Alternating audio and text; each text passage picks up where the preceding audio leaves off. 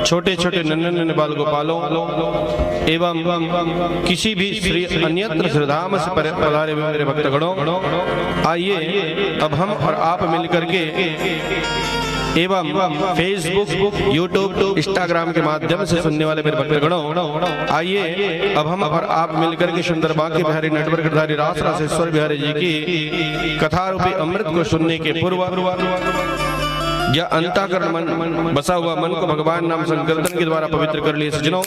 अब यही मन को भगवान कन्हैया की चरणारविंद पर रखते हुए वही पुनीत पावन नेमी सारण्य के तरतली स्थली क्षेत्र पर ले जाते हैं, जहां पर सुंदर गंगा नदी की धारा अविरल बहते बहते आज द्वितीय दिवस की प्रथम सत्र की कथा को लेकर के प्रवेश करने के लिए चला गया। ऐसा सुंदर गंगा नदी की पावन धरा के तट के ऊपर में इतनी सुंदर सुंदर हरी भरी वृक्ष दिखाई पड़ रही है। उन वृक्षों पर बहुत ही सुंदर सुंदर रंग बिरंगी पुष्प की कलियां खिली हुई है और उन कलियों में बैठ करके चिड़िया अपनी सुमधुर वाणी के द्वारा चुह चुह की आवाज भर भर के कह रही है। कोयल अपनी मीठी मीठी वाणी के द्वारा कुह कुह की आवाज लगा लगा करके कह रही है। बोले हे सुखदेव महाराज, हमको हमारे बांके बिहारी नेटवर्क धारी रास रासेश्वर बिहारी जी की कथा रूपी अमृत को सुना करके हमारे जीवन को धन्य बना दीजिए। ऐसी जगह पर इस मन को ले जाकर के स्थापित कर देते भैया। कल एक साथ बैठ करके ऐसी कथा को हमको और आपको सुनने के लिए मिले या ना मिले, इसकी कोई गारंटी नहीं है। इसलिए आप सभी जानते समस्त सज्जनों, कन्या एवं महिला मानस मंडली एवं आप पूरा समस्त परशदा गांव के मेरे भक्त गण के द्वारा समस्त नगरवासी ग्रामवासी के द्वारा आप बहुत ही सुंदर भक्त भगवान की भव्य भागवत भगवान की सुंदर ऐसे दिव्य आयोजन करवाया, जिसमें हम समस्त नगरवासी ग्रामवासी क्षेत्रवासी सभी को सुनने का सुंदर चकाचक मौका मिला हुआ है। तो ऐसे मौका को यूं ही ना खोते हुए सज्जनों, आइए भगवान की कथा में अपने मन को लगा करके सुंदर अपने जीवन को धन्य बना लेते भैया। क्योंकि कहा गया है जब तक रहेगी जिंदगी फुर्सत नहीं है काम से, कुछ ऐसा समय निकाल लो प्रेम कर लो मेरे श्याम से। भैया एक तो जीवन में भगवान की कथा को सुनने के लिए, भगवान की कथा को करवाने के लिए बहुत कम समय निकलता है जी। और जब ऐसा कथा सुंदर सुनने का मौका हम समस्त भक्तजन को मिला हुआ है, तो ऐसे मौका को यूं ही ना खोते हुए अधिक से अधिक संख्या में आकर के भगवान की कथा को सुन करके अपने जीवन को आनंद बना लेते हैं। स्वर्ण के आसन पर बैठा हुआ सुखदेव महाराज जी जो है चरणों में बैठे हुए राजर्षि परीक्षित को कहे, परीक्षित आज दूसरा दिवस बीत रहा है जी, न तो अभी तक भी आपने फल खाया, न तो अभी तक भी आपने जलपान किया, कुछ तो फलाहारी कर लो, कुछ तो जलपान कर लो। चरणों में बैठे हुए राजर्षि परीक्षित हाथ जोड़ करके गदगद मन से कहा, बोले गुरुदेव न तो मुझे कुछ जलपान करने की इच्छा है स्वामी, न मुझे भोजन करने की इच्छा है, मुझे तो केवल मेरे बांके बिहारी नेटवर्क धारी रास रासेश्वर बिहारी जी की कथा रूपी अमृत को जितना हो सके प्रभु मेरे कर्ण के द्वारा पिला करके मुझे तृप्त कर दीजिए, बस मुझे और कुछ नहीं चाहिए। सुखदेव महाराज अपने भाग्य की सराहना करना चालू कर दिया, बोले धन्य है परीक्षित जो कि आप जैसे मुझे श्रोता मिला हुआ है। देखो भैया, श्रोता वक्ता ज्ञान निधि कथा राम के गोड़ा, जब श्रोता और वक्ता का मन एक सा बन जाता है सज्जनों, जिस प्रकार से दूध में अगर कहीं पानी को मिला दिया जाए तो पानी का पता नहीं चलता, ठीक उसी प्रकार से अगर कहीं श्रोता और वक्ता का मन एक सा बन जाता है तो कथा कहने वाले को और कथा सुनने वाले को आनंद ही आनंद आता है। सुखदेव जी महाराज जी ने पूछा, परीक्षित कल हम आपको कहां तक की कथा को सुनाया था जी? महाराज चरणों में बैठे हुए राजर्षि परीक्षित ने कहा, बोले गुरुदेव आपने बहुत ही सुंदर हमको भगवान नारायण का 24 अवतार में एक अवतार वाराह नारायण भगवान का अवतार लिया और हिरण्याक्ष जैसे दुष्ट को संहार करने के बाद में उसकी उद्धार करने के बाद में माता पृथ्वी को लाकर के स्थापित किया। ऐसा सुंदर दिव्य कथा को आपने हमको श्रवण पान कराया। परीक्षित ने पूछा, बोले गुरुदेव ये वाराह नारायण भगवान जो है अपने सुंदर दिव्य अवतार को धारण करके आया, ये हिरण्याक्ष कौन था जिसको मारने के लिए भगवान को वाराह नारायण के रूप में अवतार लेकर के आना पड़ा। तब सुखदेव महाराज जी ने कहा, सुनो परीक्षित, ये अपने पूर्व जन्म पर एक सुंदर दिव्य वैकुंठ धाम पर भागवत आनंद के साथ में भगवान नारायण का विष्णु के पार्षद था। गोस्वामी तुलसीदास जी बाबा अंकित करते मानस में हो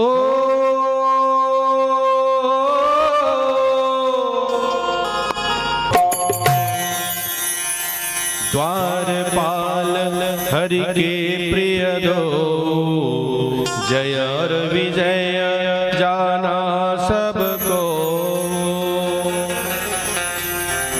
ये हिरण्याक्ष और हिरण्यकश्यप जो है अपने अगले जन्म पर जय और विजय नाम का दो पार्षद था। भगवान विष्णु के धाम पर जाकर के सुंदर द्वार में द्वारपाल का काम किया करता था। जय और विजय नाम था। एक बार शनक्ष नंदन शनाच कुमार एक द्वारपाल है, जय और विजय वैकुंठ धाम के द्वारे पर वे सारे टहल बजाते थे केवल विष्णु के इशारे पर। एक दिवस सनकादिक ऋषि पहुँचे हरि के द्वार पर, ऋषियों को रोक कर बोले पहरेदार, ऋषिवर ठहरो कुछ इसी समय, हम प्रभु को खबर कराते हैं, उसके पीछे आदर समेत तुमको भीतर पहुंचाते हैं। एक बार की बात है परीक्षित, यही भगवान नारायण के विष्णु जी के दो पार्षद था, जय और विजय नाम का। शनक सनातन सनातन शरद कुमार, ये चार महात्मा जो है जैसे ही अपने पिताजी अर्थात भगवान नारायण से मिलने के लिए बैकुंठ धाम पहुंचा तो दोनों द्वारपाल जो है द्वार में रोक दिया महाराज। कह सुनो महाराज, जब तक हमारे भगवान नारायण आदेश नहीं देगा तब तक हम आपको अंदर नहीं ले जा सकते, इसलिए आपको यहीं पर ठहरना होगा। चारों महात्मा ने कहा, बोले बेटा मंदिर ज्वाला जाने के स्थान पर कभी भी रोका टोके नहीं करना चाहिए रे। भगवान के आने जाने के रास्ते पर कभी भी रोका टोके नहीं करना चाहिए। और एक पुत्र अपने पिताजी से मिलने के लिए जा रहा है तो तू काहे के लिए रोक टोक करता है बेटा, हमको अंदर जाने के लिए दीजिए। बार बार समझाया, लेकिन दोनों विष्णु पार्षद कहना चालू कर दिया, बोले महाराज जब तक हमारे भगवान नारायण आदेश नहीं देगा तब तक हम आपको अंदर नहीं जाने देंगे। चारों महात्मा को गुस्सा आ गया, बोले इतना बड़े बैकुंठ धाम में रहता है और राक्षस की तरह प्रवृत्ति करता है, एक पुत्र को पिता से मिलने के लिए वंचित किया करता है। बोले जाओ, इतना ही तुमको राक्षस बनने की आन पड़ा है तो मेरी श्राप है, चारों ब्राह्मणों का श्राप है, तुम जा करके योनि को प्राप्त कर लो। और एक युग तो कौन कहे 3 जन्म तक तुम राक्षस की योनि में चले जाओ, ये श्राप दे दिया। वही आगे चल करके हिरण्याक्ष और हिरण्यकश्यप के रूप में आया, जिसका भगवान आनंद के साथ में हिरण्याक्ष का वध वाराह नारायण भगवान के रूप में अवतार लेकर किया। आगे चल करके कुंभकर्ण और रावण के रूप में, प्रेम से बोल भक्त वत्सल भगवान की जय, कुंभकर्ण और रावण के रूप में अवतार लिया, जिसका भगवान राम जी आकर के सुंदर उनका उद्धार किया। आगे चल करके यही दोनों दुष्ट जो है दंत वक्र और शिशुपाल नाम के अवतार लिया, जिसको भगवान कन्हैया के हाथों से उनका उद्धार हुआ है। इस प्रकार से ये दोनों जय और विजय का 3-3 योनियों तक के राक्षस कुल में जन्म लेना हुआ। देखो भैया, सुखदेव महाराज जी ने कहा परीक्षित, इस कथा का सारांश निकलता है कभी भी भगवान के आने जाने वाले रास्ते पर रोका टोकी नहीं करना चाहिए। तालाब, नदी इत्यादि के आने जाने वाले रास्ते पर कभी भी रोका टोकी नहीं करना चाहिए। और जो अगर कहीं रोका टोकी कर देता है परीक्षित, तो उसको इसी प्रकार से दंड को भोगना पड़ता है। आनंद के साथ में सज्जनों, ऐसा सुंदर दिव्य कथा बतलाते हुए परीक्षित जी, कल हम आपको बताए थे बढ़िया सुंदर, मनु और शत्रुपा के द्वारा कितना संतान हुआ था? 2 पुत्र हुआ था महाराज। कौन कौन? प्रियव्रत और उत्तानपाद, है कि नहीं? प्रियव्रत और उत्तानपाद नाम का 2 पुत्र हुआ था, जिसकी 3 पुत्री हुई थी महाराज। कौन कौन? देवहूति, आकुति और प्रसूति, है कि नहीं? तो आहुति की विवाह जो है रुचि दक्ष प्रजापति के साथ में कर दिया गया। प्रसूति की शादी जो है दक्ष प्रजापति के साथ में कर दिया गया, जिसकी 60 कन्या हुई।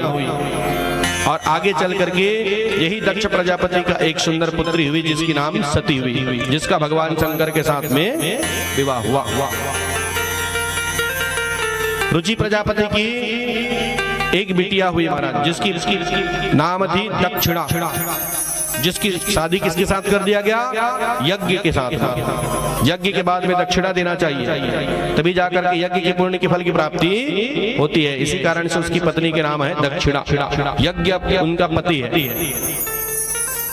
एक बेटी बची हुई थी उसकी शादी करने के लिए, है कि नहीं? इसी के वंशावली पर दीति और अदिति माता हुई। अदिति मैया देवताओं का माता हुआ और दीति मैया राक्षसों की माता हुई। कश्यप महाराज जी के साथ में बढ़िया सुंदर अदिति और दीति का विवाह कर दिया गया। प्रेम से बोलो भक्त वत्सल भगवान की जय। ऐसा सुंदर दिव्य आनंदमयी कथा को बताते हुए एक उनकी बेटी बची हुई थी। कौन? देवहूति।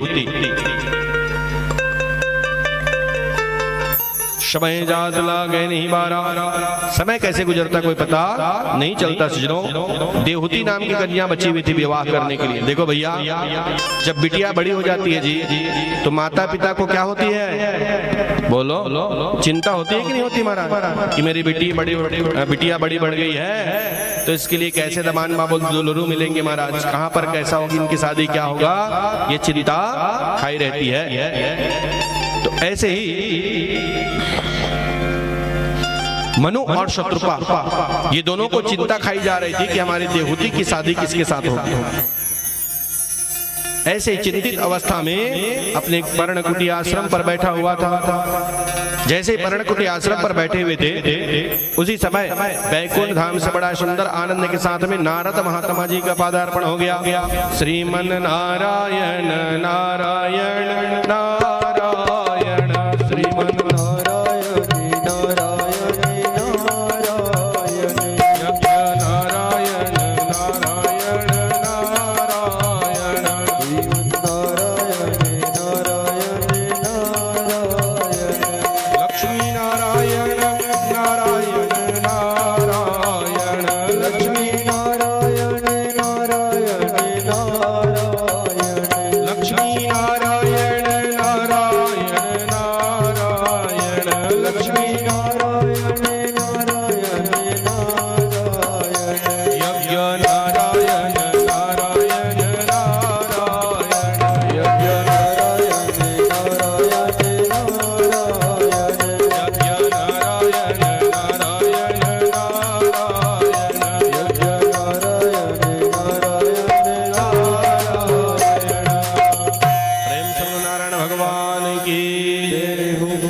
ऐसा नारद जो है धुनी लगाते हुए बढ़िया सुंदर वीणा की करताल लेते हुए पहुंच गया।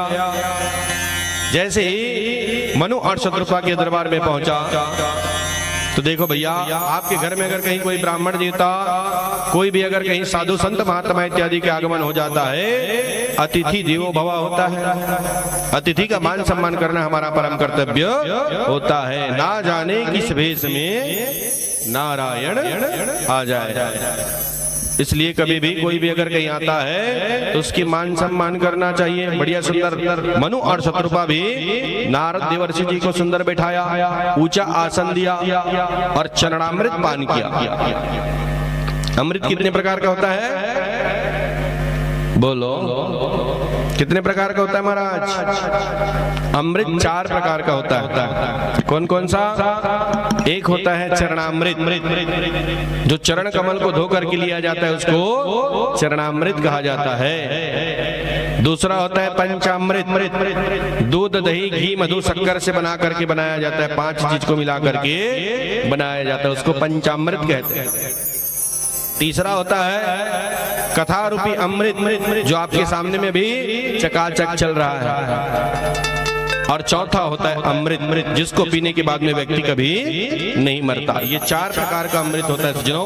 तो यहाँ पर सुंदर चरणामृत लिया, और जैसे ही चरणामृत लिया, देवर्षि नारद जी ने पूछा, बोले महाराज मनु जी, आपके चेहरे में इतना चिंता, कारण क्या है?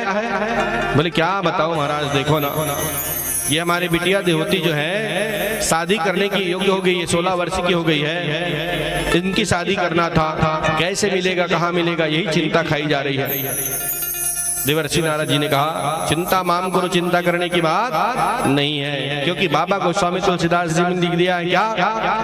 हो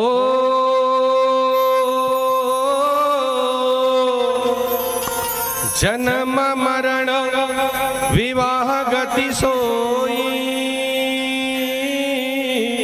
जहाँ जस लिखा तहाँ तस होई। राम सिया राम सिया राम जय जय राम, राम सिया राम सिया राम जय जय राम।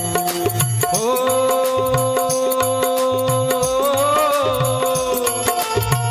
जा पर कृपा राम के होई, जा पर कृपा करे सब कोई। सिया राम सिया राम जय जय राम, राम सिया राम सिया राम जय जय राम, राम सिया राम सिया राम जय जय राम, राम सिया राम सिया राम जय जय राम। जन्म मरण विवाह गति सोई, जहाँ जस लिखा तहाँ तस होई। भैया, जन्म को कोई जानता था क्या जी? बोलो परीक्षित जी, हाँ कोई जानता महाराज? कोई नहीं जानता, जन्म को कोई नहीं जानता। वैसे ही मृत्यु अकाट है, मृत्यु को कोई जानता है? कोई नहीं जानता महाराज। और वैसे ही विवाह जो है अकाट्य है। ब्रह्मा ने जो लिख दिया, छठी रात के अंक, राई घटे ना तिल बढ़े, कहरे जीव नृशंस। ब्रह्मा 3 चीज को लिख देता है माता के गर्भ में। एक जन हमारे गांव में प्रवचन कर ही आ रहा है, और रामायण में क्या कहत रहा है? ब्रह्मा ने जो लिख दिया छठी रात के अंक, मतलब ब्रह्मा छठी मनाते जिन दिन लेके ना 3 दिन आते और मस्तक में लिख देते कितने बता। ऐसे ही बात है जी? बोले ऐसा बात नहीं है महाराज। देखो भैया, जब माताएं गर्भ में रहती है तो 6वां महीना जब चलती रहती है तो पूरा शिशु का शरीर का निर्माण हो जाया रहता है जी। 6वां महीना में ही ब्रह्मा जा करके माता के गर्भ में ही मस्तक में लिख देता है, बोले बेटा अमुक घड़ी में, अमुक समय में, अमुक जगह पर तुम्हारा जन्म होगा, अमुक समय पर, अमुक घड़ी पर तुम्हारा अमुक जगह पर मृत्यु होगी, और अमुक व्यक्ति के साथ में तुम्हारा विवाह होगा। और कर्म को दे देता है हाथ में, ले बेटा तू अपने कर्म हाथ में रख, तू जैसा कर्म करेगा लाला वैसा फल को पाएगा। बम्बुल का अगर पेड़ लगाओगे तो कांटा लुओगे, और अगर कहीं आम का पेड़ लगाओगे तो आम का फल। तू जैसा कर्म करेगा लाला, कर्म क्षेत्र में जा रहा है बेटा, तू जैसा कर्म करेगा वैसा फल की प्राप्ति आओगे। 3 चीज को लिख देता है अकाट की है। जन्म, जन्म को कोई नहीं जानता, अब तो और नहीं जानते महाराज। क्या बार जहां कहीं थोड़ा सा प्रसव पीड़ा चालू हुई तो 102 को फोन करेगा मितानी, अब वो का तिलदा नेवरा ले जाएगा क्या, सिमगा ले जाएगा, का रायपुर ले जाएगा, कोई पता नहीं है। इसलिए जन्म को कोई नहीं जानता। वैसे ही मृत्यु, भले ही आप पर सदा की हो, लेकिन आपके मृत्यु अगर कहीं बेमेतरा में जाकर के लिखा होगा तो इन प्रकार से उस घड़ी में तुम बेमेतरा पहुंचोगे और वहां तुम्हारा मृत्यु होगा। और वैसे ही विवाह, बता परीक्षित जाना तेरे से कर संग और विवाह होगी, बोलो कोई जानता था महाराज? कोई नहीं जानता था। भगवान लिख दिया जी, सो भगवान की कृपा से शादी होती है। काहे के लिए चिंता करते हो? देवर्षि नारद जी ने कहा सुनो, प्रेम से बोलो भगवत वत्सल भगवान की जय। एक जन लेकर ही से वो लड़का इतना स्मार्ट दिखत रहा महाराज, चकचक ले गोरा नारा रहा एकदम, एमए बीए पढ़े रहा है। अब ओकर पिताजी हाँ ओकर शादी लगावत ले परेशान हो गए। देखो भैया, अपने दम तक पहले खोजता है व्यक्ति, है कि नहीं? और जब अगर कहीं परेशान हो जाता है तो किसके पास में जाता है जी? ब्राह्मण के पास में जाता है महाराज, महाराज लोग के पास में जाता है। तो इसने वो हमारे पास आई ओकर पिताजी वो कहा के दे महाराज मोर लड़का शादी लगवा था मैं, लगत लगत टूट जाते का हो जाते, कैसे हो जाते, कर गृह जैसा देख के बोला बता दे महाराज का है, कर कारण का है। मैं कंडील धर धर के खोजा था, लेकिन मोर बार बहु नहीं मिलत महाराज, का कारण है बता। तो मैं बुलाया इतिया बेटा तोर का नाम है रे? तो कहते मोर नाम तंतोष है। तंतोष मैं समझ गया बात। मैं क्या सुन बेटा, एक काम कर बे, जब तक तोर बिहार नहीं हुई तब तक के तोला मौनी व्रत धारण करना है, बोलना नहीं। बिल्कुल महाराज, मौन व्रत को धारण करना है तुम्हें। अब चुप हो गए महाराज, बिहार करे पहली बंद हो गए, घर बोला मौन व्रत धारण कर ली। अब बेचारा दूसरा दिन फिर खोजे बरगिस, तो अगर घर गांव के कुछ दूर में ही ओकर रिश्ता तय हो गया। जैसे रिश्ता तय हुए तो होने वाला ससुर पूछते, बोले बेटा आपका नाम क्या है? तो कहा कि थे ये बताई, मोर दादा खड़े थे बताई, मैं नहीं बताऊं। तो अगर बाप की थे सुनना समझी महाराज, ये हमारा भी महाराज जी बोले जब तक शादी नहीं हुई तो तब तक के तो मौनी व्रत धारण करना करके, तो ये अभी मौनी व्रत धारण करे, उपवास है अभी है, बोले नहीं। एक हर नाम संतोष है समझी महाराज। अब बढ़िया सुंदर शादी तय। अब जैसे शादी लगी तो कार्ड लेके इस मोर पास निमंत्रण, बोले महाराज आप ला बारात जाना है, आप एक कृपा से मोर लेकर शादी लगे है तो बढ़िया आप बोल चलने बारात में। क्यों? बिल्कुल भैया, जजमान की बात माने चले लगी है कि नहीं भाई? अब मैं बारात चल दे बढ़िया ओकर संग में। जैसे बारात गए तो बैठे रहा, खाए बर बैठाई सब झल बढ़िया सुंदर लाइन तो पहली पुराना कच्ची घर रहेगा, अब तो पक्की बनी महाराज। पहली पुराना कच्ची घर रहा है, तो जब खाना खाए पर बैठा दी तो वही कच्ची घर में एक ठन छेद रहा है, बिला मुसवा के चूहा के छेद रहा है महाराज। तो एती ले बढ़िया सुंदर रसगुल्ला, गुलाब जामुन, चमचम, महर महर कर सब्जी पूड़ी सब लेके इस परोसदारी करे बार। तो जब ओकर सुगंध ला सुखीस ना तो मुशवा अपन बिला निकले चालू, बोला देख ड्रिस को ना जिनो दमान बाबू बनत रहते न, तो अपन ददल का के थुन्न ददा थुन्न दो मुतवा मुतवा इसे तो ओकर बाप के दे बेटा तोला महाराज कहे रे जब तक तोर भावर नहीं पड़ी तब तक तोला चुप रहना करके मुंह बंद करके रख, नहीं तब इच्छे तोर शादी हा टूट जाही महाराज, बिना बहु जान लग जी। अब वो बेचारा कैसनो करके चुप हो, तो वहां का नियम रहा है आखिरी में जिन होने वाला बहु रहा है ना तीन परोसदारी करे बरे। अब फिर बढ़िया सुंदर महर महर कर सब्जी मल्ला, गुलाब जामुन, रसगुल्ला, चमचम सब जला लेके सब चीज जब फिर सुगंध सुंघीस ना तो के बिरन फिर वो चूहा निकले चालू हो गया। देखर से फिर नहीं रहेगी सो लइका से तो गा के दे तुन न ददा तुन न दो मुतवा मुतवा इसे तो जिन होने वाला बहुर इस दिन का के दे तुम नहीं जानती हो वो मुतवा नहीं है वो तुतवा है तुतवा के दे। प्रेम से बोलो भक्त वत्सल भगवान की जय। मेरा कहने का मतलब ये सजनों, जब भगवान तोतरा के लिए भगवान जो है तोतरी की व्यवस्था किया है, पशु के लिए पशु की व्यवस्था किया हुआ है विवाह का, तो देवर्षि नारद जी ने कहा काहे के लिए चिंता करते हो तुम मनु जी, तुम्हारे बिटिया के लिए भी कहीं ना कहीं वर की सुंदर व्यवस्था किया होगा। काहे के लिए चिंता करते हो तुम? बोले सुनो जाओ तुम जा करके करदम महाराज जी के स्थान पर जाओ, बढ़िया सुंदर पर्ण कुटिया आश्रम में जंगल में, और वहीं पर तुम निवेदन करना, बिल्कुल ही तुम्हारे बात को स्वीकार करेगा। देवर्षि नारद जी बात को बतला दिया मनु और शत्रुपा को, और सुंदर वैकुंठ धाम के लिए प्रस्थान कर गया। प्रेम से बोलो वृंदावन बिहारी लाल की जय। इधर करदम, कर मतलब होता है हाथ, दम मतलब होता है हिम्मत, जिसके हाथों में हिम्मत हो उसी का नाम था करदम। ये करदम महाराज जो है भगवान के नारायण की इतनी सुंदर पूजा किया करता था, जाप किया करता था, आनंद के साथ में जंगल में जाकर के जाप करना चालू कर दिया।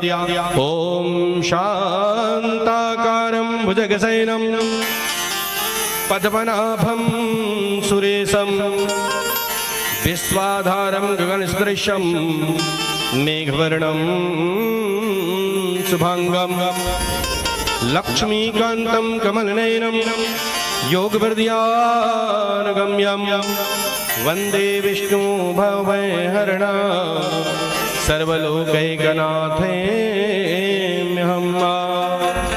इतना सुंदर स्तुति करना चालू कर दिया कि भगवान नारायण चतुर्भुजी नारायण के रूप में दर्शन दिया। प्रेम से बोलो चतुर्भुजी नारायण भगवान की जय। करदम को कहा, बोले बेटा जो इच्छा करो मन माही, प्रभु प्रसाद कछ दुर्लभ नहीं लाला, जो मंगना चाहता है बेटा मांग लो, मैं देने के लिए तैयार हूं। करदम महाराज जी ने कहा, बोले प्रभु मुझे कुछ नहीं चाहिए, केवल आपके चरणों का दर्शन होना चाहिए, बस मुझे और कुछ नहीं चाहिए। बोले बेटा वो तो हम देंगे ही देंगे रे, लेकिन और कुछ मंगना चाहता है मंग ले, हम आपकी तपस्या से प्रसन्न है।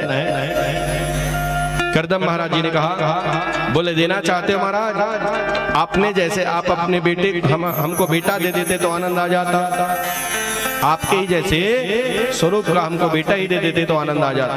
भगवान ने कहा तथास्तु, लेकिन इसके लिए तुमको शादी करना पड़ेगा। करदम महाराज जी ने कहा, बोले दैया रे दैया, हम शादी नहीं कर सकते रे भैया, क्योंकि तेल गुड़ लकड़ी के चक्कर में पड़ोगे, माया मोह के, तो भगवान को भूल जाओगे। बोले लाला अभी अभी कहा आपने बेटा चाहिए करके, तो जब तक शादी नहीं करोगे तब तक कैसे आएंगे हम आपके पास, इसलिए शादी करना पड़ेगा तुमको, हमको अगर कहीं बेटा पाना चाहते हो तो। करदम महाराज जी ने कहा, अब तय कहा था तो भले कर लो महाराज, नहीं तो फिर इच्छा नहीं था। आनंद के साथ में आशीर्वाद दिया और जाकर के पर्णकुटी आश्रम पर बैठ गया। इधर वही मनु और शत्रुपा और देहूति मैया तीनों जो है सुंदर करदम महाराज जी के आश्रम पर पहुंच गया। जैसे आश्रम में पहुंचा तो देखो भैया, कोई अतिथि आता है तो बैठने के लिए कुर्सी वगैरह देते हो कि नहीं देते हो जी? बोलो देते हैं ना महाराज। ऐसे ही अब वहां तो जंगल का मामला था, वहां तो कुर्सी की व्यवस्था नहीं थे महाराज, 3 तो चटाई बिछाई ये करदम महाराज तीनों के लिए, मनु शत्रुपा और उनकी बेटी देवहूति। मनु और शत्रुपा तो बैठ गए महाराज, लेकिन देवहूति मन में विचार किया, बोले मेरे होने वाले पति देवता है, अगर कहीं मैं इसके आसन में बैठ जाती हूँ तो मुझे पाप लगेंगे। बताओ अब आजकल के मन का के ए जी सुनते हो वो कुर्सी रखी है लेके आओ तो बैठूंगी किथे, बता किथे कि नहीं कहा, बोला है नहीं। देखो भैया पत्नी भी 3 प्रकार का होती है परीक्षित जी। हाँ पत्नी भी 3 प्रकार का होती है। कौन कौन सा? एक होता है धर्म पत्नी। धर्म पत्नी अपने पति देव का बात मानते हुए जीवन को चलाता है, उसको धर्म पत्नी कहते हैं। एक होती वाइफ, जिन कहते ए जी वो कुर्सी को लेकर आओ, वही वाइफ।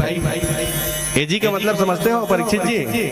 एजी का मतलब देखो, छोटी बात में बहुत बड़ी मोटी बात कर देते हैं इन लोग, और हम लोग समझते नहीं है। आ जाते हैं महाराज, कहा कि दे ए का मतलब होता है ए, और जी का मतलब होता है गधा। ए गधा इधर आ, इसके थे मन। थोड़ा से बात में इंग्लिश के कोड में बहुत बड़े बात को बोल देते हैं। प्रेम से बोलो भक्त वत्सल भगवान की जय। ए गधे इधर आओ, इसी के थे। और हम मन का तुम मन का सोचता हो कि बढ़िया बलावत हमारी पत्नी है, जाके चल देना।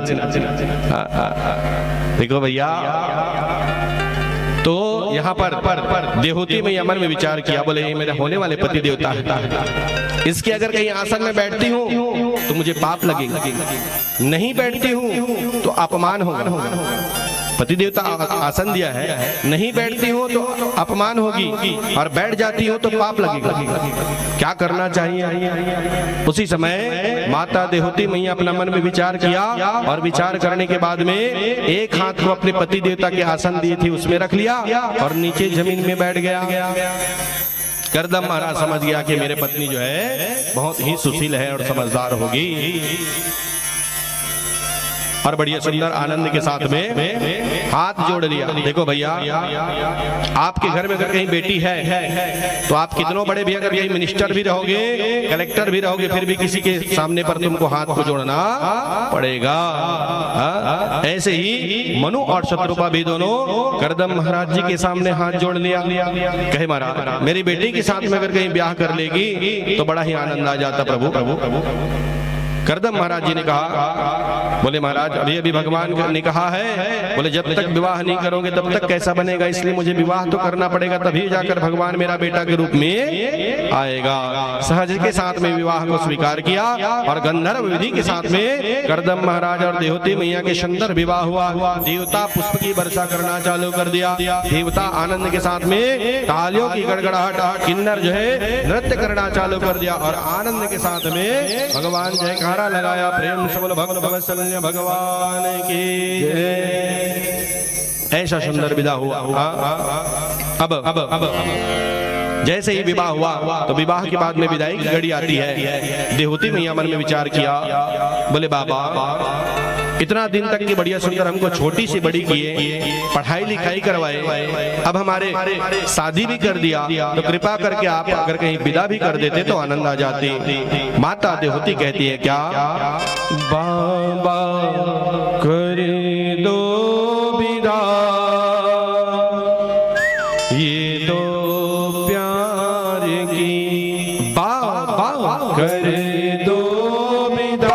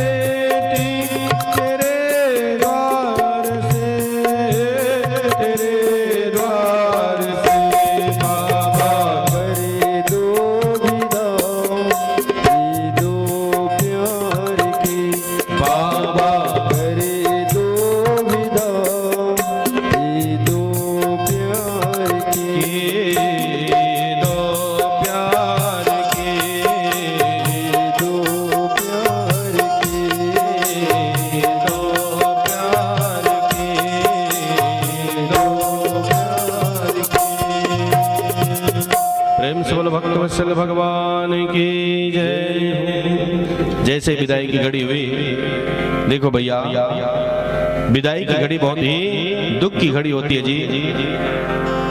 कितनों भी पत्थर दिल वाले अगर कहीं पिताजी हो, कितनों भी अगर कहीं पत्थर दिल वाली माता जी भी हो, तो उसके भी आंखों से अश्रु की धारा प्रवाहित हो जाता है भैया, है कि नहीं भाई। और कई जन के आंखी आंसू निकलबो नहीं करे। जैसे मोर एक बार मैं जजमान के घर में गिरा हूँ, वो अपन बेटी की शादी करत रहा था, निमंत्रण में बुलाया रे महाराज, तो बढ़िया सुंदर चल दे रहे हमें। जब गए तो विवाह हुई, और विवाह के बाद में विदाई के नंबर है। तो जब विदाई के नंबर है ना, तो वहाँ सब जन इतना रोआ महाराज, मार फपक के रोआ वहाँ एकदम ऐसा रोवा है। ओकर दादा रोवा है, ओकर दाई रोवा है, यहाँ तक के जिन्हों जमान बाबू बने रहे ना, देख रहे हो आंखी ने आंसू निकलत रहा, लेकिन मोर आंखी ने आंसू निकल भी नहीं करत रहे महाराज। अब जजमान है रोवा है और मोर ढहान ला देखा मैं क्यों भगवान जजमान के घर में शादी में आया हूँ, अगर कहूँ मोर आंखी ने आंसू नहीं निकली तो फिर दक्षिणा माँ कमी कर दी महाराज, मोहन कुछ करना चाहिए। अब अतेक आंखी आंसू निकाले की कोशिश कराओ, लेकिन निकला तब तो महाराज निकल भी नहीं करत रहा। आखिरी में मैं सोचे अब एक काम करना चाहिए। का काम करे एक क्षण वही मेरे कमरा रही, वही कमरा में गयो महाराज, और जाके एक क्षण प्याज रिखीस नहीं तेल न पकड़ ले, मैं अब बनिस महाराज बस गयो और एक मारे मुटका दो टुकड़ा फट के महाराज।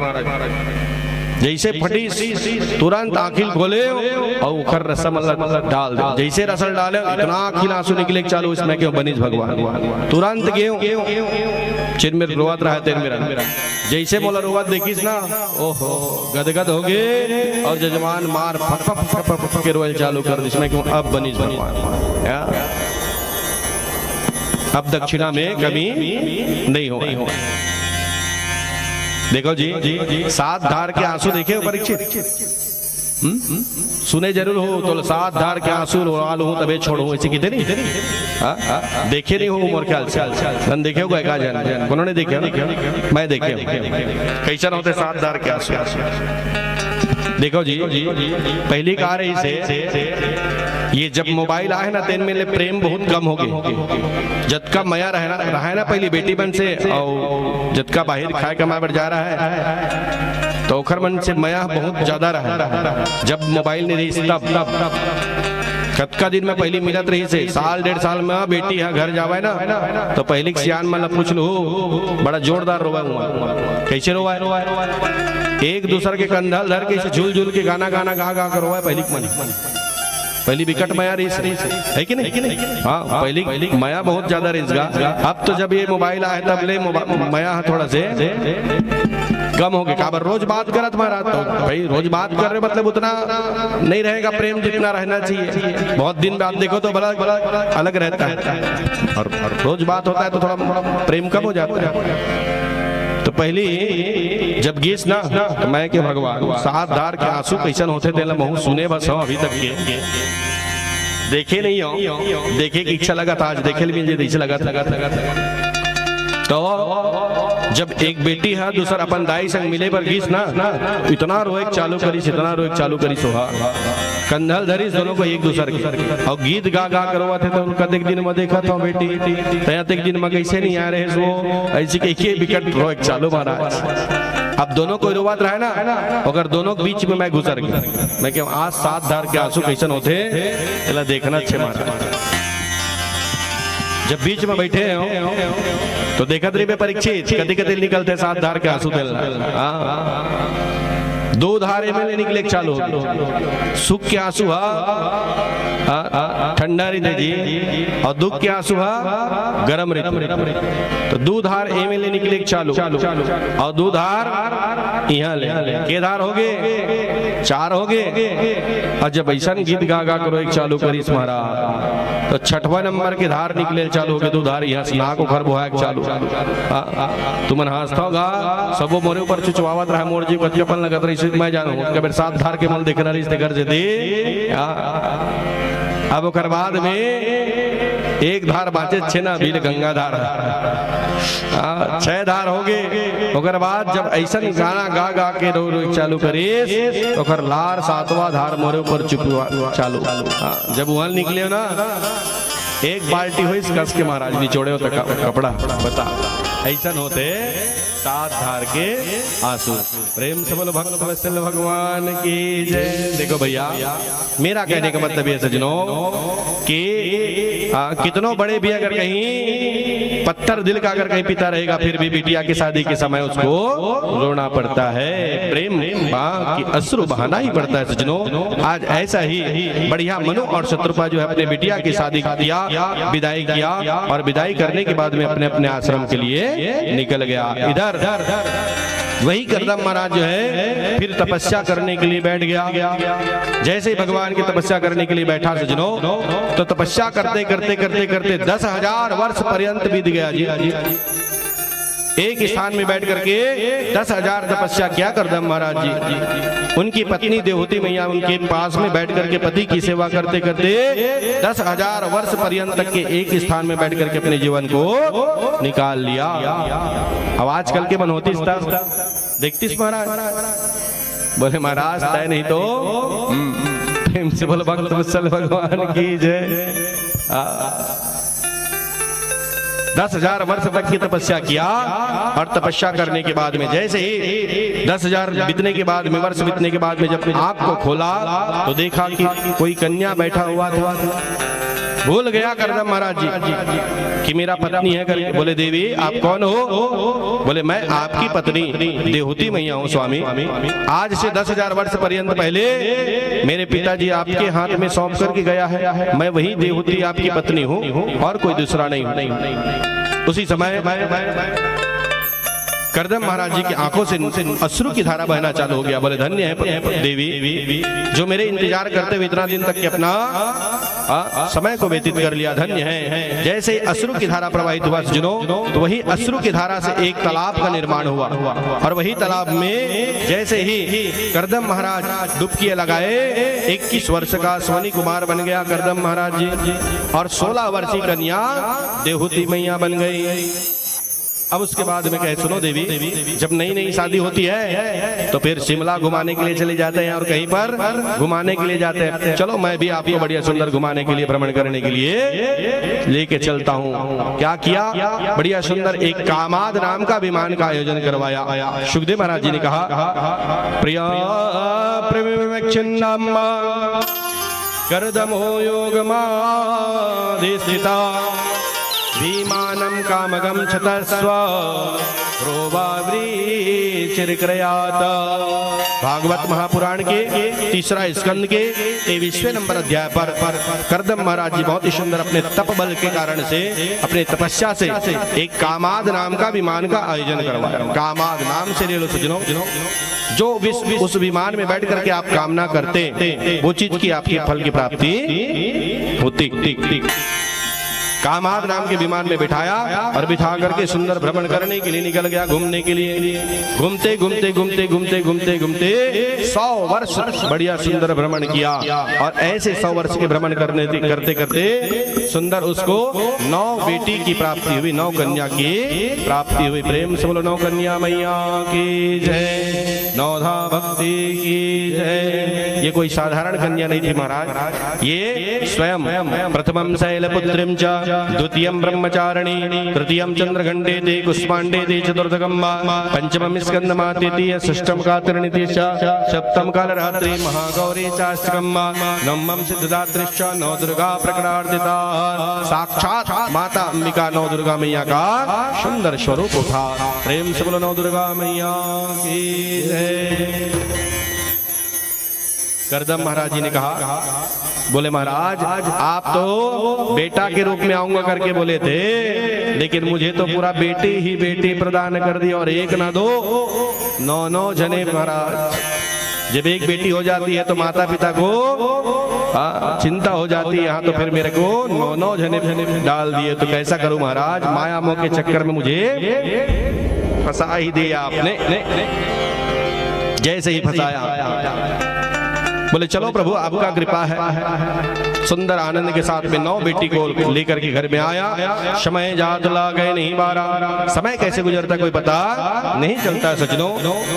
जैसे ही सभी बेटी जो है विवाह करने की योग्य हुई, 16-16 वर्ष की हुई, तो करदम महाराज जी ने कहा बोले मैं अब जा रहा हूं भगवान को याद दिलाने के लिए। भगवान ने कहा था मुझे बेटा के रूप में आऊंगा करके मुझसे वादा किया है, और यहाँ पर पूरा बेटी डाल दिया महाराज। तो पहले मैं भगवान को वादा पहले याद करा करके आता हूँ। देवती मैया ने कही बोले महाराज बेटी शादी के लायक हो गई है और आप तपस्या करने के लिए जाओगे, पहले बेटी के हाड़ में हड्डी लगा लो, शादी कर दो, उसके बाद फिर अपना तपस्या करने के लिए जाना महाराज। बढ़िया सुंदर ये करदम महाराज जी 9 महात्मा को लेकर के आया। इनकी बेटी के नाम थे बढ़िया सुंदर। सबसे बड़ी वाली बेटी के नाम थी कला। कला नाम की बेटी की शादी मरीचि ऋषि के साथ में कर दिया गया। बढ़िया सुंदर विवाह किया। शांति नाम की कन्या, उसकी शादी अथर्व ऋषि के साथ में कर दिया गया। हविर्भु नाम की जो कन्या थी उसकी शादी पुलत्स्य ऋषि के साथ में कर दिया गया। ख्याति नाम की जो कन्या थी उसकी शादी जो भृगु महात्मा के साथ में कर दिया गया। मति नाम की जो कन्या थी पुलक ऋषि के साथ में कर दिया गया। अनुसैया नाम की जो बिटिया थी उसकी शादी अत्रि महात्मा के साथ में कर दिया गया। अरुंधति नाम की जो बेटी थी उसकी शादी वशिष्ठ महात्मा के साथ में कर दिया गया। और श्रद्धा नाम की बेटी उसकी शादी अंगिरा महात्मा के साथ में कर दिया गया। 9 बेटी की शादी 9 महात्मा को ला करके सुंदर एक ही घड़ी पर आनंद के साथ में सुंदर 9 बेटी की शादी संपूर्ण किया। देवता आदि वृंद सभी, देवता आदि वृंद सभी नभ से वो दृश्य निहार है, नभ से वो नभ से वो बजे नगाड़ा मन भावन का, बजे नगाड़ा मन भावन का, वर्षा होने लगे। बजे नगाड़ा मन भावन फूलों की वर्षा होने लगी। फूलों की वर्षा होने लगे। आनंद के साथ में पुष्प की वर्षा होना चालू हो गया। अब हमारे भगवान का सुंदर जन्म होने वाला है, ये सोच करके सभी देवता पुष्प की वर्षा करना चालू कर दिया। और आनंद के साथ में 9 कन्याओं की शादी को लेकर के विवाह करके विदाई कर दिया। प्रेम से बोलो भक्तवत्सल भगवान की जय। अब इधर वही करदम महाराज जी ने कहा बोले सुनो देवी, अब मैं 9 बेटी की शादी कर चुका हूँ, अब बढ़िया सुंदर मैं भगवान को याद दिलाने के लिए जंगल जा रहा हूँ, पूजा करने के लिए, तपस्या करने के लिए। बोले जाओ महाराज। अब इधर भगवान की सुंदर तपस्या करने के लिए पुनः करदम महाराज जी आ गया और तपस्या करना चालू कर दिया। यो अंत प्रविष्ट मम वाचि इमां प्रसुप्तम् संजीवयति किल शक्तिधरा सुधाम्ना अन्यस्य चरण श्रवण त्वगादि प्राणां नमो भगवते पुरुषाय तुभ्यं। यं प्रव्रजन्तमनुपेतमपेत कृत्यं द्वैपायनो विरहकातरया जुहावा पुत्रेति तन्मतया तरवो विनेन्दो स्तं सर्वभूतं हृदयां मुनिमान् तवस्मिना। ऐसा सुंदर स्तुति किया। भगवान नारायण प्रसन्न होकर के चतुर्भुजी नारायण के रूप में दर्शन दिया। प्रेम से बोलो शंख चक्र गदा पद्म लिए हुए चतुर्भुजी नारायण भगवान दर्शन दिया। प्रेम से बोलो चतुर्भुजी नारायण भगवान की जय। करदम महाराज जी को कहा जो इच्छा करो मन माही, प्रभु प्रसाद कछु दुर्लभ नाही लाला, जो मंगना चाहते बेटा मंग लो। करदम महाराज जी ने कहा एक बार बोले थे बेटा के रूप में आऊंगा करके, पूरा बेटी ही बेटी भर दिया, वो भी 1 न 2 9 जने महाराज। बोले हम इसी की याद दिलाने के लिए आपकी पूजा करने के लिए आए हैं।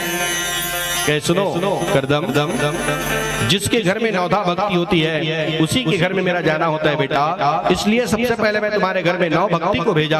अब कुछ दिन बाद में मैं आने वाला हूँ, चिंता माम करो। जाओ बढ़िया सुंदर आनंद के साथ में अपना गृहस्थ आश्रम में बढ़िया सुंदर जीवन यापन करो करके करदम महाराज जी को वापिस कर दिया। भगवान अंतर ध्यान हो गया। समय जात ला गए नहीं बारा, समय गुजरते गया।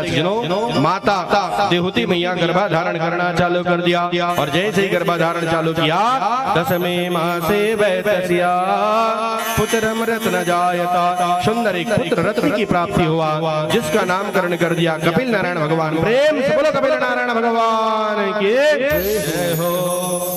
कपिल नारायण भगवान का आनंद के साथ में जन्म हुआ। 24 अवतार में भगवान का एक अवतार है कपिल नारायण भगवान।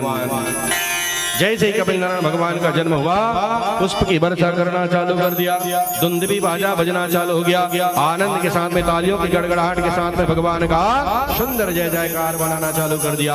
प्रेम से बोलो कपिल नारायण भगवान की जय।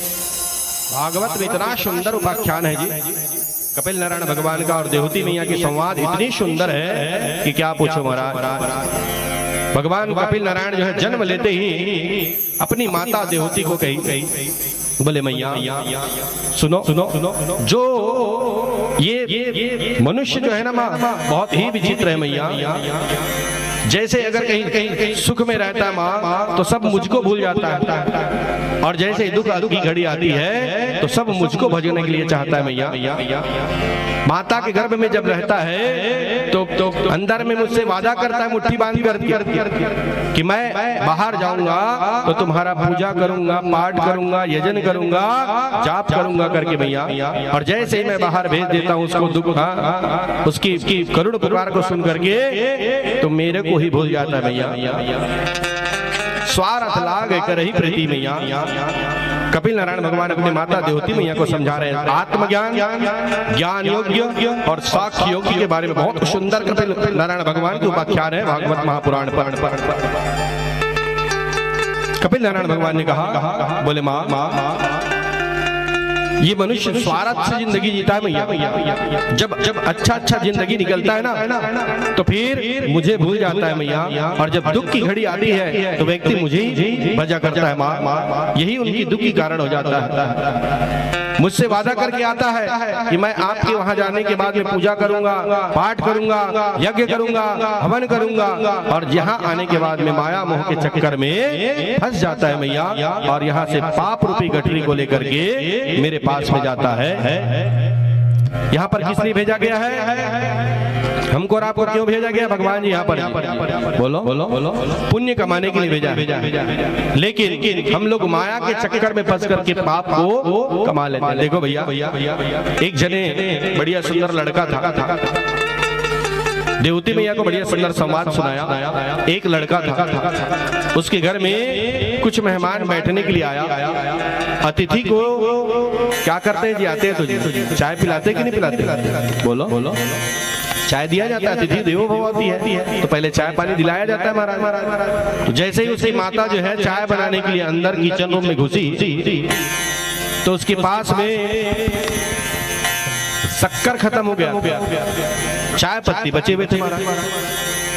तो जब शक्कर को देखा तो नहीं दिखा महाराज, तो मन में विचार किया और चुपके से अपने बेटा को बुलाया। बोले लाला सुनो बेटा, बाजार जाओ रे और बाजार से बढ़िया सुंदर सुंदर शक्कर लेकर के आना। जब तक मैं उनके साथ में बैठ करके बात कर रही हूँ। भेज दिया बेटा को बाजार। जैसे ही बाजार में गया सजनों तो यही बेटा का पुराना मित्र यार मिल गया, दोस्त मित्र मिल गया। और मिला तो कहा, क्या सुनो महाराज इतना दिन बाद आ रहे हो, कहाँ जाते हो कहाँ आते हो कोई पता नहीं चलता, चलो पिक्चर चलते, बहुत दिन में मिले हो। अब वो बेटा बार बार समझाया, मेरे घर में मेहमान बैठा हुआ है, मेरी माता जो है शक्कर मंगाया है, मैं नहीं जाऊंगा पिक्चर देखने के लिए नहीं जाऊंगा। बार बार मना किया, लेकिन अंततः गत्वा अपने मित्र यार के चक्कर में फंस गया। और कहाँ चला गया? पिक्चर देखने के लिए 3 से 6। जैसे ही पिक्चर देखने के लिए गया तो महाराज पिक्चर देखते देखते देखते देखते वो क्या मंगाया था माँ उसका, जब डिसुम डासम को देखा ना तो क्या मंगाया था माँ उसकी, उसको भूल गया महाराज। अब अंतिम समय था बाजार को उछलने का, बने बने बाजार के और कढ़ा कोच रहा मरार के महाराज। ऐसे ही अंतिम समय था बाजार का, उछलने का समय था। जब आया तो देखा क्या मंगाया था, पिक्चर में भूल गया महाराज, लेकिन उसको याद था कि कुछ ना कुछ मंगाया है। तो क्या किया, बढ़िया सुंदर मैं टमाटर लेके चला जाता हूँ करके टमाटर को लेके अपने मम्मी के पास चला गया। तो अच्छा बोलेगा जी? बोलो मंगाया क्या था? शक्कर। और लेके क्या जा रहा है? सड़ा गला टमाटर। तो अच्छा बोलेगा? नहीं महाराज, देखो भैया, ये वो एक बेटा और माँ की कहानी नहीं है जी, ये हम और भगवान की कहानी है। हमको भी यहाँ भगवान किस लिए भेजा गया है इस धराधाम में? पुण्य रूपी शक्कर को कमाने के लिए। इस मृत्यु लोक में पुण्य रूपी शक्कर को कमाने के लिए हमको भी भेजा गया है यहाँ पर। लेकिन हम लोग माया रूपी चक्कर में फंसे हुए हैं। चाचा चाची, काका काकी, बेटा बेटी, नाती पोता, ये क्या है?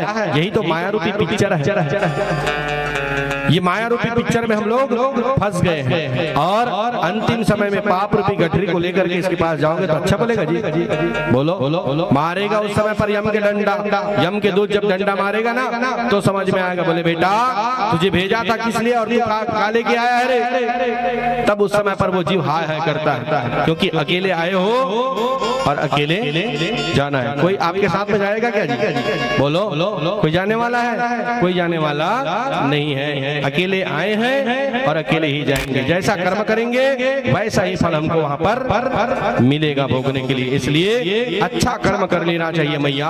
और जो व्यक्ति अगर कहीं बुरा कर्म करता है माँ, तो फिर इस दुनिया में कल्याण नहीं है उसका। सुख और दुख जब माता कपिल नारायण भगवान इतना सुंदर उपाख्यान दिया जी, कहे सुनो मैया, जिस प्रकार से धूप जो होता है उसके पीछे पीछे छाया आई करती है मैया, तो सुख और दुख तो दुनिया का पहलू है।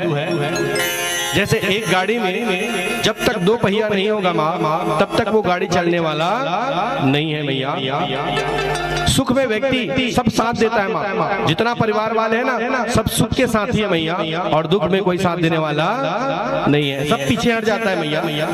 है कि नहीं भाई? आप ही बताओ, जब शादी होती है महाराज तो दूल्हा की गाड़ी पीछे होती है और नाचने वाला परिवार आगे होता है, नाचते कूदते जाता है। उस समय पर सुख है, सुख के समय आगे रहेगा, और अर्थी जब चलती है तो आगे रहती है और परिवार वाले पीछे हो जाता है मैया। जब दुख के समय आता है माँ तो व्यक्ति पीछे हट जाता है, और जब सुख के समय आती है मैया तो हर व्यक्ति आगे आने के लिए चाहता है माँ। ये सुख दुख बड़ा विचित्र है, इसीलिए कहता है क्या सुख के सब साथी दुख में ना को,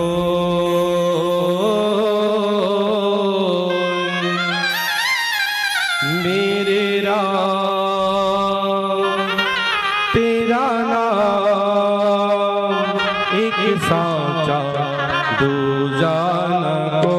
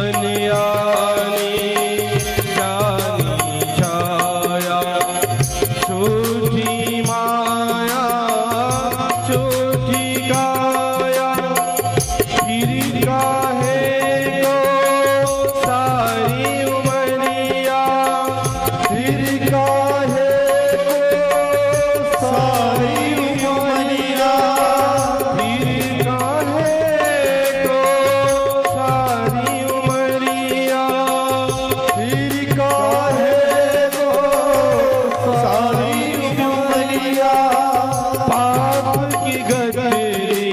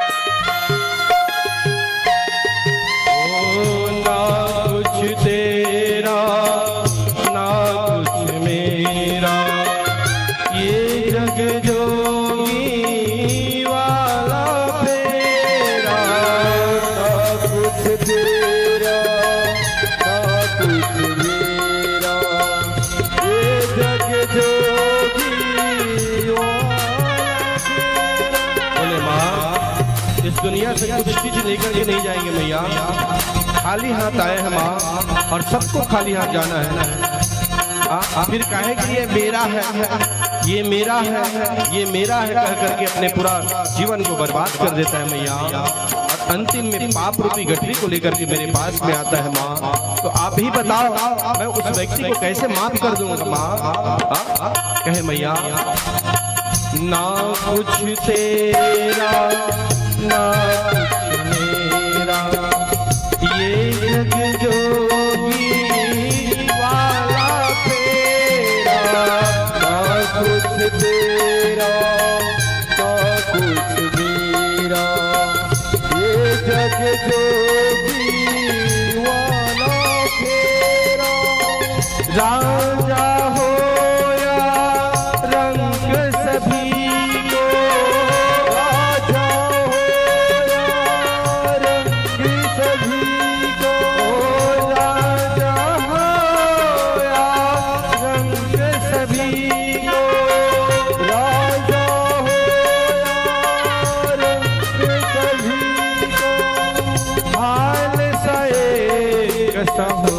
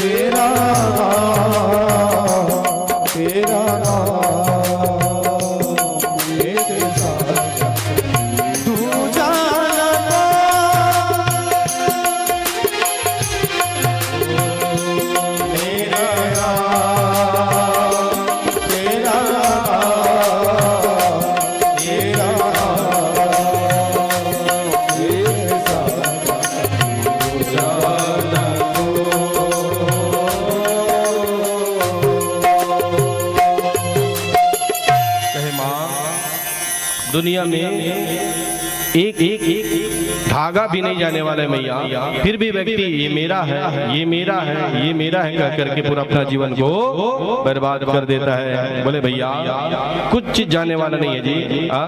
देखे होंगे महाराज, आप ही बताइए भगवान परीक्षित जी, जब जब व्यक्ति मरता है तो उसके पीछे पीछे क्या फेंकते जाते हैं जी? बोलो, धान फेंकता है, लाई को फेंकता है, पैसे को फेंकता है। किस लिए फेंकता है महाराज इसको? बोलो देखो भैया, लाई को फेंकते हो, चलो कम से कम एक गया है तो उसके पीछे में 4 आए करके तुम लाई को फेंकते हो, ये समझ में आ गया। लेकिन पैसे को क्यों फेंकता जाता है? कैसे? सुनो भैया, ये पैसे को इसलिए फेंका जाता है, यही पैसे के लिए हाय हाय करके इधर उधर से मर मर के कमाया और भगवान का भजन जिंदगी में नहीं किया तो यही पैसा को कमाने के लिए, एक एक पाई पाई के पैसा को कमाने के लिए, जोड़ने के लिए तो भगवान को भूल गया। बेटा अब तुम में हिम्मत है तो पैसे को उठा के बता। उसके छत्ते में पड़ा रहता है जी एक का सिक्का, लेकिन उठाने का ताकत रहता है क्या? बोलो। वही पैसे के लिए पूरा हाय हाय करके अपना जीवन को खराब कर दिया इस धराधाम में। पैसा हाय पैसा कर करके वही एक के सिक्का के लिए वो अपना पूरा जिंदगी को बेकार कर दिया। भगवान का नाम नहीं लिया, भगवान का पूजा पाठ नहीं किया, भगवान का कथा नहीं सुना। भगवान कहता है लो बेटा तू यही सिक्का को उठा के बता, तेरा तुझमें दम है तो। उस समय पर एक सिक्का छाती में पड़ा रहता है जी, लेकिन वो सिक्का को उठाने का दम नहीं होता है। फिर भी कहता है ये मेरा है, ये मेरा है। देखो भैया, जाएगा जब यहाँ से कुछ भी तेरा पास न होगा, 2 गज कफन का टुकड़ा बस यही लिबास होगा। ये जितना आर्गन की आवाज कम करके रखना है भाई, जितना ये अपना धन दौलत है सब यहीं पर रुक जाएगा महाराज, कोई जाने वाला नहीं है। एक एक पाई पैसा यहीं पर रुक जाएगा। यहाँ तक कि जो आप 10-10 हजार वाला अपना कपड़ा पहनते हैं ना, सूट सब यहीं रुक जाएगा, कोई जाने वाला नहीं है। इसलिए जाएगा जब यहाँ से कुछ भी तेरा पास न होगा, 2 गज कफन का टुकड़ा बस यही लिबास होगा। जितना पैंट सफाड़ी पहने हो ना सबको उतार दिया जाएगा जी, और केवल 2 गज कफन का टुकड़ा को तुमको उड़ा देगा महाराज। जितना धन दौलत था सब यहीं रुक जाएगा। कांधे पर रख कर ले जाएंगे परिवार वाले तेरे, यम के दूत पकड़ करके डोलेंगे घेरे घेरे। पीटेगा छाती कनवा, पीटेगा छाती कनवा जब तो उदास होगा, 2 गज कफन का टुकड़ा बस यही लिबास होगा। चुन चुन करके लकड़ियों पे क्या करेगा उसके बाद? देखो जिसको हम मर मर के बनाए महल को, वही महल में हमको 2 घंटा रहना बहुत ही मुश्किल हो जाता है। क्या कहता है जी? चलो जल्दी चलो, जल्दी लेके चलो, जल्दी लेके चलो। कहते कि नहीं कहा? बोलो। कहता है महाराज जिस घर को हम कितना मेहनत से बनाए हैं, कितना मर मर के पैसा कमा करके बनाए हैं, वही घर में हमको 1 घंटा रहने के लिए बहुत ही मुश्किल हो जाता है सज्जनों। और उस घर को हमको छोड़ करके कहाँ ले जाता है? शमशान घाट में हमारे परिवार वाले ले जाता है जी। राम नाम सत्य है सबका वही गत्य करके ले जाता है। और वहां जलाने के बाद क्या करता है? जाने के बाद में चुन चुन करके लकड़ियों पे रख देंगे तेरे बदन को, आकर के झट उठा लेंगे महत्तर तेरे कफन को।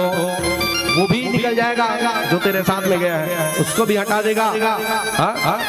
और दे देगा आग तुझ में, दे देगा आग तुझ में जो बेटा तेरा खास होगा, 2 गज कफन का टुकड़ा बस यही लिबास होगा। कंचन सी तेरी काया, फिर क्या होगा जी? आगी डाल देंगे, फिर क्या होगा? कंचन सी तेरी काया जल करके सब राख होगी, माटी के बने माटी बाकी सब राख होगी। दुनिया में तो राखे राखे महाराज है नहीं भाई। लड़का होते तेला हॉस्पिटल में राख, और जब वहल बढ़िया होके आगे तो अगर घर में बहू बेटा लान के राख, और जब बहू बेटा आगे फिर नाती हो गए तेल न राख। अब घर बाद में फिर जवान होने के बाद में बुढ़वा हो गए तो बोला खटियम राख, और खटियम जब अंतिम समय में मर गए तो बोला भून के राख। ये दुनिया में पूरा राखे राखे महाराज, कुछ नहीं है जी। इसलिए दुनिया से दूर हट करके, गांव से दूर हट करके मरघट में तेरा वास होगा। 2 गज कफन का टुकड़ा बस यही निवास होगा। इसलिए क्या साथ जाने वाला है? हरि नाम जो रटते हैं जीवन में ना, बढ़िया भागवत करवारी में ना, तो वही एक नाम रही थे फलानी रही से फलाना रही से जगत का सुंदर भागवत करवावा है। कितना सुंदर दिला बना के है, बढ़ियापन जिंदगी भर मंदिर ला बना के है। ये रही कहते कि नहीं कहा, जो अच्छा कर्म किए रहोगे सजनों, बस वही उसी का पूजा होता। आए है सो जाएगा, राजा रंग फकीर एक सिंहासन चढ़ चला, एक बंधा जंजीर। जाना तो सबको है जी, लेकिन एक नाम कमा करके जाता है और एक नाम डुबा करके। एक जन मरते का जे बने वही मर गया था, बहुत अतलंग कर इस गांव कहते कि नहीं कहा। अब एक जन मर देता बपरा बढ़िया रही सो, कितना सुंदर भागवत कहावत रही से गांव मन में बढ़िया सुंदर सबके दुख सुख में जावा। कहते कि नहीं कहा। एक मरा तो उसके लिए आदमी अफसोस किया, और एक मरा तो उसके लिए अच्छा कहा। क्यों? क्योंकि अच्छा कर्म करने वाला का नाम रहता है सजनों, और बुरा कर्म करने वाला का नाम नहीं रहता। इसलिए हरि नाम है जो जपते, भव सिंधु से पार हो जाता है। तजते मोह माया बंधन और सबसे मुक्त हो जाता है। प्रभु से जुड़ेगा जो रिश्ता, अच्छा अच्छा कर्म किए रहोगे, मंदिर वाला बनाए रहोगे, बेटी की शादी में पैसा लगाए रहोगे, गरीब कन्या की शादी में पैसा लगाए रहोगे, सबसे मीठी वाणी बोला रहोगे, तो वही केवल प्रभु से रिश्ता जुड़ता है। प्रभु से जुड़ेगा जो रिश्ता, बस वही तेरा खास होगा। और 2 गज कफन का टुकड़ा बस वही निवास होगा। इस दुनिया में कुछ छिप जाने वाला नहीं है महाराज, केवल सब यही रुक जाएगा।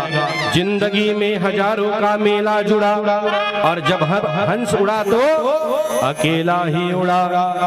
ना राजा रहा ना रानी रही, ना राजा रहा ना रानी रही, कहने सुनने को केवल कहानी रही।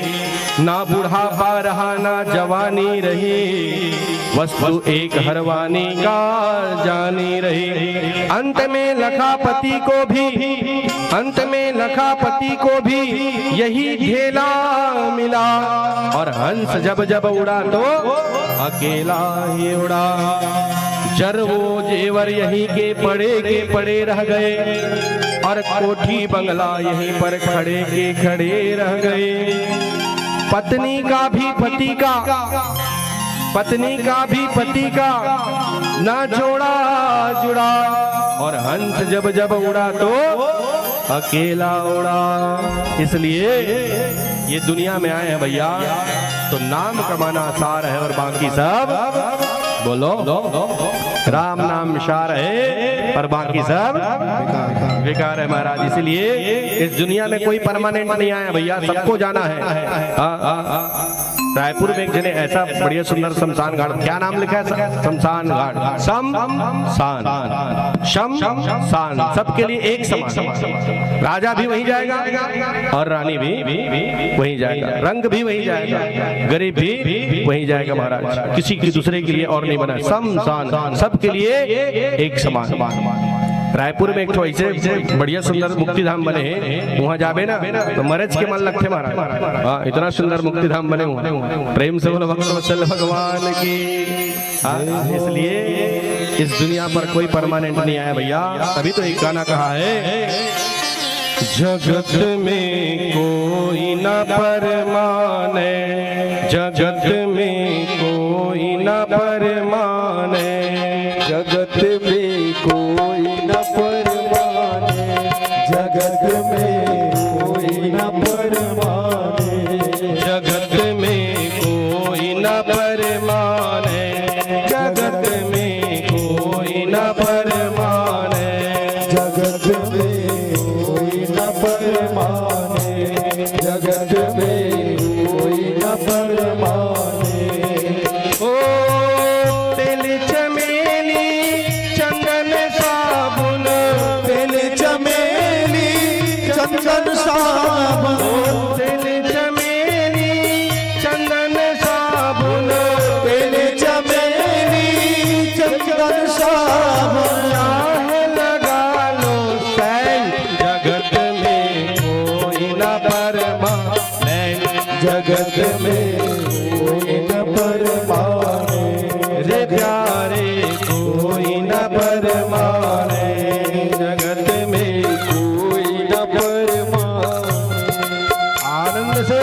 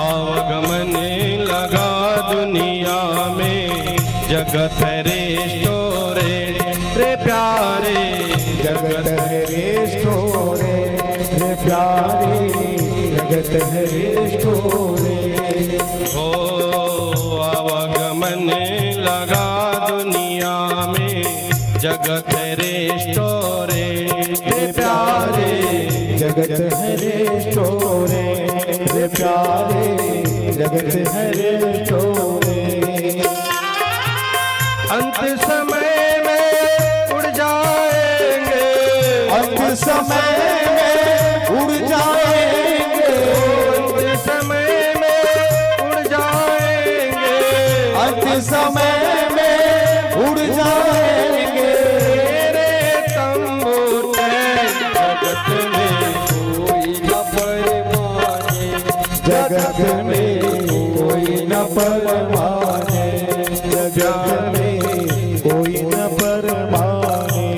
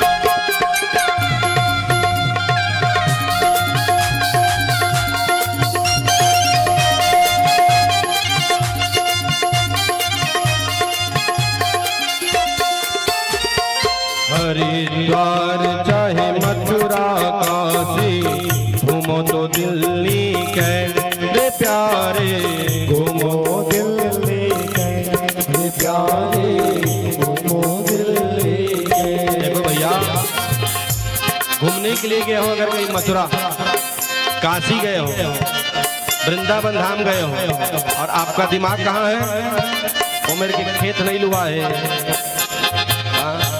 उमर की खेत माचे है और मन कहाँ है परसदम और तन कहाँ है हरिद्वार में काशी में कोई मतलब क्या है कि बोलो कोई मतलब का नहीं है महाराज हाँ इसलिए भले परसदा में रहो लेकिन अपना मन को वृंदावन में लगा दो हाँ तब कल्याण है महाराज इसलिए कहता है क्या हरिद्वार चाहे मथुरा काशी घूमो तो दिल्ली कैसे प्यारे घूमो दिल्ली के रे प्यारे घूमो दिल्ली के ओ मन में नाम प्रभु का मन में नाम प्रभु का राखो, मन में नाम प्रभु का राखो, मन में नाम प्रभु का राखो।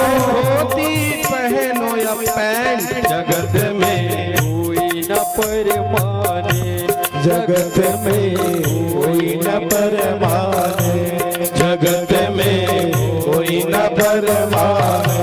जगत में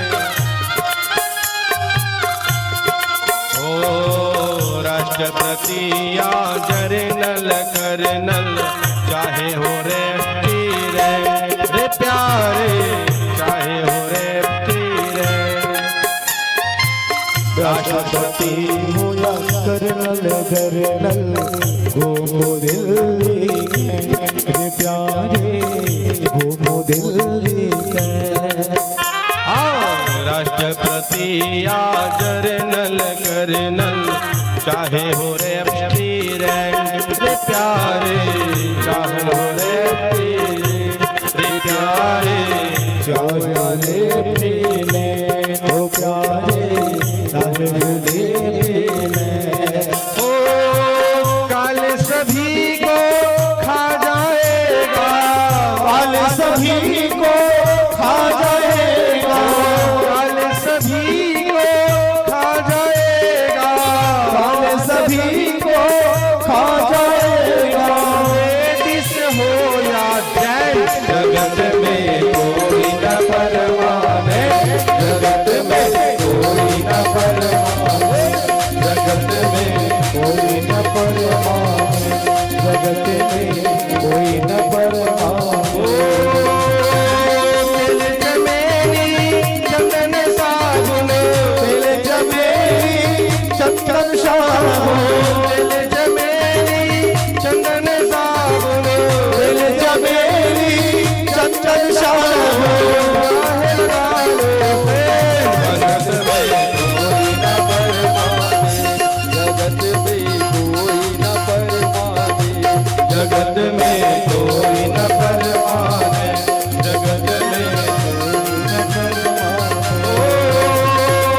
तिल चमेली चंदन साबुन, तिल चमेली चंदन साबुन, तिल चमेली चंदन साबुन, तिल चमेली चंदन साबुन। अजी चाहे लगा लो से, जगत में कोई न परमाने, जगत में कोई न परमाने, जगत में कोई न परमाने, जगत में कोई न परमाने, जगत में कोई न परमाने, जगत में कोई न परमाने, जगत में कोई न परमाने, जगत में कोई न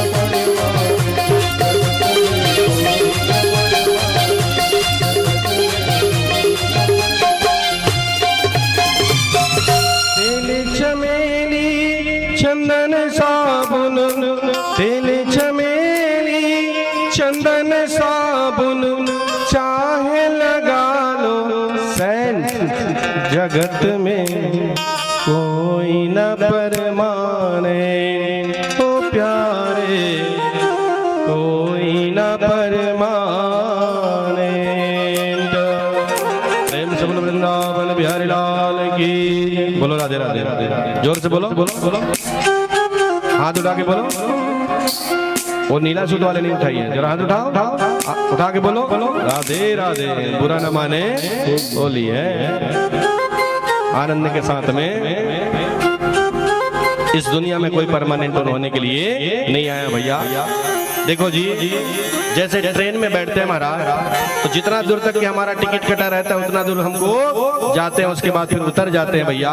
उसी प्रकार से इस दुनिया में सबका एक एक दिन अपना टिकट कटते जाएगा और धीरे धीरे करके इस ट्रेन रूपी संसार को छोड़ करके सबको जाना है। इसलिए भैया अच्छा कर्म करेगा मैया, वो अच्छा फल की प्राप्ति करेगा माँ। जो बम्बुल का पेड़ बोएगा वो कांटा लुएगा मैया, और जो आम का अगर कहीं पेड़ लगाएगा तो आम का फल पाएगा माँ। ये संसार में सबको अपना अपना कर्म करके जाना पड़ता है माँ। कोई अच्छा कर्म कर लेता है तो मैं उसके लिए सिंहासन भेजता हूं लाने के लिए। आया है सो जाएगा, राजा रंग फकीर, एक सिंहासन चढ़ चले और एक बंधा जंजीर। जो पाप कर्म करता है मैया, उसको जैसे चोर जो है चोरी करके ले जाता है तो पुलिस उसको हथकड़ी लगा करके ले जाता है मैया, मारते पीटते हुए, ऐसे ही मैं भी यम के दूत यहाँ से मारते पीटते हुए ले जाता है। और जो अच्छा कर्म किया रहता है अपने जीवन में, मंदिर देवाला बनवाया रहता है, भाषा की पूजा किया रहता है, बड़ों की मान सम्मान किया रहता है, माता पिता की सेवा किया रहता है, जिंदगी में भागवत महापुराण, शिव महापुराण, राम कथा इत्यादि करवाया रहता है, अपने भांजा का अगर कहीं पूजा किया रहता है, गरीब कन्याओं की अगर कहीं सहायता किया रहता है, बेसहारा की अगर कहीं सहायता किया रहता है, ऐसे जीव को मैं सिंहासन में बिठा करके अपने गोलोक धाम के लिए ले जाता हूं मैया। भागवत में इतना सुंदर उपाख्यान किया जी, बहुत ही सुंदर। कपिल नारायण भगवान जो अपने माता देवती को बोले, उस समय पर माता देवती जब ऐसी वाणी को सुना ना तो उनके मन गदगद हो गया और कहता है लाला, जब से तू आया है कन्हैया मेरे पास में, तब तो मेरा आनंद ही आनंद आ गया। कहता है क्या? ब्रज ब्रज धूरी सो प्राण सो प्यारी लगे, ब्रज मंडल मोही बसाई रहियो, रसिकों के सुसंग में मस्त रहो, जग जाल से मोहे बचाए रहियो, नित बाके बिहारी ये झांकी तुम्ही, नित बाकी ये झांकी निहारा करो, मुस्कान छटा से छकाए रहियो, अहो बाके बिहारी विनती है मेरी, नयनों में नाथ समाए रहियो, अहो बाके बिहारी विनती यही मेरी नयनों में नाथ समाए रहियो। क्या छवि सावरे मोहन की, चित जात चला हट के, बलिहारी है चंद्र छटा मुख पे, सत चंद्र फिरे भटके, बनमाला की मधुर लटकनिया ने, बनमाला की सुंदर लटकनिया ने, ऋतुराज रहे लटके, क्या छवि सावरे मोहन की, चित जात चला हट के, क्या छवि सावरे मोहन की, चित जात चला हट के। बोले हे प्रभु, मेरे आंखों पर इसी प्रकार से तुम हमेशा आनंद के साथ में ज्ञान योगी की बातें करना प्रभु। प्रणाम किया अपने पुत्र कपिल नारायण भगवान को और सुंदर ज्ञान योगी साक्ष्य योगी के बारे में बतलाया। बोले भैया, अगर मन को शांति करना चाहते हो, केवल भगवान के ही चरण ऐसा है जहाँ पर केवल शांति मिल सकता है मैया, बाकी माया मोह में तो अशांति है, शांति भरा हुआ है। मिलता है सच्चा सुख केवल भगवान तुम्हारे चरणों में, यही पल पल विनती है मेरी, ऐ श्याम तुम्हारे चरणों में, मिलता है केवल सुख केवल भगवान तुम्हारे चरणों में। कह माँ, मैं हर व्यक्ति के लिए इतना सहारा करता हूँ मैया, जितना मुझसे बन सकता है मैं उनसे अधिक करता हूँ मैया, लेकिन व्यक्ति कहता है कि तुम्हारे लिए भगवान सहायता कर रहा है, मेरे लिए नहीं कर रहा है करके बोलता है। कि सुनो मैया, जिस प्रकार से बादल से पानी गिरता है मैया, बराबर गिरता है पानी, बादल से गिरता है कि नहीं गिरता है? आप जितना बड़े पात्र रखोगे उतना आपके पास में पानी आएगा। हौला रखोगे तो हौला भर पानी आएगा, कटोरी रखोगे कटोरी भर पानी आएगा, परात रखोगे परात भर पानी आएगा। जितना आप पात्र रखोगे जितना बड़े उतना पानी आता है मैया। उसी प्रकार से माँ, मैं हर भक्त के ऊपर में मेरा पूरा आशीर्वाद वहां से प्रदान करता हूँ सबके लिए, लेकिन जो जितना पात्र रखता है, जितना मुझको पाने के लिए चाह रखता है मैया, उसको उतना ही आशीर्वाद प्रदान होता है। मैं हर व्यक्ति के लिए एक बराबर आशीर्वाद देता हूँ मैया, किसी को छोटा किसी को बड़ा नहीं समझता हूँ, मेरे लिए सब एक समान है। लेकिन मनुष्य जैसा जैसा अपना पात्र फैलाएगा माँ, उतना उतना मैं आशीर्वाद उसको मिलता है। बड़ा ही सुंदर आनंद के साथ में साक्ष्य योग के बारे में बतलाया सुनो। आगे ऐसे सुंदर दिव्य कथा को बताते हुए यही माता देवती जो है जंगल में जाकर के अपना सुंदर भगवत भक्ति करना चालू कर दिया, और गंगा सागर में जाकर के कपिल नारायण भगवान जो एक आश्रम बनाया और आश्रम में अपना जीवन को यापन करना चालू कर दिया। करदम महाराज जी जंगल में गया और जंगल में भगवान की भक्ति करते हुए अपने इतने आनंद के साथ में जीवन यापन करना चालू कर दिया। प्रेम श्रीमद् भक्त वत्सल भगवान की जय। ऐसा सुंदर दिव्य कथा को बतलाते हुए सुखदेव महाराज जी ने कहा, परीक्षित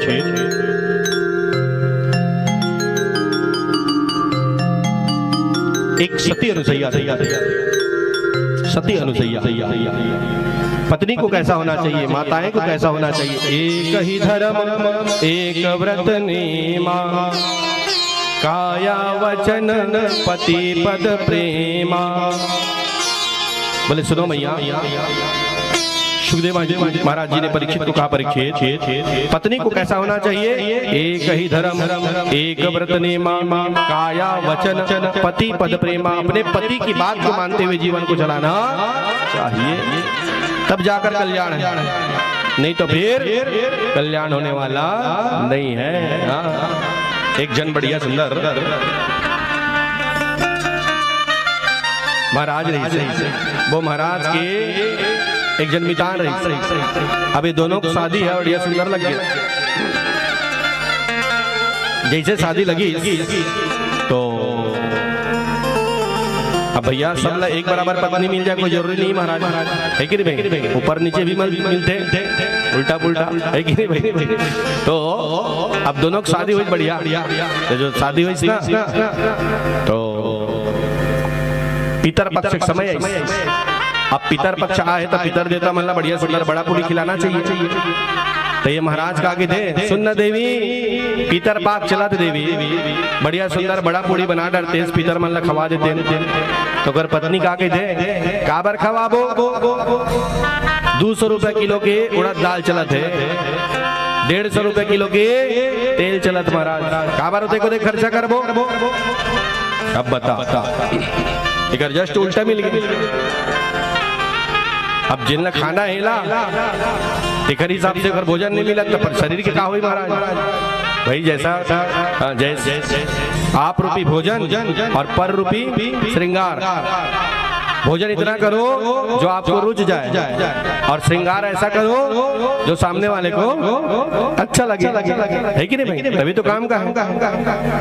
अब इला खाना रहा है बड़ा, तो एक हाथ सुनना देवी बढ़िया सुंदर भीतर पाक चला थे, बड़ा बना डर न वो तो घर पत्नी का हाथ नहीं बनावा, चटनी में खा।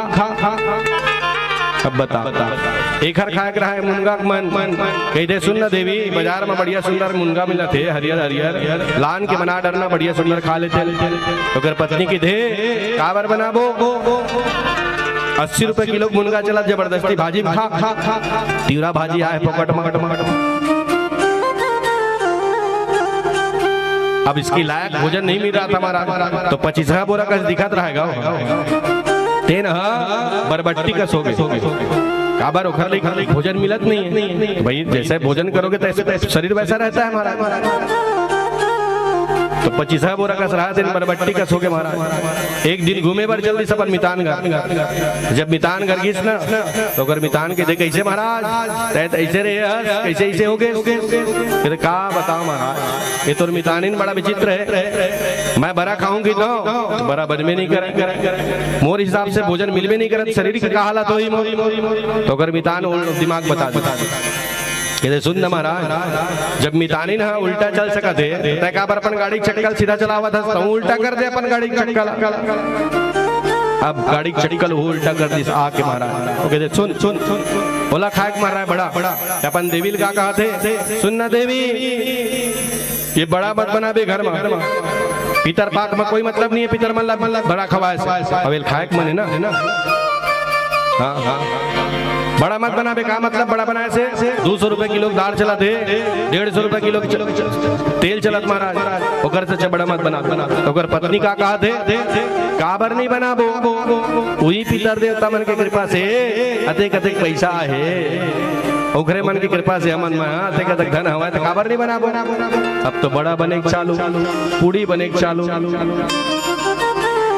एला खाए मर रहा है मुनगा वो कहते सुनना देवी मुनगा मत बनाबे 80 रुपए 90 रुपए किलो हो गए मुनगा के चटनी पीस लान और बढ़िया सुंदर खाबो तो अगर पत्नी के देखावर नहीं बनाबो भगवान की कृपा से खाए बर तो कमाथे का कैसे धन लेके जाबो का अब तो महाराज उल्टा चक्का चले चालू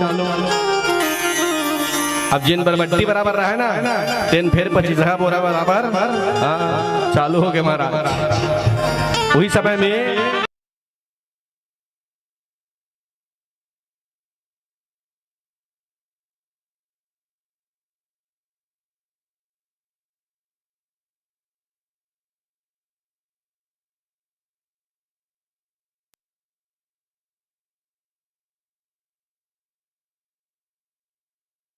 जैसे झरफर लेंगे चालू करी चिखलम बिछल के सीधा निकल के नदिया महाराज नदिया धारे धार बहाल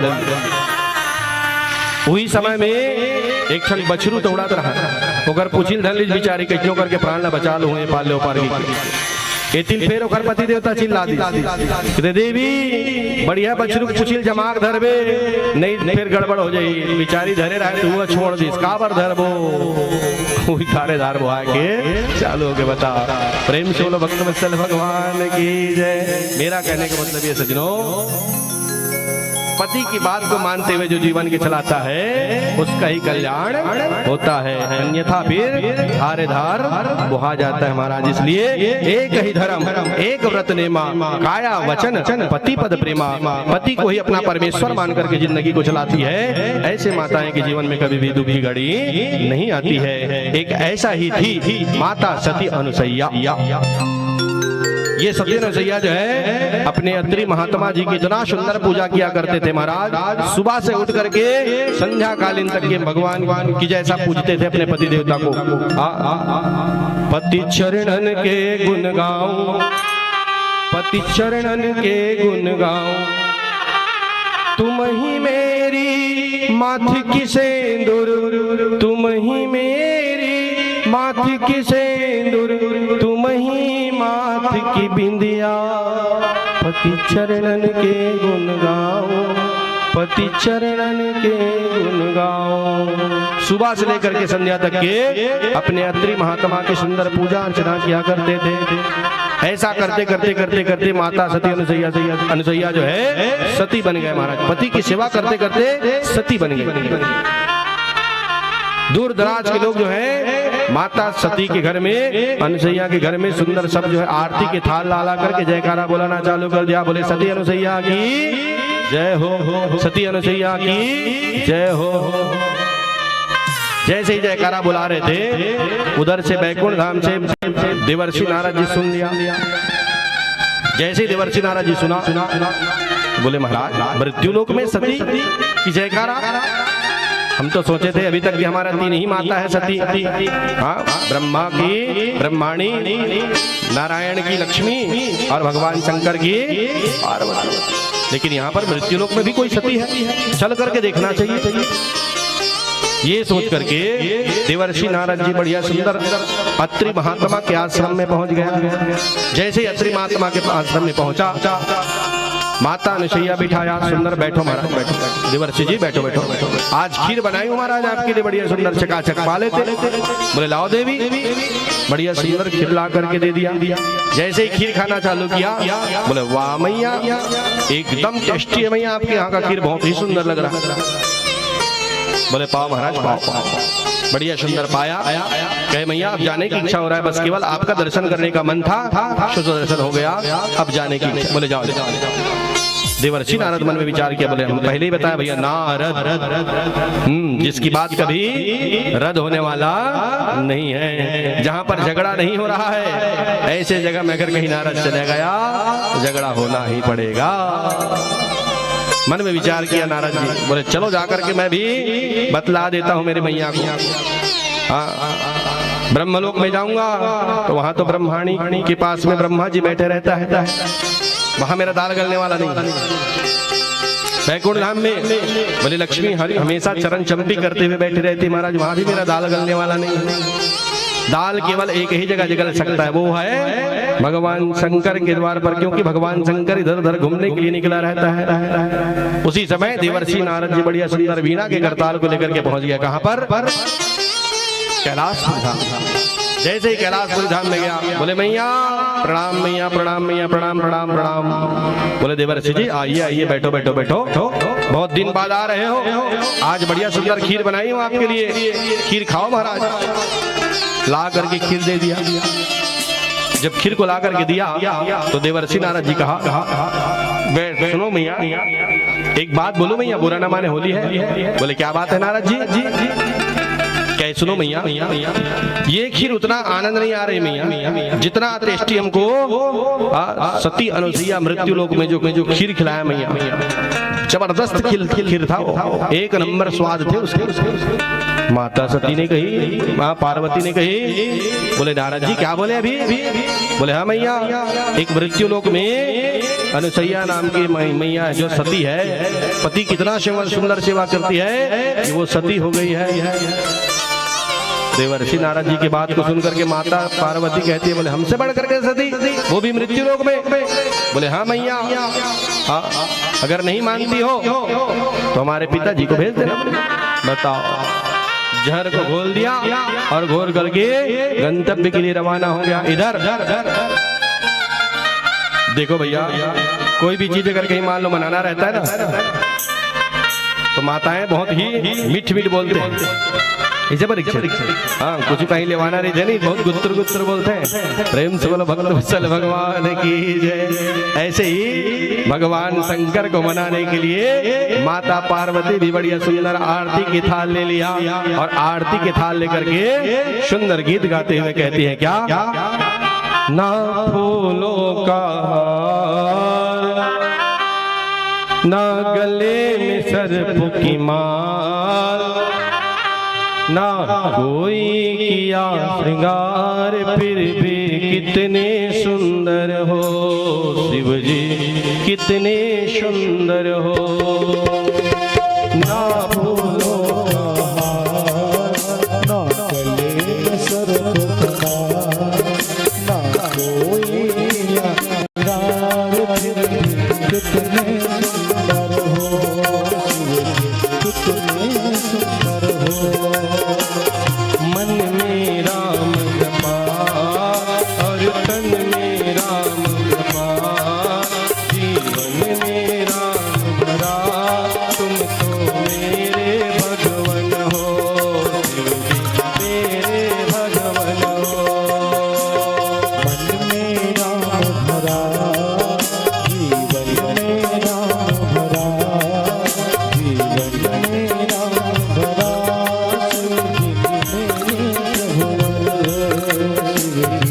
मेरी प्रभुवर हो।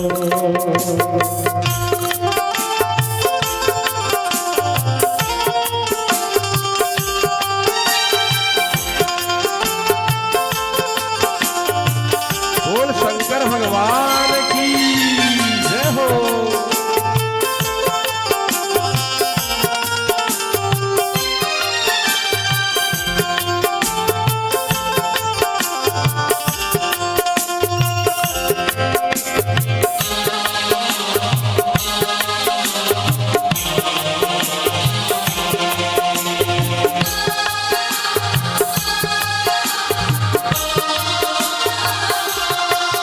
श्रृंगार तेरा भस्मी, भस्मी तेरा गहरा, श्रृंगार तेरा भस्मी, भस्मी तेरा गहना, श्रृंगार तेरा भस्मी, भस्मी तेरा गहरा, श्रृंगार तेरा भस्मी, भस्मी तेरा गहना।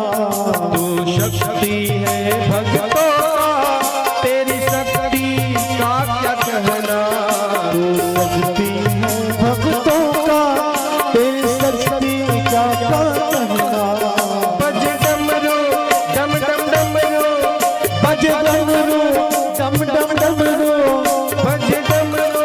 डम डम डमरू बज डमरू डम डम डमरू जब नाचे डोले ना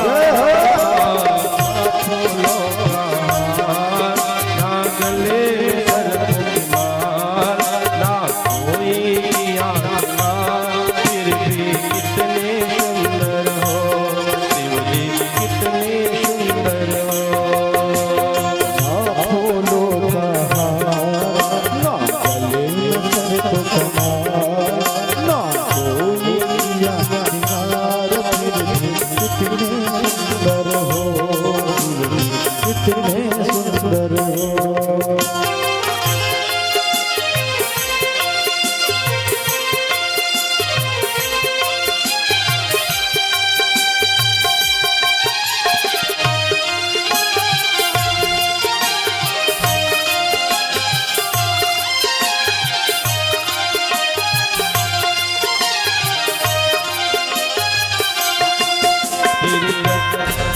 तेरे गले में नाग है काला तेरे गले में मुंड की माला तेरे गले में नाग है काला तेरे गले में मुंड की माला तेरे गले में नाग है काला तेरे गले में मुंड की माला तेरे गले में नाग है काला तेरे गले में मुंड की माला तूने बाखंबर है लपेटा तेरी गोदी में गणपति बैठा तूने बाघा पर है लपेटा तेरी गोद में गणपति बैठा रंग रख गंगा अपने सिर पर रख गंगा अपने सिर पर सारे जग को दिया करा फूलों के हार ना गले में सर को कमार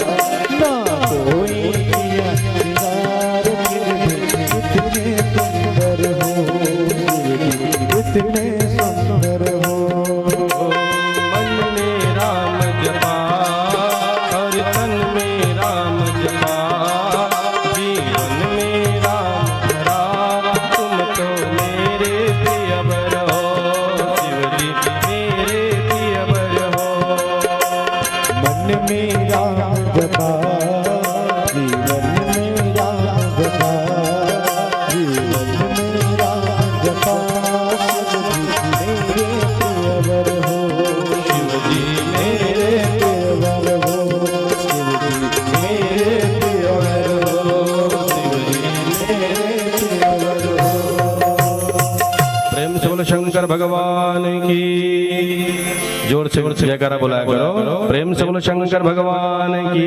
जय हो शिव समान दाता नहीं विपत्ति विदारण हार लज्जा मेरी राखियो प्रभु नंदी के सवार सिंह चढ़े दुर्गा मिले गरुड़ चढ़े भगवान बैल चढ़े बाबा मिले सो पूर्ण सबका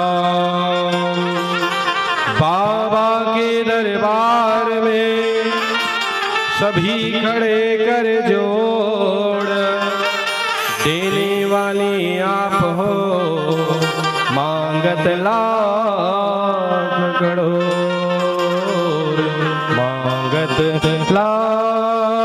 लाख करोड़ प्रेम से बोलो शंकर भगवान की जय जैसे भगवान शंकर की स्तुति किया बोले देवी क्या बात है आज बहुत चकाचक पूजा हो रही है हमारे बोले महाराज जो इच्छा करो मन माही प्रभु प्रसाद का दुर्लभ नाही जो मंगना चाहते हो देवी मंग लो हम देने के लिए तैयार हैं माता पार्वती ने कही बोले स्वामी मुझे कुछ नहीं चाहिए केवल एक ही बात है बोले क्या बात बोले मृत्यु लोक में एक अनुसैया है जो सती है, उसकी परीक्षा लेने के लिए आपको जाना है महाराज, बस मुझे और कुछ नहीं चाहिए। बोले देवी इतना टाइम तक के पूजा किया चकाचक, तो आपका बात तो मानना ही पड़ेंगे महाराज। इन किन प्रकार इनसे सज्जनों भगवान शंकर को माता पार्वती मना लिया। माता पार्वती बैकुंठ धाम चली गई, लक्ष्मी को बतला दिया, लक्ष्मी भी बढ़िया सुंदर नारायण भगवान को मना लिए। माता लक्ष्मी और पार्वती ब्रह्मलोक चला गया और ब्रह्माणी को भी बढ़िया सुंदर मना करके ब्रह्मा भी को मना लिया। इन किन प्रकार इनसे सज्जनों तीनों देवियां तीनों देवता को बात को मना लिया। अंततो गत्वा जैसे ही भगवान शंकर अपने नंदी बाबा में सवार होकर के कैलाशपुरी धाम से मृत्यु लोक में आया, अर्थात पृथ्वी में जैसे ही आया एक वट वृक्ष के नीचे बैठ गया। देखते देखते हंस में सवार होकर के ब्रह्मा जी पहुंच गया। भगवान शंकर को देखा, बोले महाराज कहाँ जा रहे हो आप? बोले क्या बताऊं महाराज, ऐसा ऐसा बात है। बोले आप कहाँ जा रहे हो? बोले जेन हाल बुधो के तेन हाल बोलो। देखते ही देखते भगवान नारायण भी आ गया, गरुड़ में सवार होकर के उनको भी पूछा, बोले प्रभु आप कहाँ जा रहे हो? तीनों देवता का तीर एक ही स्थान बन गया। जैसे ही तीनों देवता आया अपने स्वरूप को बदल करके सुंदर ब्राह्मण देवता के स्वरूप को धारण कर लिया और अत्रि महात्मा के पास में जा करके भिक्षाम दे मैया भिक्षाम दे। जैसे ही भिक्षाम दे के शब्द को सुने अत्रि महात्मा सुन लिया। उस समय पर माता अनुसैया जो है बढ़िया सुंदर अपने पति देवता की चरण चंपी कर रहे थे, पैर दबा रहे थे महाराज। अत्रि महात्मा ने कहा, बोले देवी द्वार में कोई भिक्षुक आया हुआ है, अगर भिक्षुक खाली चला जाता है अपने पाप को छोड़ करके चला जाता है, इसलिए कभी भी द्वार में आए हो भिक्षुक को खाली हाथ नहीं भेजना चाहिए, कुछ न कुछ देना चाहिए। आपके पास में चावल है चावल दो, नहीं है तो पैसा दो, नहीं है तो एक तुलसी की पत्ता देना चाहिए, लेकिन खाली हाथ कभी भी वापिस नहीं भेजना चाहिए। अनुसैया मैया बढ़िया सुंदर अपने हाथों पर खाद्यान्न सामग्री लिया और खाद्यान्न सामग्री लेकर के द्वार में पहुंच गया। बोले लो महाराज भिक्षा लो। तीनों ब्राह्मण देवता ने कहा, बोले देवी हम ब्राह्मण हैं, हम अपने इच्छा के अनुसार में भिक्षा लेंगे। अगर भिक्षा देना चाहते हो तो पहले संकल्प करो। जैसे ही संकल्प की बात आया तो माता अनुसैया भी कोई छोटे मोटे नहीं थे महाराज, अपने पति की सेवा करते करते उन्होंने भी सती की तपस्या कर लिया, सती की पति की प्राप्ति कर लिया था। नेत्र को बंद करके देखा तो क्या देखा, ओम वंदे देव मापति सुरगुरु वंदे जगत कारण वंदे पन्नगभूषणं मृगधर वंदे पशूनां पतिं वंदे सूर्य शशांक वहिनयनं वंदे मुकुंदा प्रिया वंदे भक्तजनयाश्रयं च वरद वंदे शिवं शंकरं। साक्षात शंकर जी के दर्शन कर लिया और बोले शांताकारं भुजगशयनं पद्मनाभं सुरेशं विश्वाधारं गगनसदृशं मेघवर्णं शुभांगं लक्ष्मीकान्तं कमलनयनं योगहृदयानगम्यं वंदे विष्णुभवभयहरणं सर्वलोकैकनाथम्यं। साक्षात भगवान नारायण का दर्शन कर लिया। बरहापीठं नटवरवपु कर्णियो कर्णिकारणं विप्रद्वासं कनककपीशं वैजयन्तीं क्षमालनं रन्धानमीनो ददर्श दिया पूर्णेन्द्र गोपवृन्दया वृंदारमणं स्वपदरमणं प्रावेशद गीत करते ब्रह्मा का ध्यान कर तीनों देवता को देख लिया माता अनुसैया ने कही, बोले तो त्रिदेव है, मांगेगा तो मेरा तो दोनों हाथों में लड्डू है महाराज। भगवान मांगेगा क्या मांगेगा, जो अपना दिया हुआ है उसी को मांगेगा महाराज, और कोई बाहर से तो मांग ही नहीं सकता, इसलिए मेरे दोनों हाथों में लड्डू है। संकल्प पूर्ण करवा दिया और संकल्प पूर्ण करवा करके बोले जो इच्छा करा मनवा ही प्रभु प्रसाद के दुर्लभ नहीं। बोले ब्राह्मण देवता जो मंगना चाहते हो मंगलो, मैं देने के लिए तैयार। तीनों ब्राह्मण ने कहा कह सुनो भैया, अगर देना चाहती हो तो हम निवस्त्र होकर के आप हमको स्तनपान करा देते तो आनंद आ जाते, वही हमारा इच्छा। माता ने सही मन में विचार किया। धर्मशास्त्र कहती है अगर कहीं पर पुरुष के सामने पर स्त्री का अंग प्रत्यंग का दर्शन हो जाता है तो सती तत्व नष्ट हो जाती है, इसलिए मैं पतिव्रता नारी हूँ, क्या करूं महाराज। सभी ब्राह्मण को अंदर बुलाया, बोले आओ तो सही अंदर महाराज, आपकी इच्छा मैं जरूर पूर्ण करूंगा, बैठो बैठो बैठो। फिर मन में विचार किया। धर्मशास्त्र कहती है 5 वर्ष के सामने पर अगर कहीं माता के अंग प्रत्यंग का दर्शन हो जाती है तो उसको कोई प्रकार का पाप नहीं लगता है। उसी समय मन में विचार किया, अत्रि महात्मा के कमंडल से जल निकाला और जल निकाल करके अभिमंत्रित किया और कहती है अगर मैंने इतना दिन तक के अपने पति की सच्चे मन से अगर कहीं अपने पति देवता की सेवा किया है तो ये तीनों ब्राह्मण जो है छोटा छोटा 5 वर्ष के बालक हो जाए, नन्ना नन्ना बालक हो जाए महाराज। बोल दिया और बोल करके जैसे ही सिंचन किया तो सभी ब्राह्मण देवता छोटा छोटा आनंद के साथ में लल्ला बन गया। प्रेम से बोलो त्रिदेव भगवान की।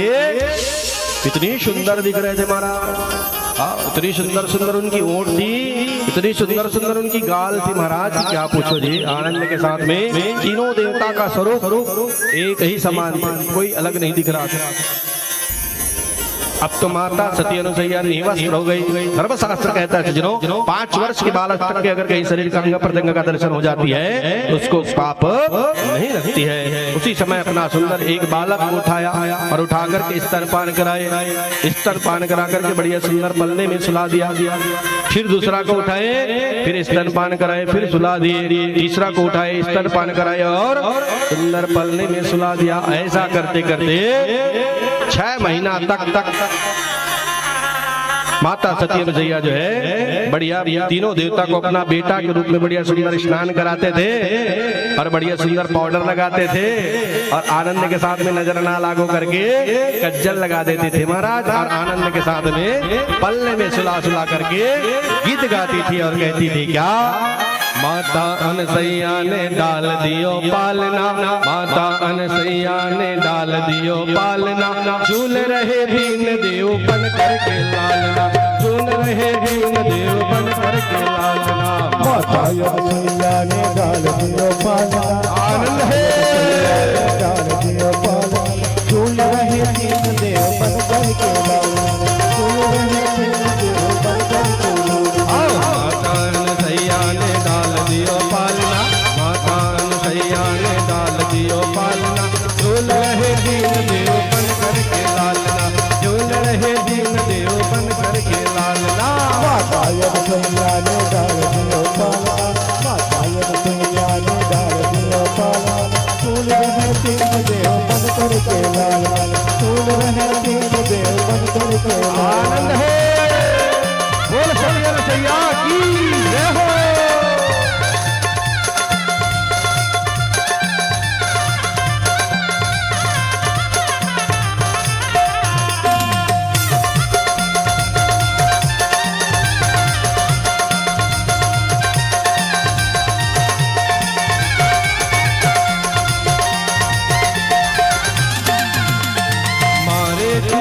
मैया फूली ना समाती, हमारे खुशी के मैया फूली ना समाती। देखो भैया कोई साधारण बच्चा नहीं है जी, साक्षात भगवान त्रिदेव को बेटा बनाया हुआ है और पल्ले में आनंद से झुला रही है और कहती है क्या, हमारे खुशी के मैया फूली ना समाती, हमारे खुशी के मैया फूली ना समाती। गोदी में लेती कभी पलना में सुलाती, गोदी में लेती कभी पलना में झुलाती, गोदी में लेती कभी पलना में सुलाती, गोदी में लेती कभी पलना में झुलाती। आज उनकी भाग्य की, आज उनकी आज उनकी भाग्य की कौन करे सराहना, आज उनकी भाग्य की कौन करे सराहना। झूल रहे दीन देव बन करके लालना, झूल रहे दीन देव बन करके लालना। माता अनसैया ने डाल दियो पालना, माता अनसैया ने डाल दियो पालना, झूल रहे दीन देव बन करके लालना, झूल रहे दीन देव बन करके लालना। आनंद है।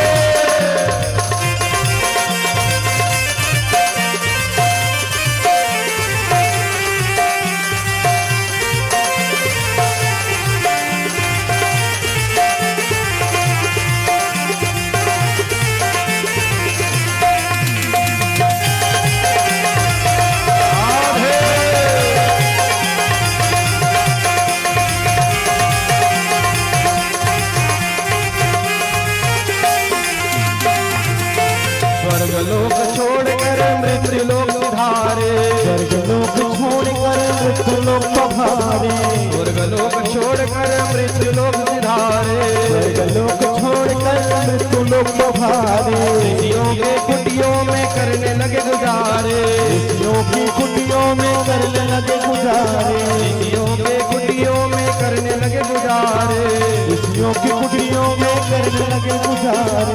आज मेरे घर में, आज मेरे घर में, आज मेरे घर में देने को बढ़ाई, आज मेरे घर में देने को बढ़ाई। भूल गए भगवन सब चतुराई, भूल गए भगवन सब चतुराई। आकायन सैयान डाल दियो काला, डाल दियो बालना, झूल रहे दीन देव बन करके लालना, झूल रहे दीन देव बन करके लालना। मारे खुशी के मैया, ओ मारे खुशी के मैया फूली ना समाती, गोदी में लेती कभी पलना में सुलाती, गोदी में लेती कभी पलना में झुलाती, गोदी में लेती कभी पलना में झुलाती। ओ मारे खुशी के मैया फूली ना समाती, गोदी में लेती कभी पलना में सुलाती, गोदी में लेती कभी पलना में झुलाती, गोदी में लेती कभी पलना में झुलाती। आज उनकी भाग्य की, आज उनकी भाग्य की, आज उनकी भाग्य की कौन करे सराहना, आज उनकी भाग्य की कौन करे सराहना। झूल रहे दीन देव बन करके लालना, झूल रहे दीन देव बन करके लालना, झूल रहे दीन देव बन करके, झूल रहे दीन देव बन करके लालना, झूल रहे दीन देव बन करके लालना, झूल रहे दीन देव बन करके लालना, झूल रहे दीन देव बन करके लालना। प्रेम से बोलो माता अनुसैया की। आनंद के साथ में तीनों देवता को झुलाते झुलाते आनंद लेते हुए अपना 6 महीना बीत गया भैया। जैसे ही 6 महीना बीता, देवर्षि नारद जी पहुंच गया माता पार्वती के पास। बोले मैया प्रणाम प्रणाम, मैया प्रणाम प्रणाम। बोले खुश रहो देवर्षि जी। बोले मैया हमारे पिताजी कहाँ हैं? बोले मुंह बंद करके रख नारद, तहीं के जब ले बताया ना परीक्षा दे बर के, परीक्षा ले बर, हाँ परीक्षा ले बर के महाराज, परीक्षा देना चालू कर दिया, अभी तक नहीं आया। देवर्षि नारद जी ने कहा, बोले मैया वो किसी भक्त के बंधन में बंध गया, अगर पाना चाहती हो तो अभी आप सभी को जाना पड़ेगा, तभी जाकर के मिलेगा, अन्यथा मिलने वाला नहीं है, वो तो भक्त के बंधन में बंध गया है। माता पार्वती, लक्ष्मी मैया और सरस्वती अर्थात ब्रह्माणी मैया जो है सुंदर आनंद के साथ में तीनों बहना युक्तिया को बना लिया और युक्ति बना करके कहा निकल गया मृत्यु लोक में। वही माता सती अनुसैया के द्वार के पास जाकर के कहती है भिक्षाम दे मैया भिक्षाम दे।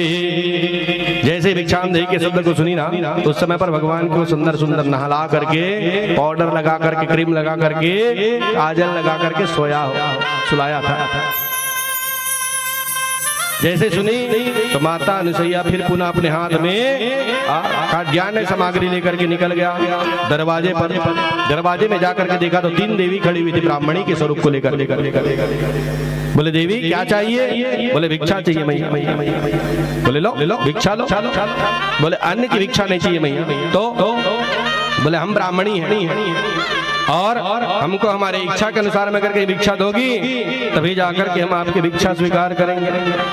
माता सती अनुसैया की जय। कि जन पलनाम सुते तुमन ऐस तब हो इसने कह तुमन को न महाराज जब अपना नेत्र को बंद करके देखा तो क्या देखा जी? या स्वयं सुकृतिनम भवने स्वलक्ष्मी पापात्मनम कृतघयाम हृदय सुबुद्धि श्रद्धा सतम कुलजन प्रभवस्य लज्जा त्वां न तस्मै परिपाल देवी विश्वम्। साक्षात माँ लक्ष्मी के दर्शन कर लिया और ब्रह्माणी कमलेन्द्र सौम्य वदना माहेश्वरी लीलया कामारी रिपुदर्शनाथ करी चक्रायुधा वैष्णवी वाराही घनघोर घर घर मुखी चैन्द्री च वज्रायुधा चामुण्डा गणनाथ रुद्र सहिता रक्षन्तु नो मातरा मुखे ते ताम्बूला नयन युगले का जल कला ललाटे काश्मीरा विनशति गले मोक्ति कलता स्फुराकांक्षी साटी पृथुकटि तटी हाटकमयी भजामि त्वां गौरी नगपति किशोरी विरितरमा नगपति किशोरी विरितरमा। साक्षात माँ भगवती अंबिका अर्थात माँ पार्वती की दर्शन कर लिया। और या कुंद इंद्र सहार यार ढबला या सुप्रभाता या वीणावरदंड मंडितकरा या श्वेत पद्मासना या ब्रह्मचयुक्त शंकर प्रभितिर्दव सदा वंदिता तां पातु सरस्वती भगवती निशेषयां राज्यं पहा निशेषयां राज्यं पहा। माता सरस्वती अर्थात ब्रह्माणी की दर्शन कर लिया। बोले तो तीनों देवी मेरे पास पास, मेरा तो भाग्य खुल गया। बोले जो इच्छा करो बनवाई, संकल्प करवाया, संकल्प पूर्ण हुआ महाराज। बोले क्या चाहिए? बोले कुछ नहीं चाहिए मैया आपसे, केवल आपके पलने में जो झूल रहा है ना वो तीनों को हमको दे दीजिए और हमको और कुछ नहीं चाहिए। बोले हमारे रिश्ते में क्या है आपका? बोले हमारे पति देवता हमारा। दौड़ करके कह जाओ ले लो महाराज। जैसे ही दौड़ करके माता पार्वती पल्ले के पास गए महाराज, देखा तो तीनों का स्वरूप एक ही देखा। मन में विचार किया अगर ब्रह्मा जी के हाथ पकड़ा गया खुरा ससुर का तो फिर लुगरा देना पड़ जाएगा महाराज, साड़ी देना पड़ जाएगा, गड़बड़ हो जाएगा। तीनों को देखा तो एक ही स्वरूप, तीनों देवियां आकर के पहचानने की कोशिश किया लेकिन कोई नहीं पहचान पाया कि मेरा पति ये है करके महाराज। अंत तो गत्वा थक गया जी तीनों देवी अपने पति को देवता को पहचानने के लिए थक गई लेकिन कोई नहीं पहचान पाया। अंत तो गत्वा तीनों देवी हाथ जोड़ करके निवेदन करते हुए कहती है क्या? मातुर ममता जग में हे महान, मातुर ममता जग में हे महान, कैसे करो मैं माता तोर बखानो, कैसे करो मैं माता तोर बखानो। मातुर ममता जग में हे महान वो, मातुर ममता जग में हे महान वो, कैसे करो मैं माता तोर बखानो, कैसे करो मैं दाई तोर बखानो। मातुर ममता जग में हे महान, मातुर ममता जग में हे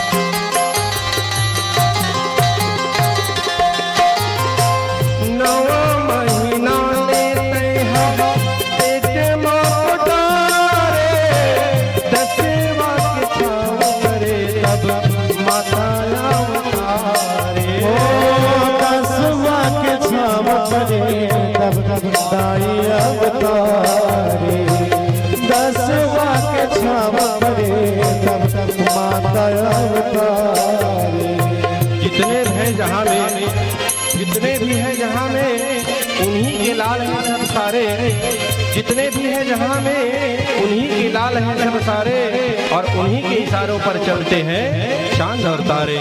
हो नव महीना लेते हैं पेट माँ तारे, टटवा के छाव करे तब माताया तारे। ओ दसवा के छाव करे तब दाई अवतारी, दसवा के छाव करे तब मैया अवतारी।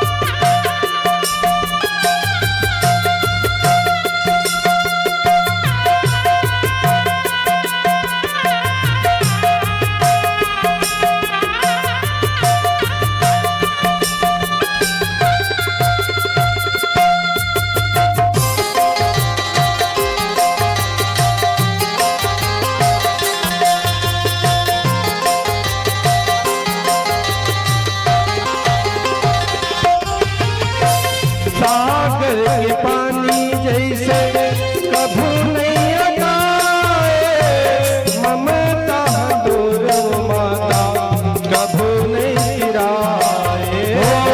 ममता दूर माता कभू नहीं सिराए, ममता दूर कभू नहीं सिराए। सागर के पानी जैसे कभू नहीं अटाए, ममता दूर माता कभू नहीं गिराए।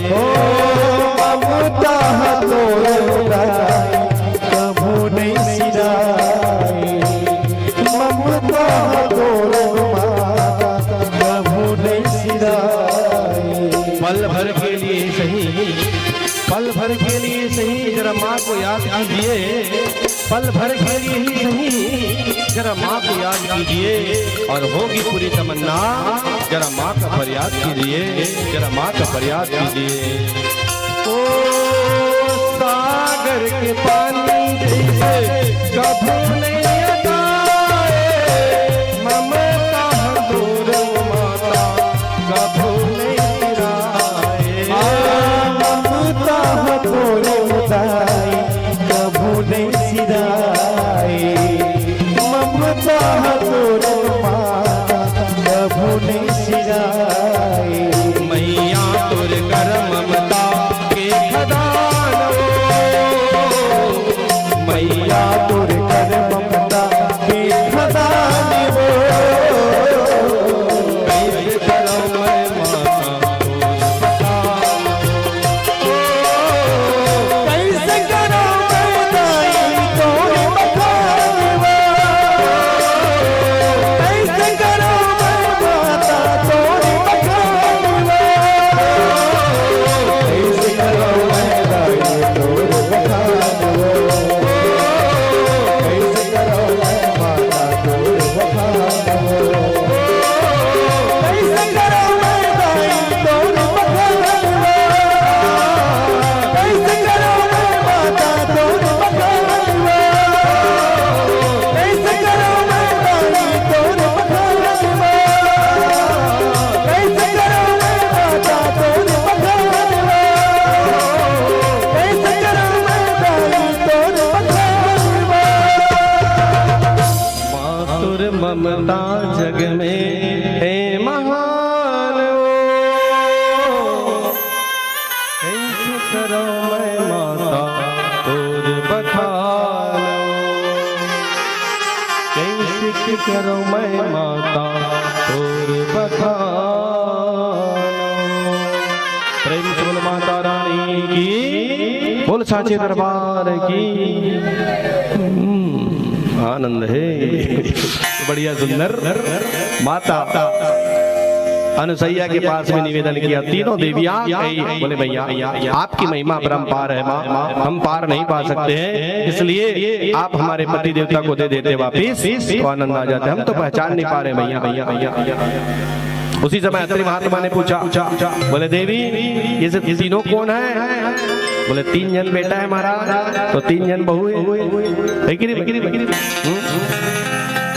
बोले देवी बेटा को देखो 1.5 फीट का है और बहू को देखो तो 5 फीट की है महाराज। क्या पूछोगे जी? आनंद के साथ में आज देखो भैया अत्रि महात्मा और माता अनुसैया तीनों देवी देवताओं को अपना बेटा बहू मान करके आनंद ले रहे हैं। ये ताकत होती है सुनो। उसी समय माता अनुसैया जो है अपने अत्रि महात्मा के कमंडल से जल निकाली और निकाल करके जैसे अभिमंत्रित किया, बोले इतना दिन तक के मैंने अपने पति की सच्चा मन से अगर कहीं सच्ची श्रद्धा भक्ति के साथ में पूजा किया है तो ये तीनों बच्चा जो है अपने अपने स्वरूप में आ जाए करके जैसे पलने में छोड़े, उसी समय त्रिदेवता भगवान जो है ब्रह्मा विष्णु महेश प्रकट हो गया। प्रेम से बोलो त्रिदेव भगवान की जय हो। आनंद के साथ में तीनों देवी जा करके अपने अपने पति के देवता के पास में लिपट गया महाराज। माता पार्वती शंकर के पास में चली गई, लक्ष्मी मैया नारायण भगवान के पास और ब्रह्माणी जो है ब्रह्मा के पास में। बोलो जो इच्छा करो मन माही, प्रभु प्रसाद का दुर्लभ नहीं देवी, जो मंगना चाहते हो मंगलो, हम आपके पति तत्व सती से प्रसन्न है, जो मंगना चाहते हो मंगलो। बोले प्रभु कुछ नहीं चाहिए, चरणों में आपकी भक्ति और इसी प्रकार से पूजा अपने पति देवता की पति की सेवा करते हुए मेरा जिंदगी चले और सदा सुहागिन मेरा आनंद के साथ में जरा धाम से मेरा आपके पास में आना हो, मुझे कुछ नहीं चाहिए। बोले हम तो देंगे ही देंगे देवी, लेकिन जाओ हमारा आशीर्वाद है, हम कुछ दिन बाद में तुम्हारे बेटा के रूप में आएंगे करके तीनों देवता आशीर्वाद दे दिया। आगे चल करके यही भगवान ब्रह्मा जी जो है सोमक नाम का ऋषि बनकर के सुंदर पुत्र पैदा हुआ और नारायण भगवान जो है दत्तात्रेय के रूप में जन्म लिया और भगवान शंकर जो है दुर्वासा ऋषि के रूप में बेटा के रूप में जन्म लिया। प्रेम से त्रिदेव भगवान की जय। सुखदेव महाराज जी ने कहा परीक्षित मनुष्य को ऐसा ही होना चाहिए, पत्नी को कैसा होना चाहिए? एक ही धर्म एक व्रत नेमा, काया वचन पति पद प्रेमा। अपने पति की बात को मानते हुए जो जीवन को चलाता है परीक्षित वो हमेशा सुखमय व्यतीत करता है, और जो अपने पति देवता की बात को नहीं मानती है ऐसे देवी जो है कहीं न कहीं जाकर के गड़बड़ हो जाती है। ऐसा सुंदर दिव्य कथा को सुनाते हुए नारी से नर होता है, नारी नरक की खान, नारी से नर होत है भक्त ध्रुव प्रहलाद समान। कह परीक्षित यही माता के गर्भ से कुपुत्र पैदा होता है और यही माता के गर्भ से सुपुत्र भी पैदा होता है। तो सुंदर एक आनंद के साथ में उत्तानपाद राजा की कथा को सुनाया। उत्तानपाद नाम से ले लो सज्जनों, उत्तान मतलब होता है ऊपर, पाद मतलब होता है पैर, जिसकी पैर ऊपर की ओर हो ऐसा जीव का नाम है उत्तानपाद। हम लोग भी उत्तानपाद है सज्जनों। जब अपने माता के गर्भ से जन्म लिए तो सबसे पहले हमारा सिर निकला महाराज और उसके बाद में फिर पैर निकला, पैर ऊपर की ओर निकला, इसलिए उत्तानपाद राजा की सुंदर कथा को सुनाया। उसकी एक पत्नी थी जिसकी नाम थी सुनीति। सुनीति नाम से ले लो सज्जनों, जिसकी नीति अच्छी हो, जिसकी व्यवहार अच्छी हो, ऐसा जीव की नाम थी सुनीति। ये सुनीति के पास में और उत्तानपाद राजा के पास में सब चीज था, लेकिन इसके पास में एक किलकारी मारने वाला संतान नहीं था। देखो भैया आपके घर में धन है, दौलत है, जमीन है, जायदाद है, अगर कहीं आपके पास में कोई संतान नहीं है तो वो घर सुना सुना लगता है जी। उत्तानपाद राजा के घर में सब चीज था महाराज, लेकिन उसके घर में कोई संतान नहीं था। सुनीति मैया मन में विचार किया, बोले स्वामी जब तक हम हैं तब तक तो अपने घर में दीपक जला रहे हैं, और जब हम यहाँ से चले जाएंगे, मर जाएंगे, तो हमारे घर पर हमारे भवन पे दीपक जलाने वाला भी नहीं है स्वामी। उस समय पर उत्तानपाद राजा कहता है, कह सुनो देवी, मैं निर्बल हूँ तुम बबांझ हुई, यह केवल मन का हिला है, देना हर लेना चुप रहना, ये सब लीलाधर की लीला है। कह देवी, उसमें मेरी गलती क्या है और आपकी भी गलती क्या है? हम तो कर्म क्षेत्र में आए हुए हैं, कर्म कर रहे हैं। ये तो कर्म क्षेत्र है देवी, जैसा जैसा कर्म करेगा वैसा वैसा फल को प्राप्ति करवाता है भगवान। इसलिए इसमें आपका भी गलती नहीं है देवी, न इसमें मेरी गलती है। ये तो सब लीलाधर की लीला माया अपना दिखा रहा है। काहे के लिए चिंता कर रहे हो तुम? जैसा चल रहा है भगवान, जैसे चला रहा है वैसे में जिंदगी को चलाओ ना। काहे के लिए सोच रही हो तुम? सुनीति कहती है, बोले स्वामी बात तो सही है, लेकिन क्या है स्वामी, जब तक हम हैं तब तक के तो दीपक जला रहे हैं, लेकिन हमारे जाने के बाद में पूरा घर मकान भवन सुना सुना पड़ जाएंगे स्वामी। इसलिए तब सुनती कहने लगी, सुनिए प्राण आधार है हम लोगों के लिए कर्म क्षेत्र संसार, यह राजपाठ धन धाम धाम सारे बेकाम दिखाते हैं, एक पुत्र रत्न के बिना नाथ यह रत्न न शोभा आते हैं। बोले स्वामी, हमारे पास में धन है, दौलत है, सब चीज है, लेकिन एक पुत्र के बिना ये पूरा सुना सुना लग रही है स्वामी। इसलिए आपसे मेरा एक प्रार्थना है, एक बात बोलती हूँ, कृपा करके अगर कहीं आप स्वीकार कर लेती तो आनंद आ जाता। सुनीति कहती है, इसलिए प्रार्थना है स्वामी, अब चुपकी को तुम रहने दीजिए, यदि एक ब्याह में फल नहीं मिला तो दूसरी ब्याह कर लीजिए। सुनीति ने कही, बोले स्वामी भगवान की कृपा मेरे ऊपर में नहीं बरसा है, मेरे कुछ जन्म नहीं ले रहा है पुत्र, एक ब्याह से अगर कहीं फल नहीं मिला तो नहीं मिला स्वामी, कृपा करके आप दूसरा ब्याह करके ले आती, उससे जो संतान हो जाती ना वो हमारे राजपाट को चलाने वाले हो जाते स्वामी। इसलिए आपसे मेरा प्रार्थना है, कृपा करके आप मेरी बात को मान लो और दूसरा ब्याह करके लेके आ जाओ। राजा मन में विचार किया, बोले देवी ब्याह दूसरे का वचन सुन करके सुन न सके नरपाल, शोक मोह संकोच से कहा हृदय का हाल, है मौत बुरी लेकिन अच्छी। राजा उत्तानपाद कहता है, सुनिए सुनो, है मौत बुरी लेकिन अच्छी, एक ही बार वह आती है, मौत से 100 बार बुरी, छाती दिन रात जलाती है। कह सुनो देवी, तुम कह रही हो ना कि दूसरा ब्याह करके लेके आ जाओ करके, मौत तो एक बार में ही आकर के चला जाता है, प्राण को लेकर के चला जाता है, उसमें कोई कष्ट नहीं होता देवी। लेकिन जहाँ जिसके घर में अगर कहीं सौतन आ गई ना तो वहां पर गड़बड़ हो जाता है। इसलिए क्योंकि जिस घर में 2 नारी रहती है, 2 नालियां वहां से बहती है, दोनों तरफ निकलती है और घर में कोई ना रहती है। सुनो देवी, जब बरसात की पानी गिरती है ना तो 2 नाली रहते हैं महाराज, तो आंगन में कोई पानी नहीं रहता देवी। इसलिए तुम ऐसा बात ना कहो, बार बार समझाया तो सुनीति कहती है, सुनो स्वामी, जो मेरी बहना आएगी ना उसको मैं कैसे रखूंगी, मैं अपनी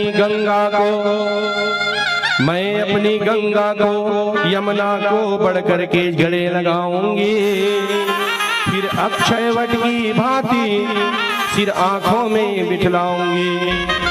सुनो स्वामी, जिस प्रकार से मैं गंगा हूँ उसी प्रकार से जो मेरी बहना आएगी ना उसको भी मैं अपना यमुना की तरह रखूंगी।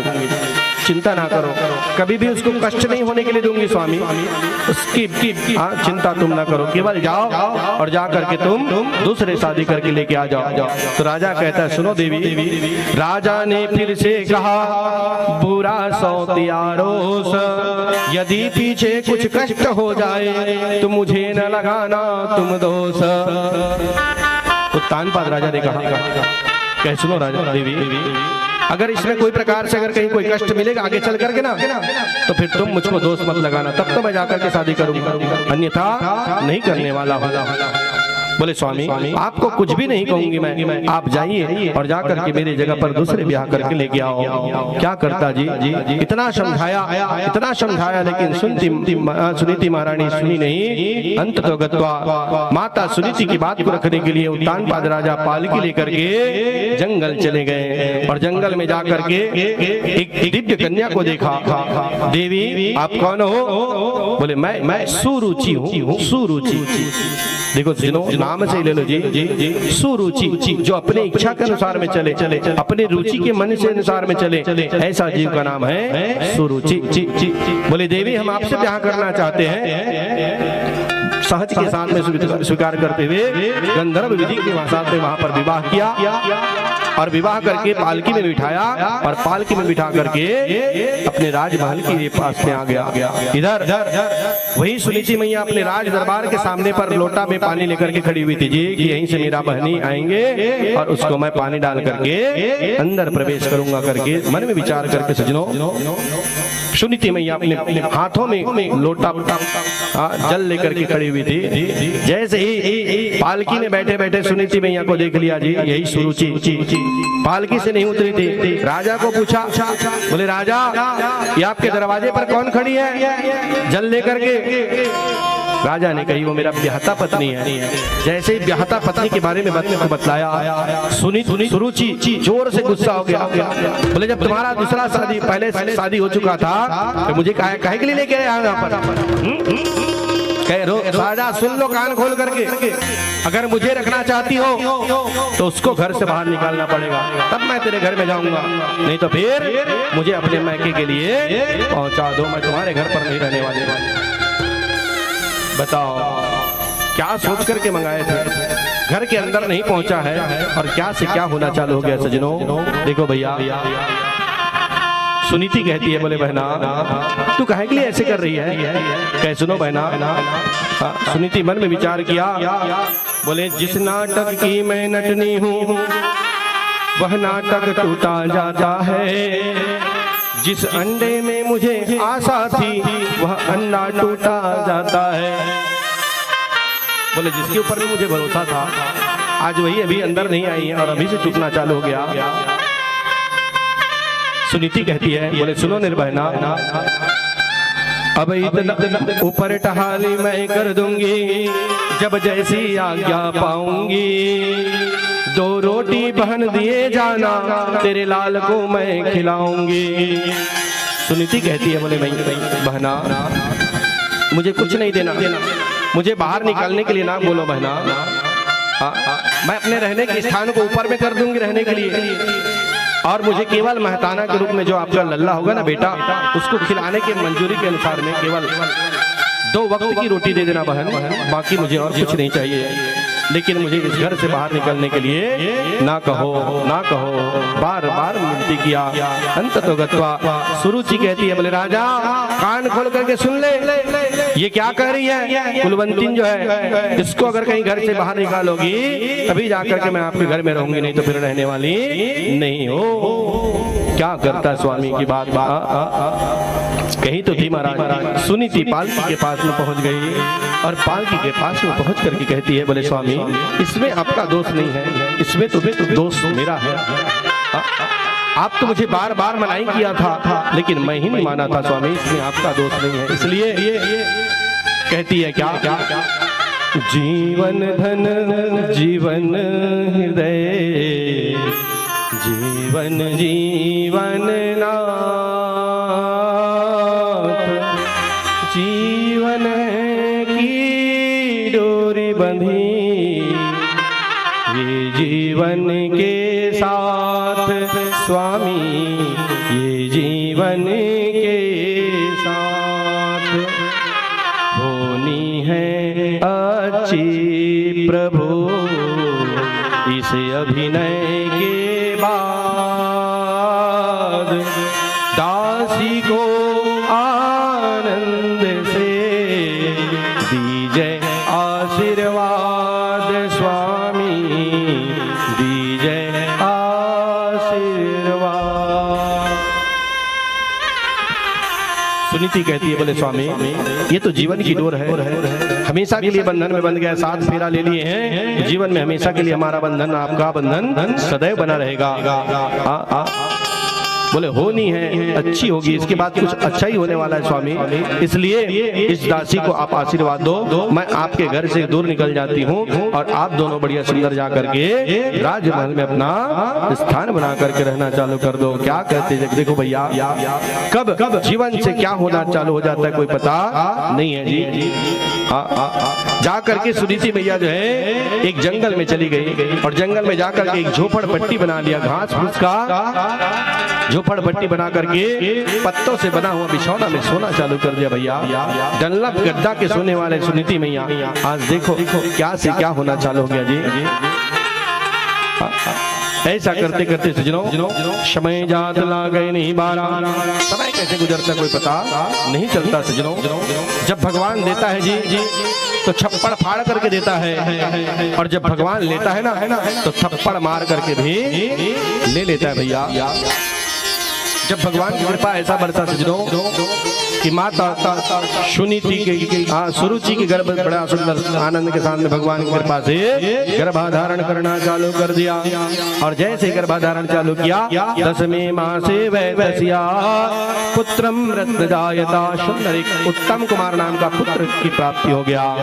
प्रेम से बोलो भगवान भगवान की जय।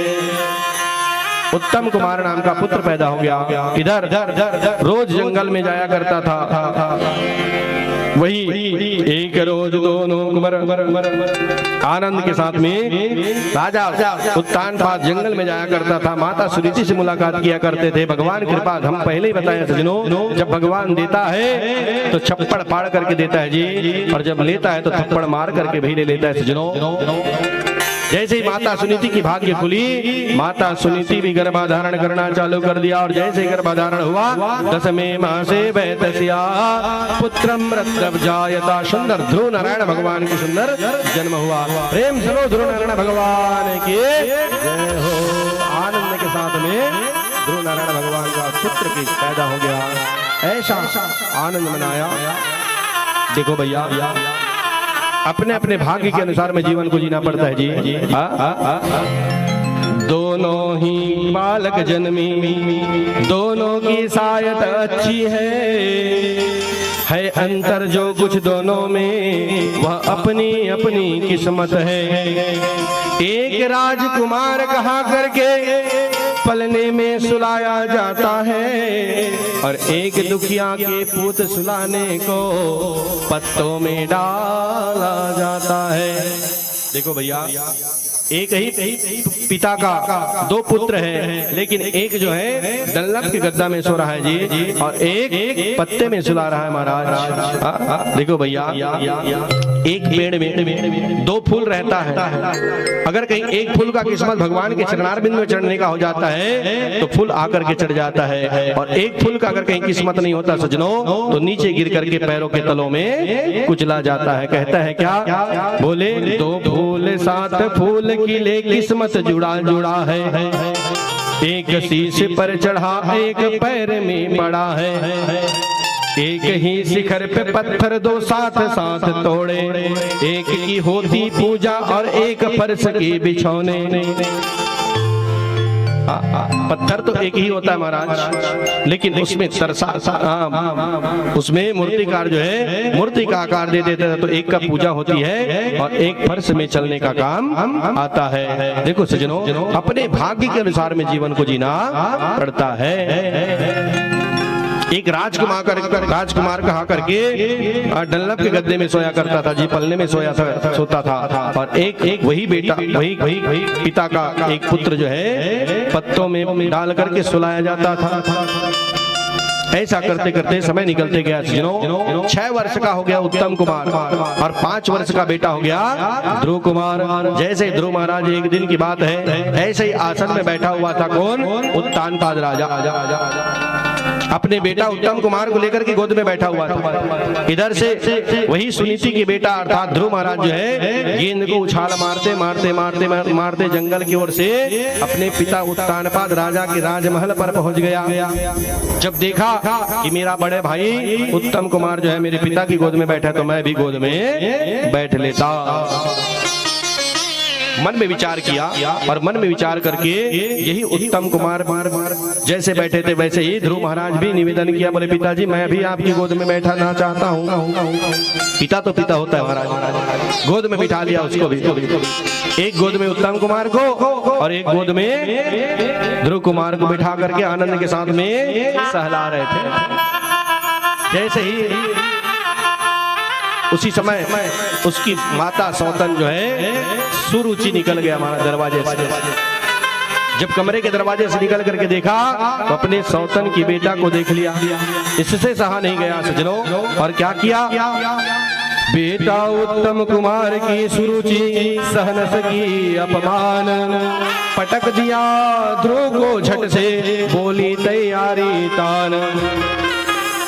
आकर के बालक 5 वर्ष का बालक था जी ध्रुव, हाथ को पकड़ा और हाथ को पकड़ करके जोर से खींच करके नीचे जमीन में पटक दिया और कहता है, बोले ध्रुव अगर तू अपने पिता के गोद में बैठना चाहती है लाला, तो जब तक तू मेरे कोख से जन्म नहीं लोगी तब तक कि तुम पिता के गोद में बैठने के लायक नहीं हो। क्या करता जी बालक ध्रुव छोटा सा जी रोना चालू कर दिया। रोते रोते रोते रोते अपने माता सुनीति के पास चले गए। जब माता सुनीति अपने बेटे की आंखों में अश्रु की धारा देखा तो कहता है, बोले लाला तूने किसी के साथ झगड़ा किया है बेटा? बोले नहीं मैया मैं किसी के साथ झगड़ा नहीं किया। तो फिर क्यों रो रहा है रे? कौन मारा तुझे? सुनीति कहती है, वो दुखियारी के दुखी लाल किसी बेदर्दी ने तुझे पटका है, वो मुझ निपुतनी के सपूत किसके आंखों में अटका है। बोले लाला क्यों रो रहा है तू बेटा? बोले क्या बताऊं मैया, मैं अपने पिता की गोद में नहीं बैठ सकता मैया। बोले बैठ सकते हो लाला, क्या हुआ? कह सुनो मैया, जैसे ही मैं अपने पिताजी की गोद में बैठा था तो मेरी माता सुरुचि आई और आकर के मुझे नीचे जमीन में पटक दिया मैया। माता सुनीति कहती है, बोले लाला बैठना है बेटा तो ऐसे परम पिता परमात्मा के गोद में बैठो रे, जो एक बार बैठने से कभी भी नीचे उतरने के लिए ना मिले। साधारण पिता के गोद में बैठोगे बेटा ये मृत्यु लोग कह रहे मर जाएगा तो उतरना पड़ जाएगा, इसलिए जब बैठना ही है गोद में लाला तो ऐसे परम पिता परमात्मा के गोद में बैठो कि एक बार बैठो तो कभी उतरने के लिए ना मिले। बालक ध्रुव मन में विचार किया, पूछा, बोले मैया हमारा और कोई पिता है? माता सुनीति कहती, बोले लाला हाँ हम सब का परम पिता परमात्मा भगवान नारायण है रे, उसकी गोद में एक बार बैठ करके देखो ना, फिर देखना क्या होता है, जिंदगी में उतरने के लिए नहीं मिलेगा लाला। बालक ध्रुव ने पूछा, बोले मैया ये हमारे परमपिता परमात्मा कहाँ मिलेगा? बोले जंगल में रहता है बेटा, जंगल में। बताओ, उसको डराने के लिए जंगल में रहता है बोल दिया। बोले मैया तब तो मैं कहीं चाहे कहीं भर भी रहे, मैं जब तक अपने परमपिता परमात्मा की गोद में नहीं बैठूंगा तब तक कि अपना श्वास नहीं लूंगा मैया। मुझे तभी आनंद आएगा जब तक मैं भगवान की गोद में नहीं बैठूंगा तब तक मुझे आनंद आने वाला नहीं है। बालक ध्रुव मन में विचार किया, बोले बेटा वहां जाओगे ना तो बड़े बड़े भालू रहता है रे, बड़े बड़े चीता रहता है बेटा, बहुत बहुत भारी भारी वहां पर पत्थर कंकड़ मिलेंगे लाला, वहां पर ना जाओ रे। बार बार समझाया। बोले मैया चाहे कुछ भी रहे, चाहे चीता रहे, चाहे शेर रहे, चाहे भालू रहे, चाहे कांटा रहे, चाहे पत्थर रहे, जब तक मैं पिता के गोद में नहीं बैठूंगा तब तक मुझे आनंद आने वाला नहीं है। दृढ़ संकल्प कर लिया। देखो सज्जनों, हमको भी ऐसा ही होना चाहिए जी जी जी। एक लक्ष्य बना करके अपने जीवन को चलना चाहिए। कोई भी एक लक्ष्य साधो, जब तक लक्ष्य नहीं साधोगे तब तक कि आपको वहां तक पहुंचने की नहीं मिलेंगे महाराज। और लक्ष्य अगर कहीं साध लिया तो निश्चित ही परमात्मा आपको वहां तक पहुंचाएगा। बालक ध्रुव 5 वर्ष की उम्र में ही लक्ष्य को साध लिया, परम पिता परमात्मा के गोद में बैठूंगा मैया। आधी रात के समय सजनों माता सोई हुई थी सुनीति मैया, चरणों में प्रणाम किया और बालक ध्रुव जो है 5 वर्ष की उम्र में ही अपने बिना चप्पल जूता के निकल गया घर से जी। जैसे घर से निकला सजनों जंगल पहुंचने ही वाला था, उसी समय देवर्षि नारद जी का आगमन हो गया। देखो भैया, कभी भी कोई भी काम करो ना, और वो भी खास करके धर्म के काम में बहुत ही कांटा पैदा होती है, याद रखना। कोई भी अगर धर्म के काम कराओ तो बहुत ज्यादा बाधाएं पैदा होती हैं, क्योंकि भगवान परीक्षा लेता है जी। साधारण स्वाभाविक सी बात है भैया, जब बच्चा स्कूल में जाता है तो अगले क्लास में जाने के लिए शिक्षक जो है उससे परीक्षा लेता है, तो ये तो हमारा पूरा जीवन की परीक्षा कैसे नहीं लेगा भगवान जी।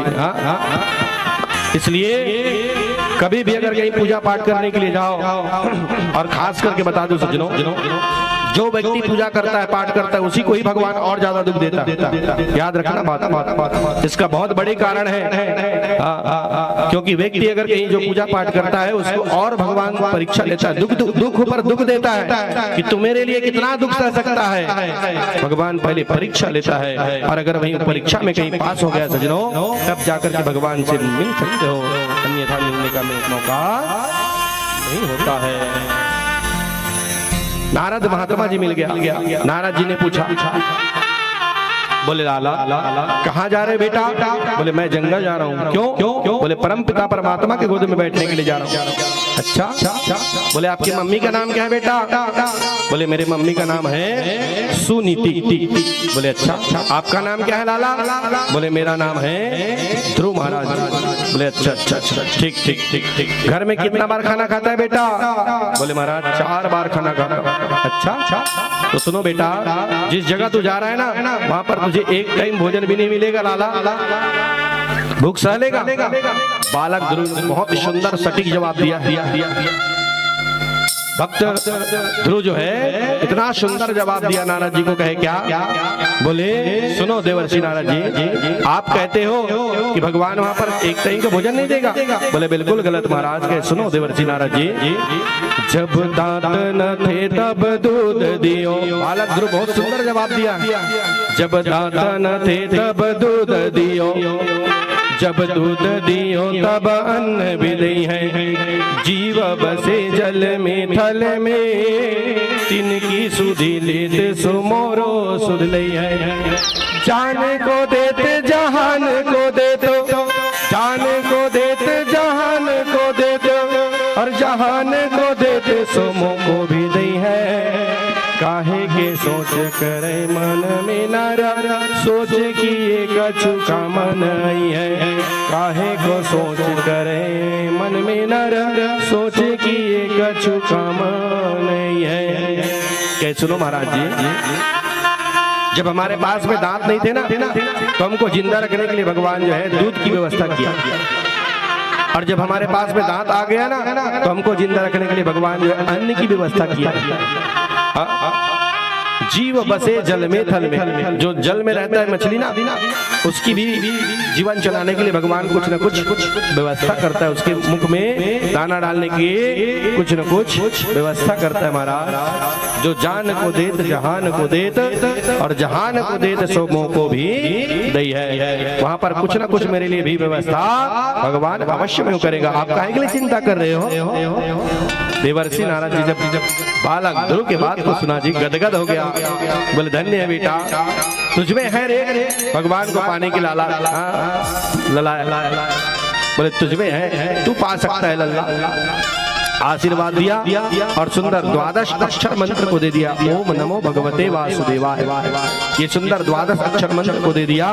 5 वर्ष का बालक, कभी स्कूल का मुख नहीं देखा था जी, ना पढ़ा था ना लिखा था जी।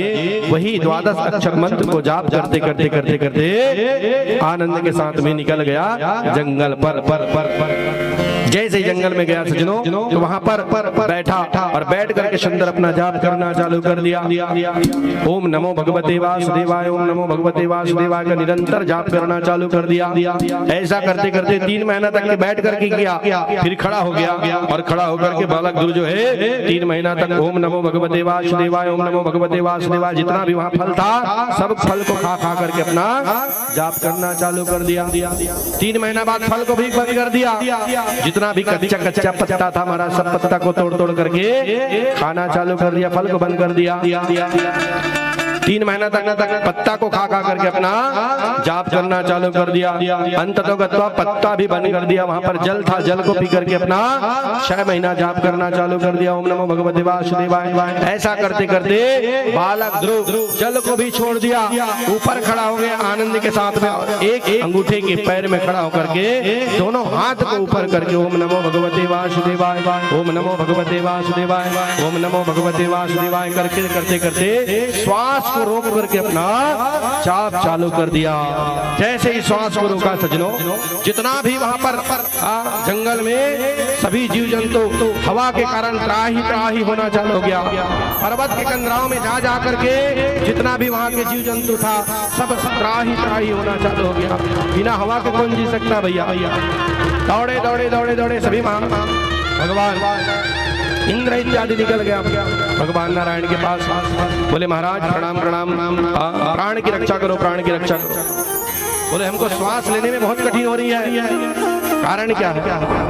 भगवान नारायण ने कहा कि सुनो मेरा एक भक्त है जो अपना निरंतर जाप कर रहा है श्वास को रोक करके, इसलिए तुमको कष्ट हो रहा है, इसलिए तुम चिंता ना करो महाराज। कुछ दिन बाद में मैं जाने वाला हूँ। कुछ दिन बाद में भगवान जो है चतुर्भुजी नारायण के रूप में आनंद के साथ में शंख चक्र गदा वनमाला लेकर के भक्त ध्रुव के पास में आनंद के साथ में प्रकट हो गया। प्रेम से बोलो नारायण भगवान की जय हो। देवता पुष्प की वर्षा करना चालू कर दिया, कुंदवी बाजा बजना चालू हो गया, तालियों के गड़गड़ाहट के साथ में आनंद के साथ में भगवान की जयकारा होना चालू हो गया। प्रेम से बोलो नारायण भगवान की जय हो। भगवान नारायण ने कहा बोले उठो बेटा, उठो रे ध्रुव, जो इच्छा करो मन माही प्रभु प्रसाद के दुर्लभ नहीं लाला, जो मंगना चाहते हो बेटा मंगलो, मैं आपके तपस्या से प्रसन्न हूँ। बालक ध्रुव दंडवत प्रणाम किया। देखो भैया प्रणाम करने की विधि, बालक ध्रुव बहुत ही सुंदर प्रणाम किया है। और तुमन कैसे प्रणाम करता हो? बोलो हाँ ये बात है। हाँ बस माड़ी में ले सिर तक को नहीं लेगा महाराज, है नहीं भाई? सिर के ऊपर में मस्तक को नहीं ले जाता। देखो सजनों ये हंसने की बात नहीं है, हाँ बुरा न माने होली है, क्योंकि जैसा माता कहा गया छत्तीसगढ़ी में कहा गया जी, जैसा जैसा घर कहा गया है। प्रेम से बोलो भगवत वत्सल भगवान की जय। जैसन जैसन घर द्वार तैसन तैसन फैरिका, और जैसन जैसन दाई दादा तैसन तैसन।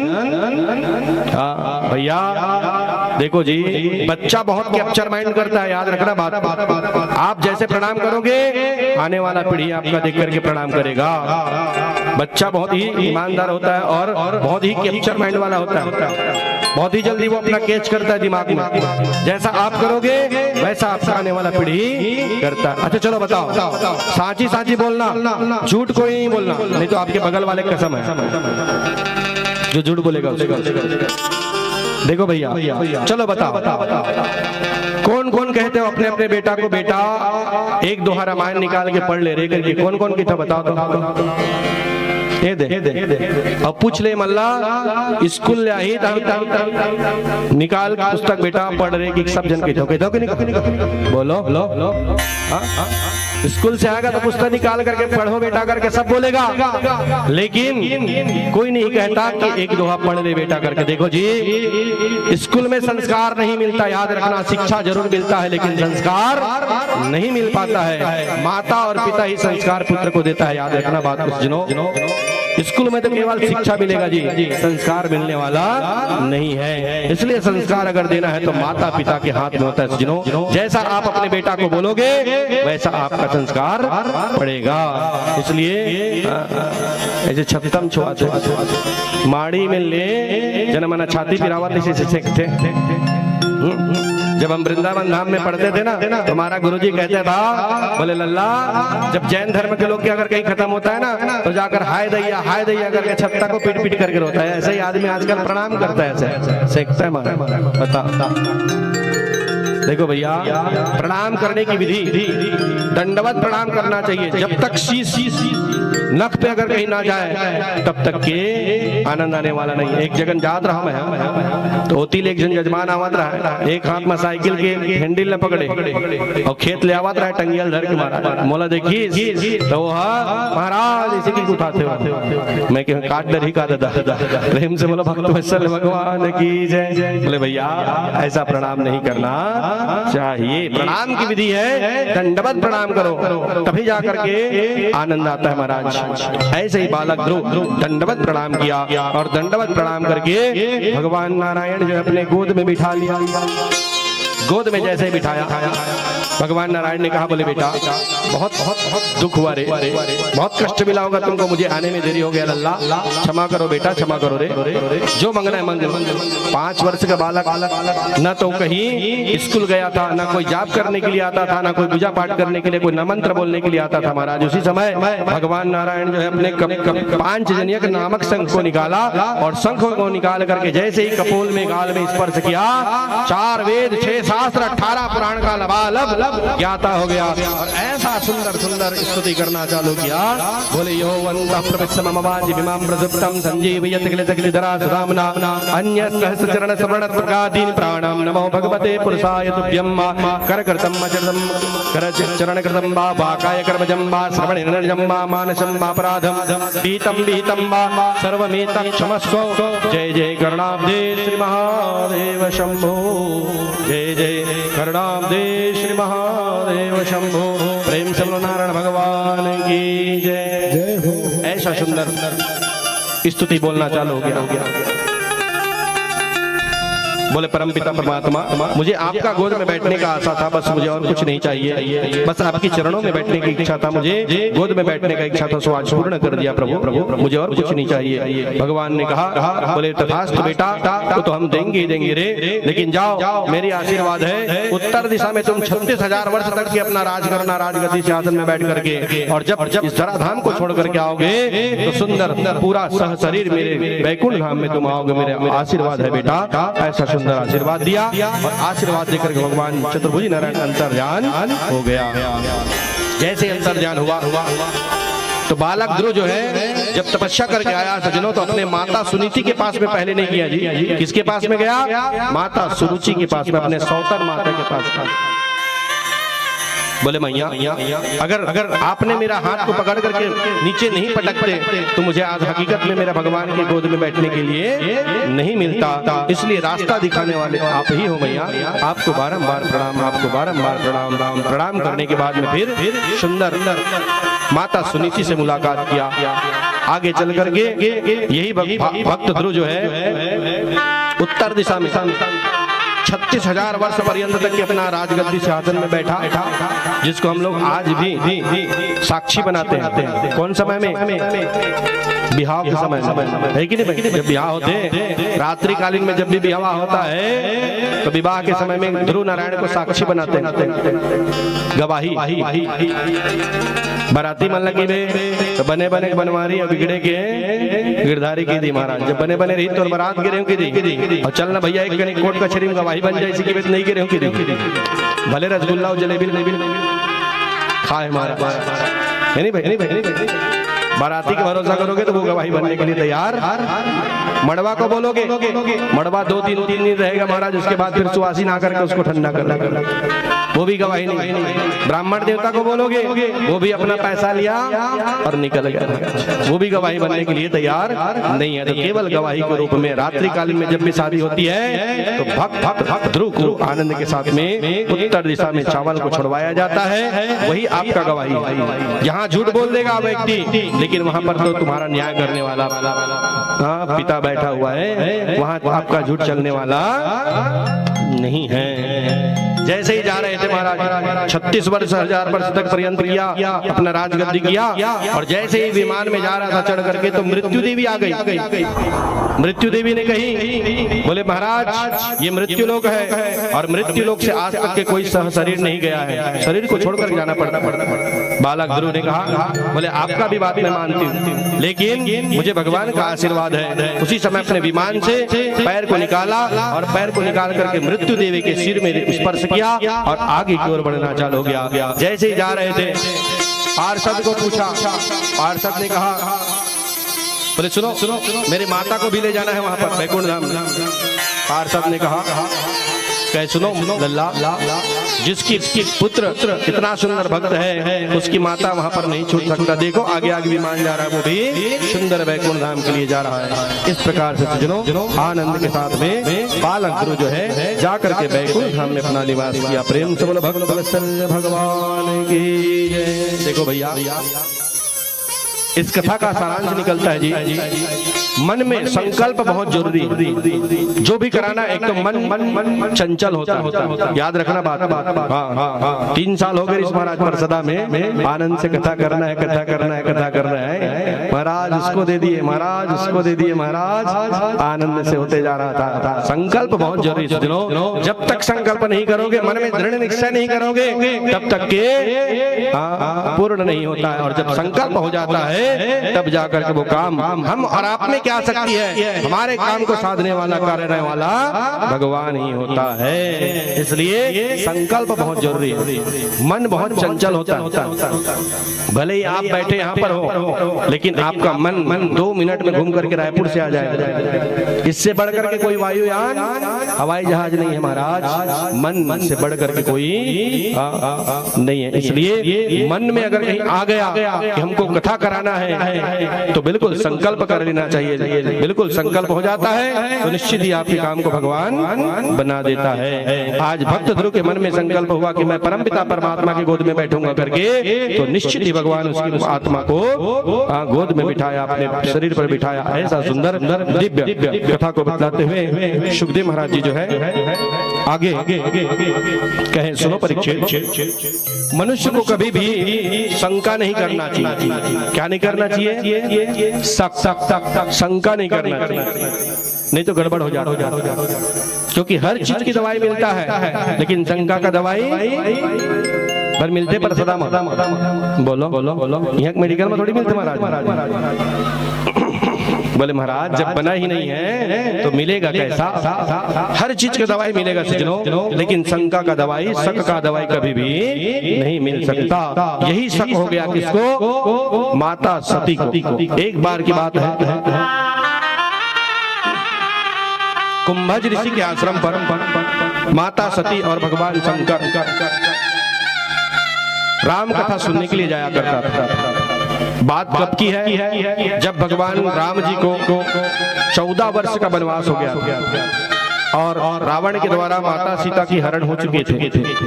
उस समय पर यही जंगल में राम भगवान जो है लता से, वृक्ष से पूछते हुए जा रहे थे, मृग से पूछते हुए जा रहे थे कि बोले हे खग मृग, हे श्रेणी, तूने मेरे सीता को देखे क्या? उधर से भगवान शंकर और माता सती जो है वापिस आ रहे थे। दोनों की मुलाकात हो गया बीच जंगल। जैसे बीच जंगल में मुलाकात हुई तो राम की इष्ट देवता कौन है? शिव।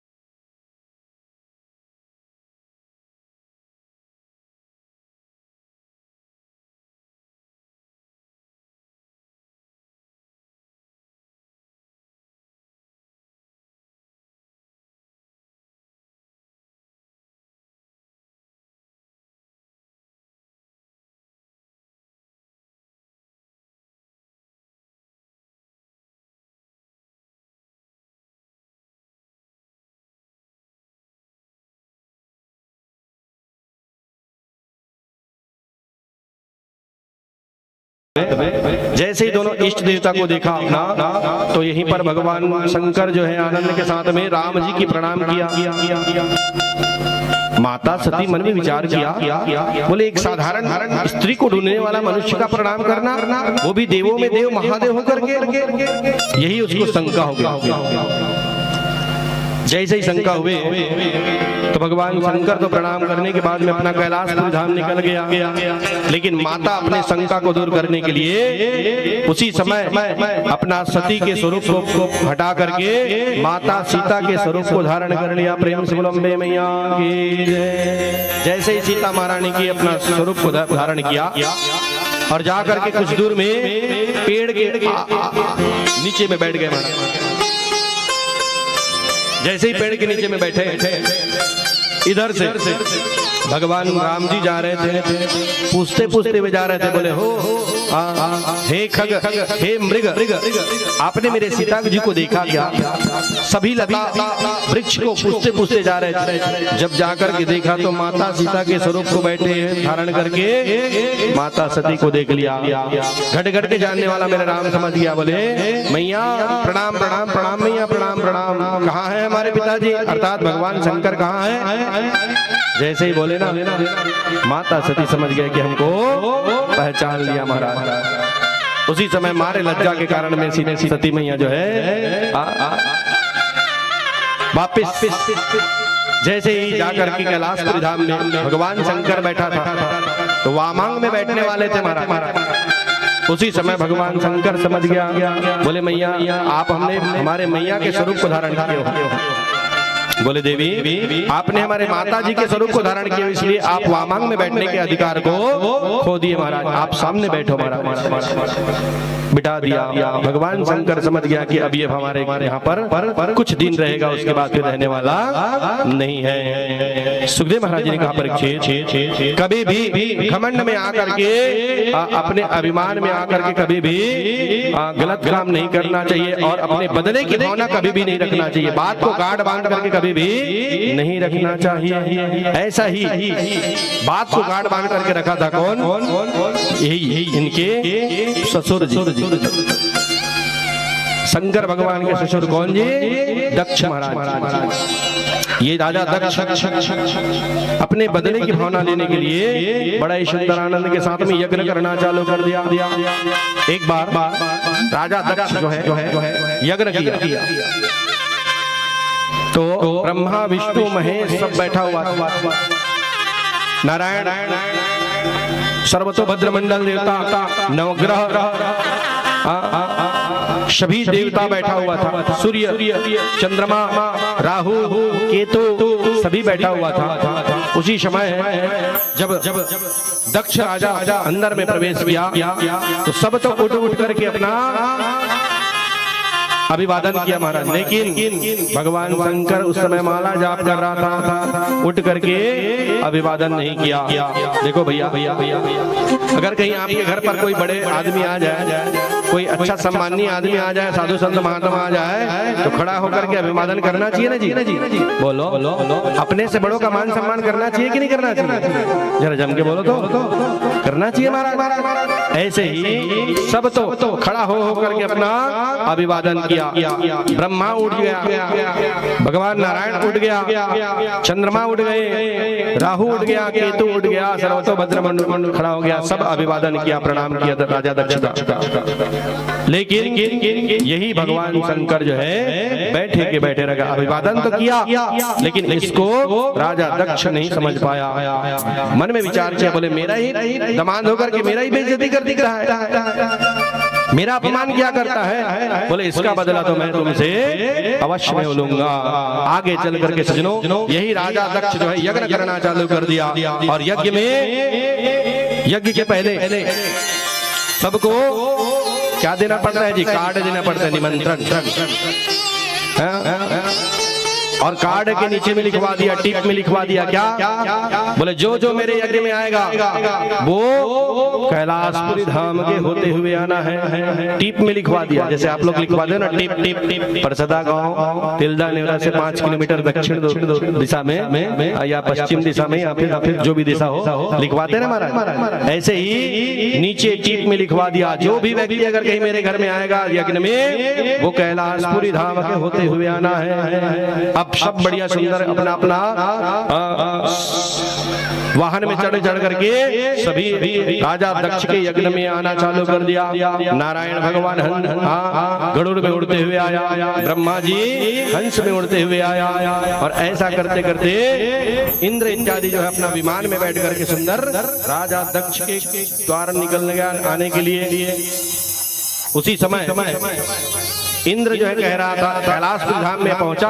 उसी समय इंद्र जो है कहना चालू कर दे, बोले चलो चलो जल्दी जल्दी चलो, क्योंकि यज्ञ है, अग्नि स्थापना करना है। राजा दक्ष यज्ञ करवा रहा है इतना बड़ा, तो चलो जल्दी महाराज चलो जल्दी। जिसको सुन लिया कौन? माता सती। जैसे ही माता सती सुनी महाराज, तो देखो भैया उत्साह कहा पिताजी के, वह चाह बेटियों से पूछो, मैके की कुशल कामना उत्साह बेटियों से पूछो। मैके मगर क्यों कुछ होते तो कौन ला खुशी होते सबसे ज्यादा? जी बोलो, बेटी मल्ला होते कि नहीं हो? कहे गए महाराज छत्तीसगढ़ी माँ मैके के कायमोल। बोले महाराज मैके के कुकुर मोल। एक मैके से बिटिया बहुत ही ज्यादा प्रेम किया करते हैं महाराज। ऐसे ही माता सती भी मन में विचार किया, बोले मेरे पिताजी के यहाँ यज्ञ हो रही है तो मुझे भी जाना जरूरी, क्योंकि बेटी बहुत ही ज्यादा सरोता खींचते मैके का महाराज, याद रखना बात। ऐसे ही हो सकता है मेरे पिताजी मुझे कार्ड दिए होंगे लेकिन मुझे अभी तक नहीं मिला। ऐसा तो नहीं है कि मुझे नहीं देंगे महाराज। मन में विचार किया और अपने पति देवता के पास जाकर के निवेदन किया। बोले स्वामी बड़ा ही सुंदर स्तुति किया है माता सती मैया। कहती है क्या? बोले प्रेम से बोलो शंकर भगवान की जय। माता सती जो है बहुत ही सुंदर निवेदन किया है। ब्रह्मा मुरारी सुराचित लिंगम निर्मल भासी सुशोभित लिंगम जन्म दुख विनाशन लिंगम तत्प्रणमामि सदा शिवलिंगम देव मुनि परिवार्चित लिंगम कामदहम करुणा कर लिंगम रावण दर्प विनाशन लिंगम तत्प्रणमामि सदा शिवलिंगम तत्प्रणमामि सदा शिवलिंगम सर्वसुगंध सुलेपित लिंगम बुद्धि विवर्धन कारण लिंगम सिद्ध सुरासुर वंदित लिंगम तत्प्रणमामि सदा शिवलिंगम तत्प्रणमामि सदा शिवलिंगम कनक महामणि भूषित लिंगम फणिपति वेष्टित शोभित लिंगम दक्ष सुयज्ञ विनाशन लिंगम तत्प्रणमामि सदा शिवलिंगम तत्प्रणमामि सदा शिवलिंगम सौराष्ट्र देशे विसिदे रम्ये भक्त ज्योतिर्मयं चंद्र कलावतंसं ज्योतिर्मयं चंद्रकलावतंसं भक्त प्रदानाय कृपावतीर्ण तं सोमनाथं शरणं प्रपद्ये तं सोमनाथं शरणं प्रपद्ये अवन्द विहितावतारम् मुक्ति प्रदानाय च सज्जनानम् मुक्ति प्रदानाय च सज्जनानम् अकाल मृत्यु परिणाक्षणार्थ वन्दे महाकाल महासुरेशा वन्दे महाकाल महासुरेशम। प्रेम से बोलो शंकर भगवान की श्री शिवाय नमस्तुभ्यं। जोर से बोलो श्री शिवाय श्री शिवाय नमस्तुभ्यं। जैसे ही शंकर भगवान की स्तुति क्या बोले देवी क्या बात है? बोले मैं मैका जाने के लिए चाहती हूँ महाराज। बोले क्यों क्यों क्यों क्यों? बोले मेरे घर में यज्ञ हो रहा है, मेरे पिताजी यज्ञ न करवा रहा है, इसलिए मैं मैके जाने के लिए चाहती हूँ। कृपा करके आप मुझे आप भेज देते तो आनंद आ जाता। भगवान शंकर ने कहा बोले देवी सुनो सुनो सुनो, जहाँ पर आमंत्रण नहीं हुआ है ऐसे जगह में जाओगे तो अपमान को भी सहना पड़ जाएगा।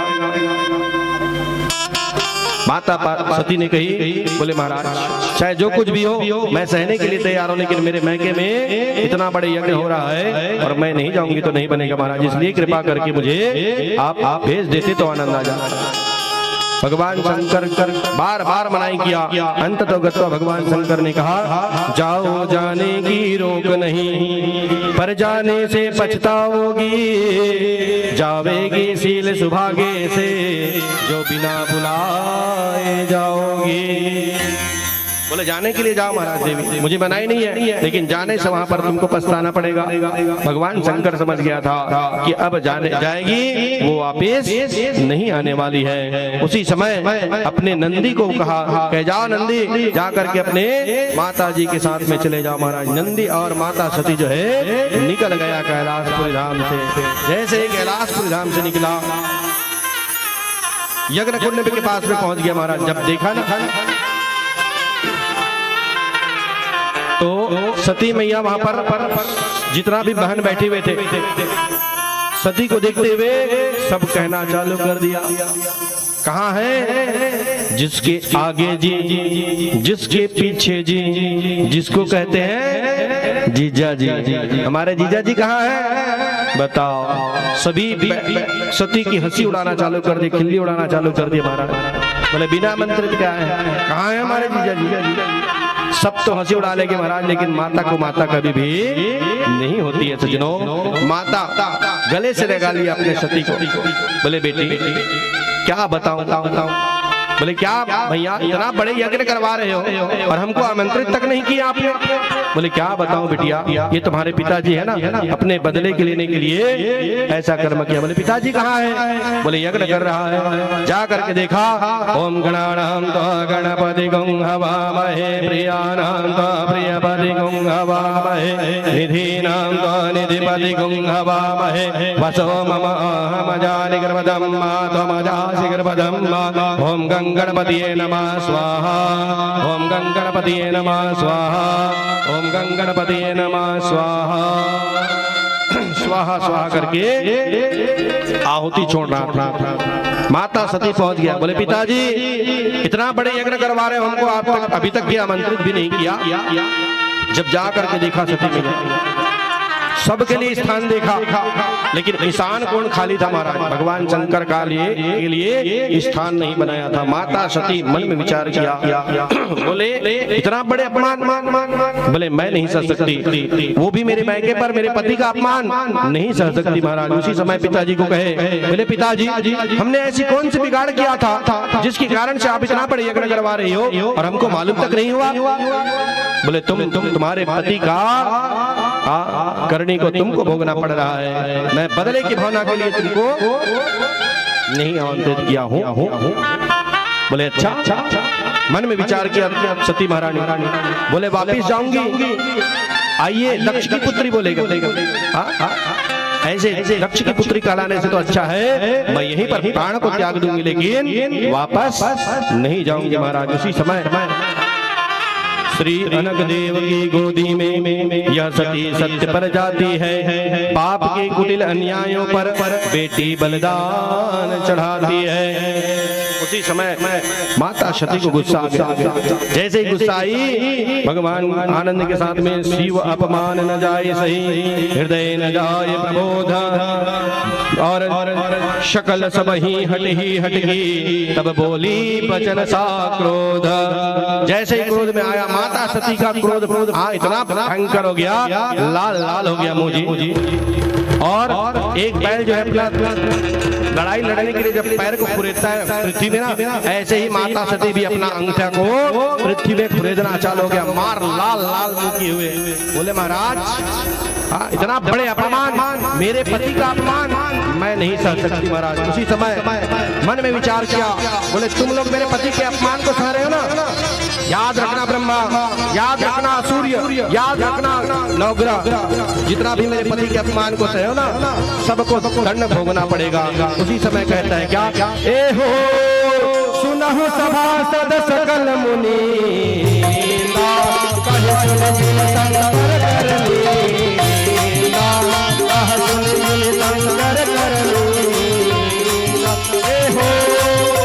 सकल फल सब पाहु, भले भाग्य पछताव पिता,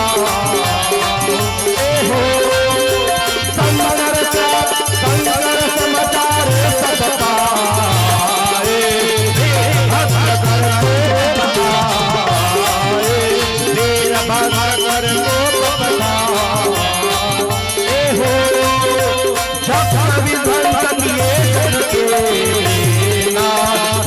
विधि मद फल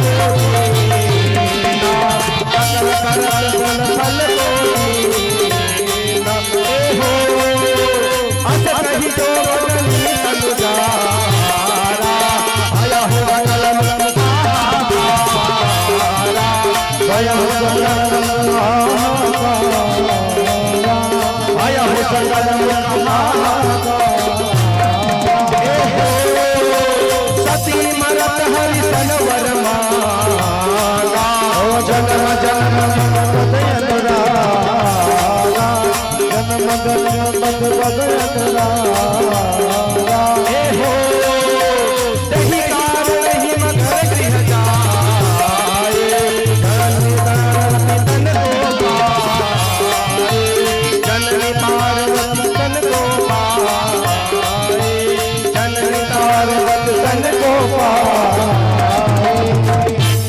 सुनहु सभासद सकल मुनिंदा, कहीं सुनि जिन शंकर कर निंदा। कहे कान खोल करके सुन लो, सूर्य तू मेरा पति को अपमान को सह रहा है ना, हाँ याद रखना तुमको दंड को भोगना पड़ेगा।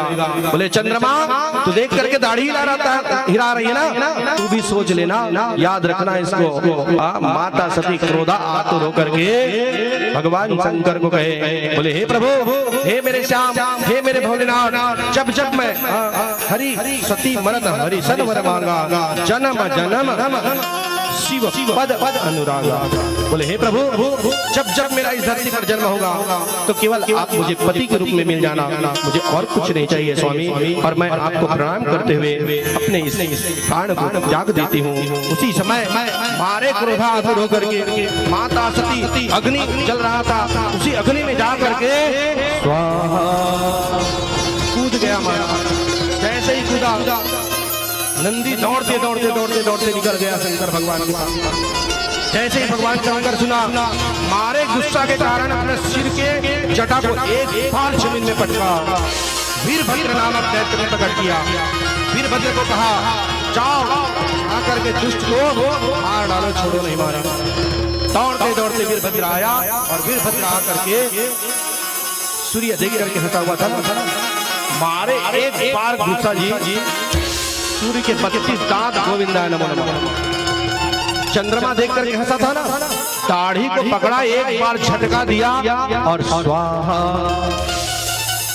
ऐसा करते करते जैसे यज्ञ के पास में पहुंचा, राजा दक्ष को पकड़ लिया, और राजा दक्ष को पकड़ करके एक बार जैसे ही सिर को मड़ोरा महाराज, जैसे माताएं मूली से भाजी को अलग करने के लिए एक बार मड़ोड़ते हैं ना, ऐसे ही एक बार लगाया छटका, धड़ अलग और सिर को स्वाहा, अग्नि में स्वाहा, सभी देवता त्राही त्राही हो गया।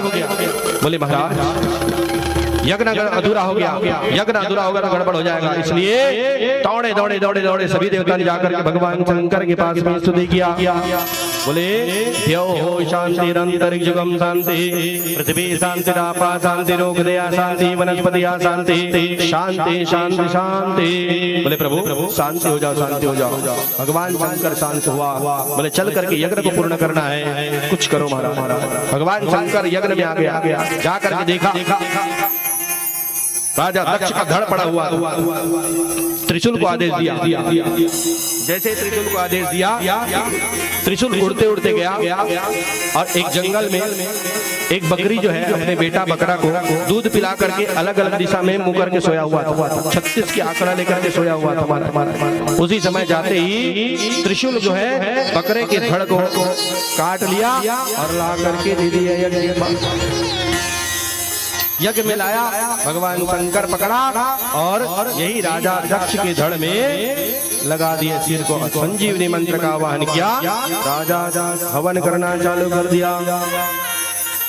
जैसे ही भगवान शंकर जब देखना चालू किया जी तो वहां पर माता सती का जो शरीर जलना चालू हो गया था। जैसे ही फिर देखा भगवान पागल की भांति हो गया। फिर जैसे ही पागल की भांति हुआ, भगवान शंकर अपने सती की शरीर को अपने कंधा में रख लिया महाराज, और कंधा में रख करके पागल की भांति घूमना चालू हो गया। भगवान नारायण ने सोचा अगर जब तक ये माता सती के अंग प्रत्यंग भगवान शंकर के पास रहेगा तब तक के भगवान शंकर पागल की भांति घूमेगा, इसलिए मुझे कुछ करना चाहिए। चक्र सुदर्शन को आदेश दिया और चक्र सुदर्शन जाकर के सरसर सरसर के आवाज के साथ में माता सती के अंग प्रत्यंग को काटना चालू कर दिया। प्रेम शबल भक्त वत्सल भगवान की जय। जहाँ जहाँ पर माता की अंग प्रत्यंग गिरा हुआ है वहाँ पर आज भी माता की सुंदर 51 जगहों पर गिरा हुआ है। शक्तिपीठ मंदिर का निर्माण हुआ है। जैसे जहाँ पर माता की दांत गिरा हुआ है वहाँ पर माँ दंतेश्वरी मंदिर का निर्माण हुई। प्रेम से बोलो माँ दंतेश्वरी मैया की।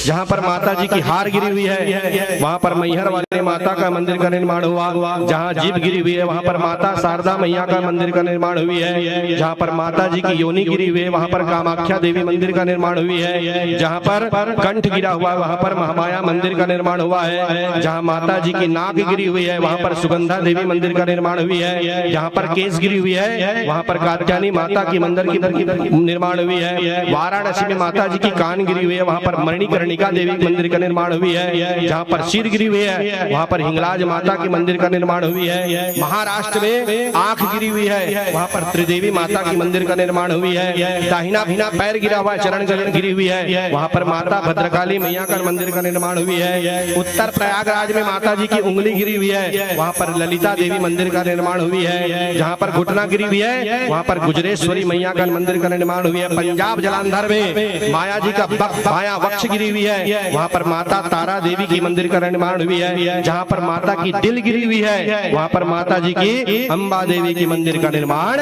हुई है। इस प्रकार से सज्जनों 51 जगहों पर माता जी की 51 जगह पर सिद्धपीठ मंदिर का निर्माण हुई है। प्रेम से बोलो माता रानी की जय हो। ऐसा सुंदर आनंद के साथ में 51 जगहों की सुंदर शक्तिपीठ की निर्माण को बदलाते हुए आज प्राचीन बरही की कथा को सुनाया। प्रियव्रत की कथा को सुनाते हुए आनंद के साथ में ऋषभ देव नारायण भगवान की सुंदर कथा को सुनाया। ऋषभ देव नारायण भगवान जो है 24 अवतार में एक अवतार है जो परम हंस और धर्म निर्माण का किया। परम ज्ञानी का सत्कर्मी का ज्ञान का उपदेश दिया। साक्ष्य योग के बारे में बहुत ही सुंदर ये हमारे ऋषभ देव नारायण भगवान की सुंदर कथा को बतलाते हुए सुखदेव महाराज जी ने कहा, सुनो परीक्षित, ये हमारा भारत देश का नाम क्या था जी? बोलो बोलो बोलो बोलो कौन बताएगा? बताओ बताओ बताओ बताओ। प्रेम से बोलो भगवत वत्सल भगवान की जय। बहुत सुंदर बोल रहा है, लेकिन हमारे भारत देश का नाम क्या था? एक बार जोरदार बोलो, जोर से बोलो। कौन कौन बताएगा? और उसके अलावा और कोई बताने वाला है? हाँ नहीं, वो तो ठीक है महाराज, वो भी ठीक है, मानते हैं हम बात को आपका। लेकिन हमारे भारत देश का नाम अजनाब खंड था। क्या था? अजनाब खंड। ये तो अपना माइंस साइंस में दिया महाराज, वो वाला जो आप बता रहे हो ना, वो साइंस में दिया है, वो वाला नहीं है। हमारे भारत देश का नाम है अजनाब खंड। ये 3 भरत के ही कारण से हमारा देश का नाम पड़ गया भारत देश। कौन कौन सा भरत? एक हुआ राम जी के भाई। हाँ, बहुत सुंदर। एक बार परीक्षित के लिए जोरदार तालियां मेरे परीक्षित के लिए। बहुत सुंदर, बहुत सुंदर, बहुत सुंदर। गदगद हो गया मेरा दिल। बहुत बढ़िया। ये राम जी के भाई भरत और दूसरा शकुंतला के पुत्र भरत। ये शकुंतला के पुत्र भरत इतना बलवान था कि शेर के दांत को खड़े खड़े गिनता था हमारा जुंगले से। मरे वाले नहीं, जिंदा वाले। प्रेम से बोलो भगवत वत्सल भगवान की जय। इतना बलवान था ये शकुंतला के पुत्र भरत। और दूसरा तीसरा भरत है, यही ऋषभ देव नारायण के पुत्र भरत। यही तीनों भरत के कारण से हमारा देश का नाम पड़ गया भारत देश। तभी तो कहता है जी, भारत देश हमारा प्राणों से प्यारा, भारत देश हमारा प्राणों से प्यारा। इसी में गंगा, इसी में यमुना, इसी में है तीनों धारा, प्राणों से प्यारा भारत देश हमारा, प्राणों से प्यारा। देखो भैया, ये ऐसे भारत देश और ऐसे भारत देश के अंतर्गत हमारे रायपुर छत्तीसगढ़ राजधानी, और ऐसे रायपुर छत्तीसगढ़ राजधानी के अंतर्गत में हमारा प्रेम से बोलो भगवत वत्सल भगवान की जय। बलौदा बाजार जिला पड़ता है ना, रायपुर जिला है। ऐसे राजधानी के अंतर्गत में हमारे रायपुर जिला के अंतर्गत में परसदा नाम का सुंदर गांव, और ऐसे परसदा गांव के भक्तों के लिए बहुत ही सुंदर आनंद के साथ में ये भारत देश। इसी कारण कहता है क्या, जहाँ राम नाम की अमृत बरसे, हर पल सवेरा, ये परसद गाँव है मेरा, ये परसद गाँव है मेरा, ये परसद गाँव है मेरा, ये परसद गाँव है मेरा। जहाँ राम नाम की अमृत बरसे, हर पल सवेरा, ये परसद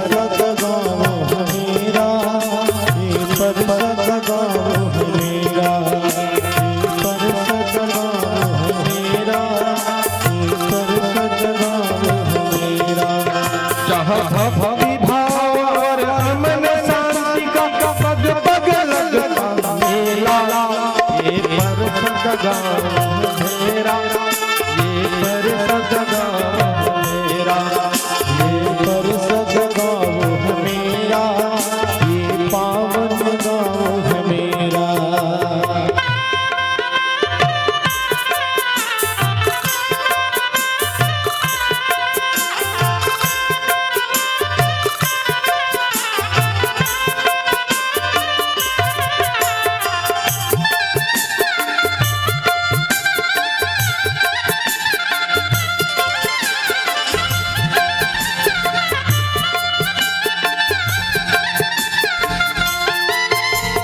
सांझ सवेरे माँ शीतला की होती नित्य पूजा, होती नित्य पूजा।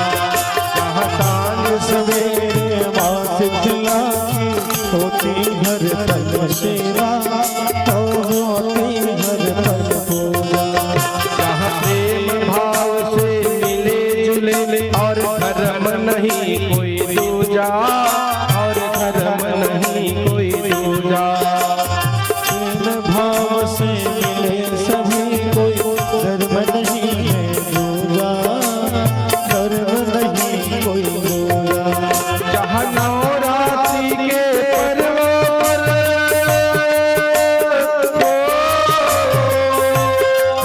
जहाँ नवरात्रि के पर्व पर लगता है जन का मेला, परसद गाँव है मेरा, ये परसद गाँव है मेरा, ये परसद गाँव है मेरा, ये पावन गाँव है मेरा।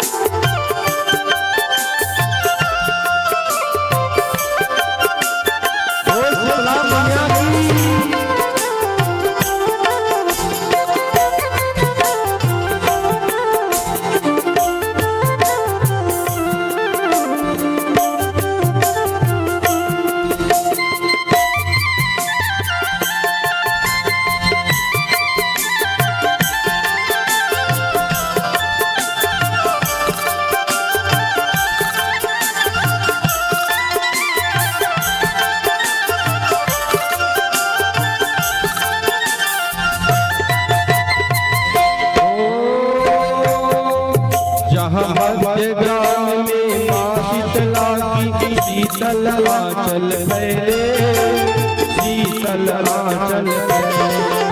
हमारे गाँव में माँ शीतला की शीतल आंचल है, शीतल आंचल। मध्य गाँव में माँ शीतला की शीतल आंचल है रे, शीतल आंचल है। मध्य गाँव में माँ शीतला की शीतल आंचल है, शीतल आंचल।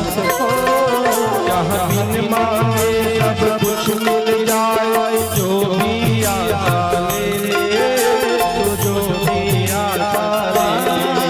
जहाँ बिन मांगे सब कुछ मिलता है, जो भी आशा ले ले, जो भी आशा ले ले। जहाँ राम चरण में ज्योति करना, जहाँ राम चरण में ज्योति करना, चारे हनुमत वीरा, ये परसद गाँव, ये परसद गाँव, ये परसद गाँव है मेरा, ये पावन गाँव है मेरा। जहाँ राम नाम की अमृत बरसे हर पल सांझ सवेरा, ये परसद गाँव, ये पावन गाँव है मेरा, ये परसद गाँव है मेरा, ये पावन गाँव है मेरा। ये परसद गाँव है मेरा, ये पावन गाँव है मेरा, ये परसद गाँव है मेरा, ये पावन गाँव है मेरा, ये परसद गाँव है मेरा, ये परसद गाँव है मेरा, ये पावन गाँव है मेरा, ये परसद गाँव है। जहाँ राम नाम की अमृत बरसे हर पल सांझ सवेरा। आगे बोलो बोलो, भैरा हो तो जोर से बोलो बोलो बोलो। जहाँ राम नाम की अमृत बरसे हर पल सांझ सवेरा, ये परसद गाँव है, ये परसद गाँव है। प्रेम से बोलो भगवान वत्सल भगवान की, बोलो राधे राधे। यही रही भरत के कारण से इस देश का नाम पड़ गया भारत देश। भारत उन्हीं योगेश के हुए पुत्र गुणधाम, जिनके कारण देश ने पाया भारत नाम। यही ऋषभ देव नारायण भगवान का सुंदर सुंदर एक भरत नाम का पुत्र था। ये भरत महाराज जी रोज भगवान सूर्य नारायण को अर्घ देने के लिए गंडकी नदी जाया करता था। सुबह से लेकर के संध्या तक पूजा पाठ करने वाले भरत महाराज जी था। भगवान सूर्य नारायण को अर्घ देने के लिए रोज गंडकी नदी में जाया करता था। 24 घंटा पूजा किया करता था। ऐसा करते करते सज्जनों यही भरत महाराज जैसे ही आगे चला गंडकी नदी में जाकर के भगवान सूर्य नारायण को अर्घ दे रहा था। ओम घृणी सूर्याय नमः, ओम दिवाकराय नमः, ओम प्रभाकराय नमः। हुआ क्या वही गंडकी नदी के कुछ दूर में एक जंगल था। उसी जंगल में कुछ हिरण के झुंड जो है घूम रहे थे महाराज। कारण एक गर्भवती हिरणी आ पहुंची नदी किनारे पर, तब तक देव सिंह दहाड़ उठा जंगल के उस किनारे पर। जैसे ही हिरणी वहां पर झुंड के झुंड घूम रहे थे महाराज, चारा चर रहे थे। उसी जंगल के जंगल में जैसे ही सिंह जो है दहाड़ मारा तो सभी हिरणी अपना अपना प्राण को बचाने के लिए वही गंडकी नदी को कूद कूद करके पार लगाना चालू कर दिया। लेकिन उसी में से एक गर्भवती हिरणी थी जो गर्भ धारण किया हुआ था। वही हिरणी ने वहां छलांग भरी, साहसा न रहा दम छूट गया। दूसरी तरफ मर गई मृगी, पर गर्भ वहीं पर छूट गया। जैसे ही गर्भिणी हिरणी छलांग लगाए प्राण को बचाने के लिए, तो छलांग तो लगा कर उस पार जाकर के मर गई महाराज। लेकिन उसकी गर्भ जो है वही नदी में गिर गया और वही नदी में बहते बहते बहते कहां पर आ गया, जहां पर भरत महाराज जी सूर्य नारायण को अर्घ दे रहा। हाथ में आ गया मृगछौना के बच्चा। जैसे मृगछौना के बच्चा हाथ में आया तो मृगछौना के बच्चा को देख करके मन में विचार किया, बोले ये छोटा सा बच्चा है, इसको अगर कहीं नदी में छोड़ दूंगा तो यहाँ पर बड़े बड़े जीव जंतु रहता है, मछली इत्यादि खा देंगे, मगर इत्यादि जो है खा डालेगा महाराज। इसलिए मैं इसको अपने साथ में लेकर के चला जाता हूँ। ये सोच करके वही भरत महाराज जी उस मृगछौना को लेकर के घर में आ गया। अब उसके लिए समय निकालना चालू कर दिया। भाई उसको भी नहलाना है, खाना खिलाना है, उसको भी सोनाना है महाराज। तो 24 घंटा पूजा करने वाला 2 घंटा कम हो गया पूजा। 2 घंटा मृग के छौना बच्चा में अपना आसक्ति जलाना चालू कर दिया। ऐसा करते करते धीरे धीरे करते महाराज पूजा में मन कम लगना चालू हो गया और माया रूपी मृग पर आसक्ति बनाते गया। ऐसा करते करते सज्जनों एक समय ऐसा आया कि 24 घंटा केवल हाय मृग कहते हुए चलना चालू हो गया। आओ मृग छौना खेलेंगे, आओ मृग छौना सोएंगे, आओ मृग छौना घूमने चले। केवल मृग में आसक्ति बना लिया। अंततः गत्वा एक दिन क्या हुआ, अपनी भी चिंता ना कर सके। उस चिंता शिशु की चिंता में ममता ना मोक्ष का रूप रहा। उस मृग छौने की ममता में मृग छौना के बच्चा को जैसे बढ़ा जा करके जंगल घुमाने के लिए गया हुआ था। वही जंगल पर कुछ मृग के झुंड को देख लिया और वो मृग जो है जाकर के अपने झुंड पर मिल गया महाराज। इधर चारा चलते बहुत दूर चला गया। इधर मृगछौना को ढूंढते परेशान हो गया, लेकिन भरत को मृग नहीं मिला महाराज। अंततः गत्वा हाय मृग करते करते अपने प्राण को त्याग दिया। जाकी रही अंतिम मति सा उसकी अंतिम गति।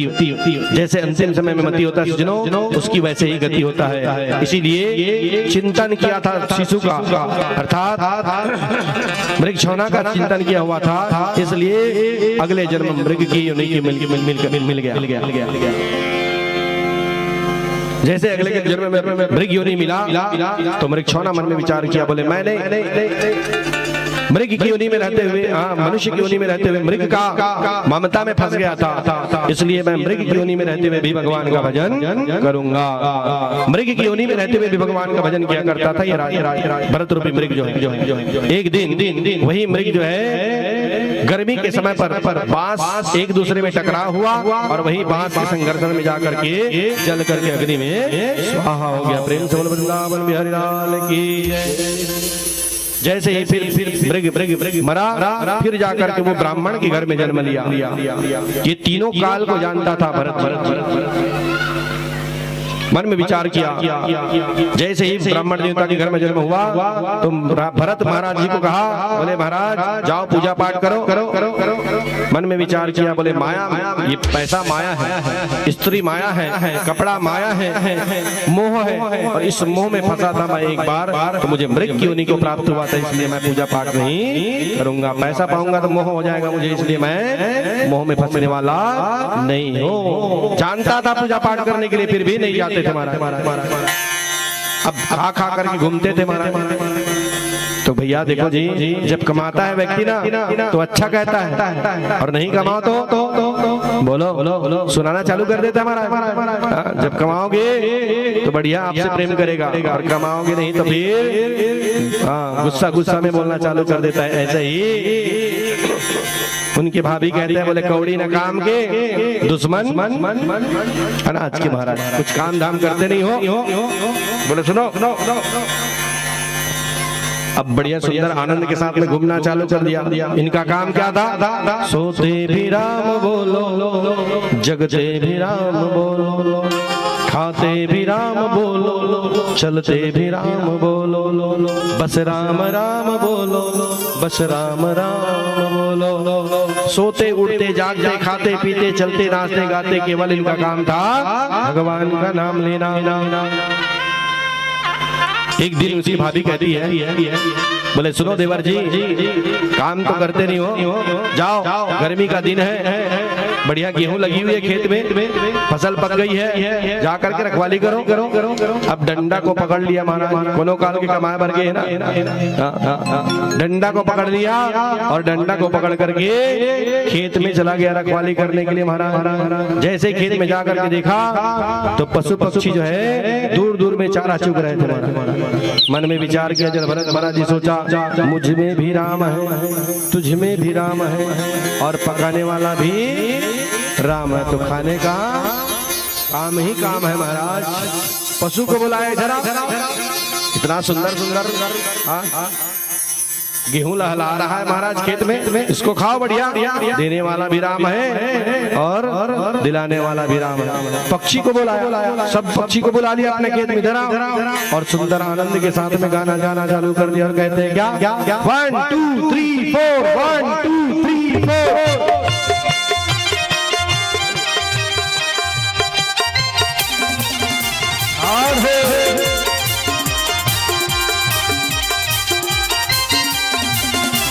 राम जी की चिड़िया राम जी की है, राम जी की चिड़िया राम जी की है, चुगोरे चिड़िया भर भर में, चुगोरे चिड़िया भर भर में। राम जी की चिड़िया राम जी की है, राम जी की चिड़िया राम जी की है, चुगोरे चिड़िया भर भर में, चुगोरे चिड़िया भर भर में।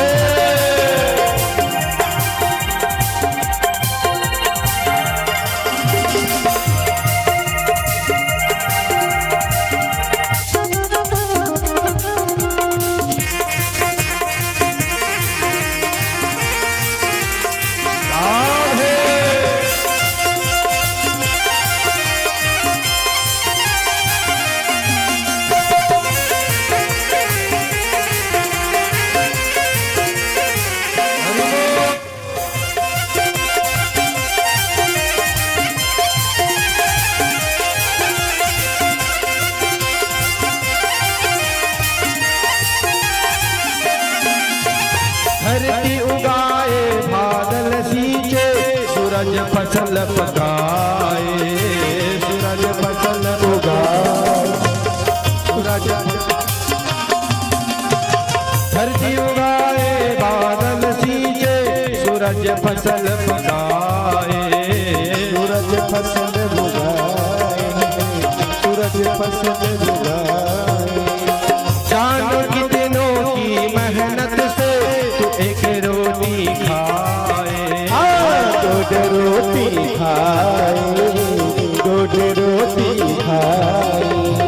जाने दिनों की मेहनत से तू एक रोटी खाए, दूध रोटी खाए, दूध रोटी खाए। वही है खालिक, वही है मालिक, वही है खालिक, वही है मालिक, वही है खालिक, वही है मालिक, मालिक वही है मालिक, सबके दाता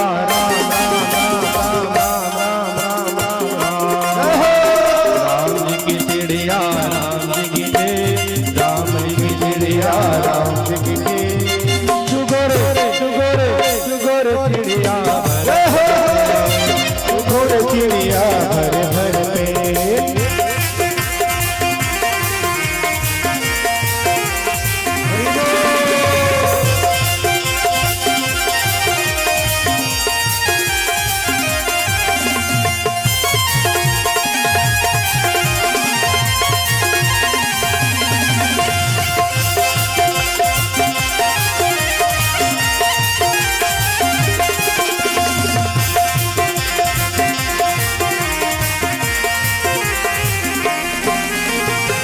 देने वाला और कोई देता ही रहता है, देता ही रहता है, देता ही रहता है। देने वाला और कोई देता ही रहता है, देता ही रहता है, देता ही रहता है। हमने दिया है जगवाल को ऐसा भरम रहता है, ऐसा सब कहता है, ऐसा सब कहता है। ओ हमने दिया है जगवाले को ऐसे भरम रहता है, ऐसा भरत रहता है, ऐसा भरत रहता है। ओ वही है खालिक, वही है मालिक, खालिक वही है मालिक, वही है खालिक, वही है मालिक, वही है खालिक, वही है मालिक, सबके दाता हे राम जी की, राम जी की, राम जी की चिड़िया, राम जी की शुगर शुगर शुगर चिड़िया भर भर पे, राम जी की चिड़िया, राम जी की खेत, तू घोड़ चिड़िया भर भर पे। शुगर चिड़िया भर भर पे, ओ तू घोड़ चिड़िया भर भर पे। शुगर चिड़िया भर भर पे, तू घोड़ चिड़िया भर भर पे। घोड़ चिड़िया भर भर पे। घोड़ चिड़िया भर भर पे। तू घोड़ चिड़िया भर भर पे। तू घोड़ चिड़िया भर भर पे। राम जी की चिड़िया, राम जी की खेता, चुगोरे चिड़िया भर भर पेटा। प्रेम से बोलो सियावर रामचंद्र की। आनंद के साथ में जितना भी चिड़िया बाहर में चुग रही थी महाराज, सबको बुला बुला करके जब भरत महाराज जी बढ़िया सुंदर चारा का जुगाना चालू कर दिया। भाभी मन में विचार किया उनकी, बोले चल आज मोर देवर है कोनो काल के रखवारी रखे बरगे हैं, तो बढ़िया सुंदर चुटकी में बासी, मटकी में बासी और चुटकी में नून। अब मैं गावत हूँ तिलक कान देखे, प्रेम से बोलो भगवान की जय हो। बढ़िया सुंदर मटकी में बासी लेकर के पहुंच गया हमारा। जब पहुंचे तो देखा वहां पर सभी पशु को बुला बुला करके, सभी पक्षी को बुला बुला करके भोजन करा रहा था। बोले दैया रे दैया, वहीं पर मटकी को पटक दिया और कहे, बोले भरत तेरे क्या क्या इसलिए भेजा गया था यहाँ पर और तू क्या कर रहा है? बोले सुनो भाभी, आपने बोला था खेत की रखवाली करने के लिए, चश्मा लगा के देख ले खेत लगो लेगत का तो बता। इतना सुंदर जवाब दिया है। बोले चश्मा लगा करके देख लो महाराज, खेत को कोई ले जा रहा है क्या आपका? महाराज तेरा नाम भी कोई काम तो करते नहीं हो, इसलिए मैं तेरे नाम को जड़ भरत रख देता हूँ महाराज। जड़ भरत रख दिया, तेरा मट्टी जो है जड़ की तरह हो गया, इसलिए मैं तुम्हारा नाम जड़ भरत रख देता हूँ। और धक्का लगा दिया अपना घर से और बाहर निकाल दिया। बोला झट झट भग यहाँ से। बोले कौड़ी ना काम के और दुश्मन अनाज के। महाराज जड़ भरत महाराज मन में विचार किया, जहाँ ले चलोगे श्याम वहाँ हम चलेंगे, जहाँ पे रखोगे श्याम वहाँ हम रहेंगे। जंगल में घूमना चालू हो गया, फल को खा खा करके अपना जीवन चलाना चालू कर दिया। उसी समय वही जंगल के एक राजा था भील, जो अपने भद्रकाली मैया को प्रसन्न करने के लिए, पुत्र जन्म जो उत्सव में प्रसन्न करने के लिए नर बलि देने का प्रतिज्ञा किया था। 2 सैनिक को भेज दिया, बोले जाओ ऐसा कोई हष्ट पुष्ट व्यक्ति को लेकर के आना जो हमारे माता भद्रकाली को प्रसन्न कर डाले। 2 सैनिक गया और जैसे ही जंगल में गया तो किसको मिल गया? वही जड़ भरत महाराज जी को मिल गया। जड़ भरत महाराज जी के दोनों हाथ को पकड़ लिया और लेके आ गया किसके पास में? राजा भील के पास। जैसे भील के पास में आया तो देखो भैया, बकरा को बलि चढ़ाने के पहले क्या किया करता है जी? बोलो पहले पूजा आरती करते हैं महाराज। ऐसे ही राजा भील भी सुंदर पूजा करना चालू कर दिया भरत महाराज जी का। और पूजा आरती करने के बाद में अदालत में पूछा जाता है अंतिम में कि तुम्हारी अंतिम ख्वाहिश कुछ है? पूछता है कि नहीं पूछता है महाराज फांसी लगाने के पहले? ऐसे ही राजा भील भी ने पूछा, बोले तुम्हारा अंतिम कुछ आपके है क्या महाराज विचार? बोले महाराज केवल बस थोड़ा सा भगवान की पूजा करने के लिए दीजिए माता जी की, उसके बाद आपको जैसा करना होगा कर लेना महाराज। जड़ भरत महाराज इतना सुंदर माता भद्रकाली की स्तुति किया महाराज, और कहते हैं क्या? सुन मेरी देवी पर्वत वासनी, तेरा पार न पाया माँ, पान सुपारी ध्वजा नारियल ले तेरी भेंट चढ़ाया माँ, सुभग चोली तेरे अंग विराजे, केसर तिलक लगाया माँ, ब्रह्मा वेद पढ़ते हैं तेरे द्वारे, शंकर ध्यान लगाया माँ, नंगे पग तेरे आला दाढ़े, चरणों में शीश चढ़ाया माँ, पर्वत दिवाले नीचे शहर बसाया माँ, सतयुग त्रेता द्वापर मध्य कलयुग राज बनाया माँ, भानु धूप दीप नैवेद्य आरती मोहन भोग लगाया माँ, भानु भगत मैया तोरे गुण गावे, मनवांचित फल पावे माँ, सुन मेरी देवी पर्वत वासनी, तेरा पार न पाया माँ, तेरा पार न पाया माँ, तेरा पार न पाया माँ। बड़ा ही सुंदर स्तुति करते हुए कहते हैं, तेरे बिना माँ जी कौन सुनेगा दुख मेरा, तेरे बिना अम्बे जी कौन सुनेगा दुख मेरा, तन मन से मैं तो अम्बे, तन मन से मैं तो अम्बे सेवक तेरा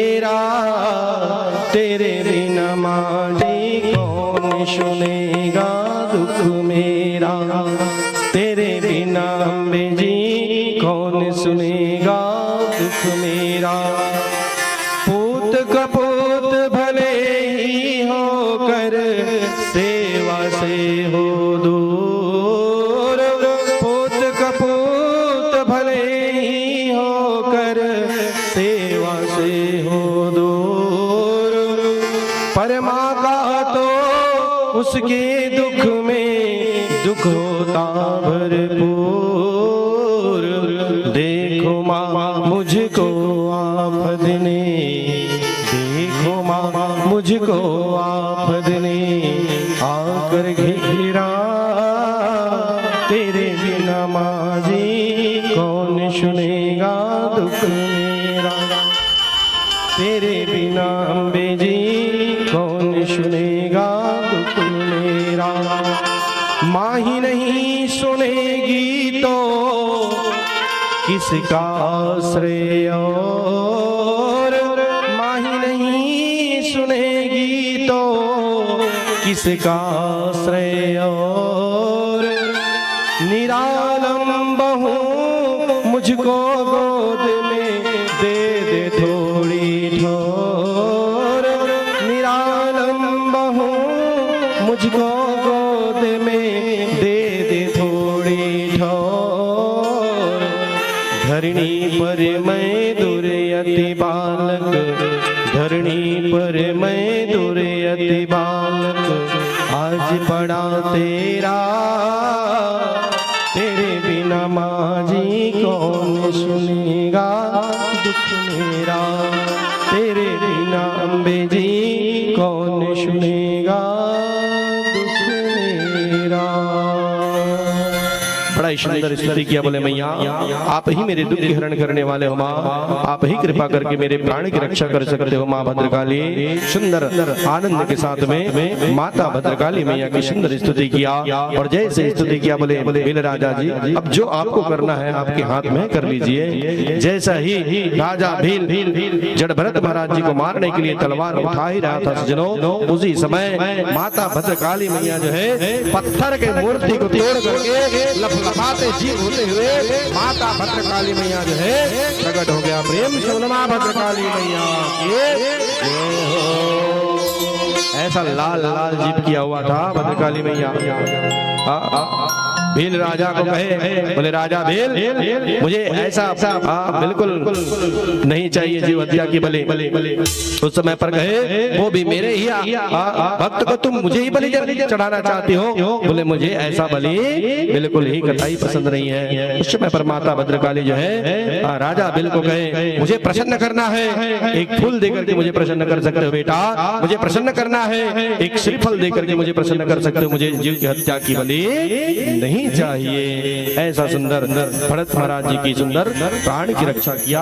आगे की कथा, आज की कथा यहीं तक श्रांति। कल जब भरत महाराज जी बढ़िया सुंदर राजा रघुगण के यहाँ राजा रघुगण को लेकर के कपिल नारायण भगवान के आश्रम में आत्मज्ञान की शिक्षा लेने के लिए जा रहा था। ऐसा सुंदर कथा को सुंदर प्रवेश करेंगे।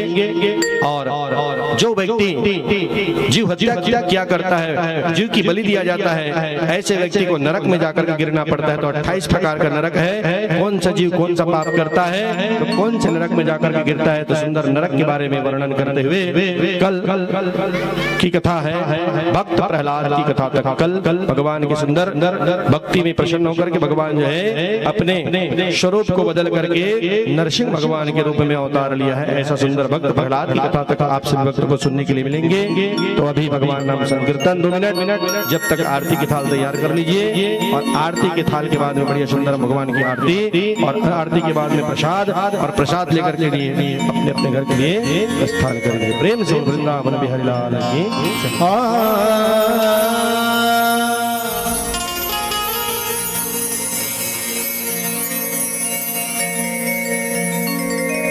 लफ लफ जिभिया लमाए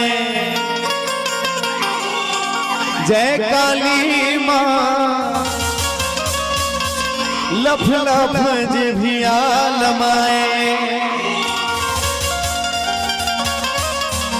देखिए हमें ये गांव पहले जैसे प्रसिद्ध नहीं लग रहा है। क्यों नहीं लग रहा है? हम देख रहे हैं यहाँ इतने लोग बैठे हैं, फिर भी ऐसा लग रहा है कि आप लोग हॉस्पिटल से आए हो। अच्छा, कौन कौन हॉस्पिटल से आए हैं? सभी घर से आए हैं ना? हाँ, बिल्कुल बिल्कुल। भगवान के दरबार में किसी प्रकार की शर्म लज्जा हया नहीं होनी चाहिए। जब भी कथा होता है, कीर्तन होता है, सत्संग होता है, भजन होता है, सभी मस्ती में झूमते हुए भाव से भगवान की भजनों में नृत्य करते हुए, मन को उत्साह करते हुए प्रफुल्लित होना चाहिए। ऐसा लगना चाहिए कि यहाँ लोग बैठे हैं। आइए आप सभी माँ को याद करें। लाल लाल आँखी छटकाए काली माई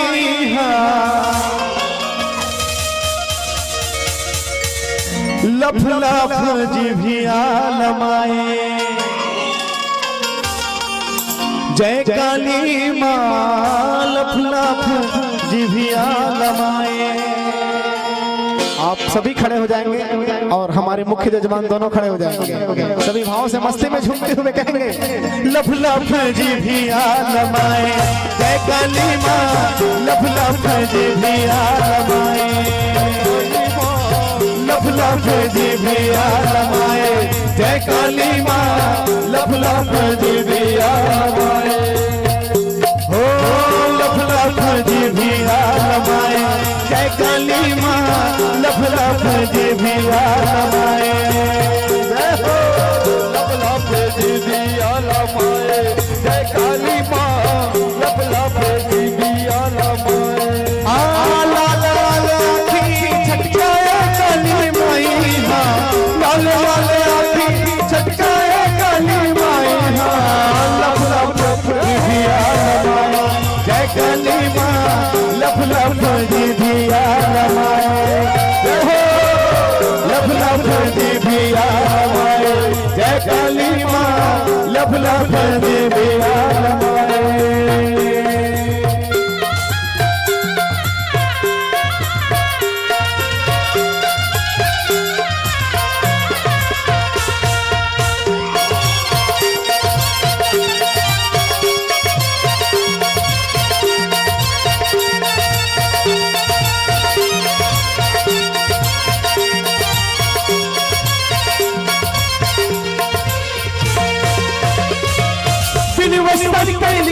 माता रूप हवे बिकराली, मैया रूप हवे बिकराली, बिन बस्तर के निकले माता रूप दिखे बिकराली, हवे बिकराली मैया रूप हवे बिकराली। और नीला छड़ियाए माता रूप हवे बिकराली, हवे बिकराली मैया रूप हवे बिकराली। और मुड़ी छड़ियाए दाई रूप हवे बिकराली,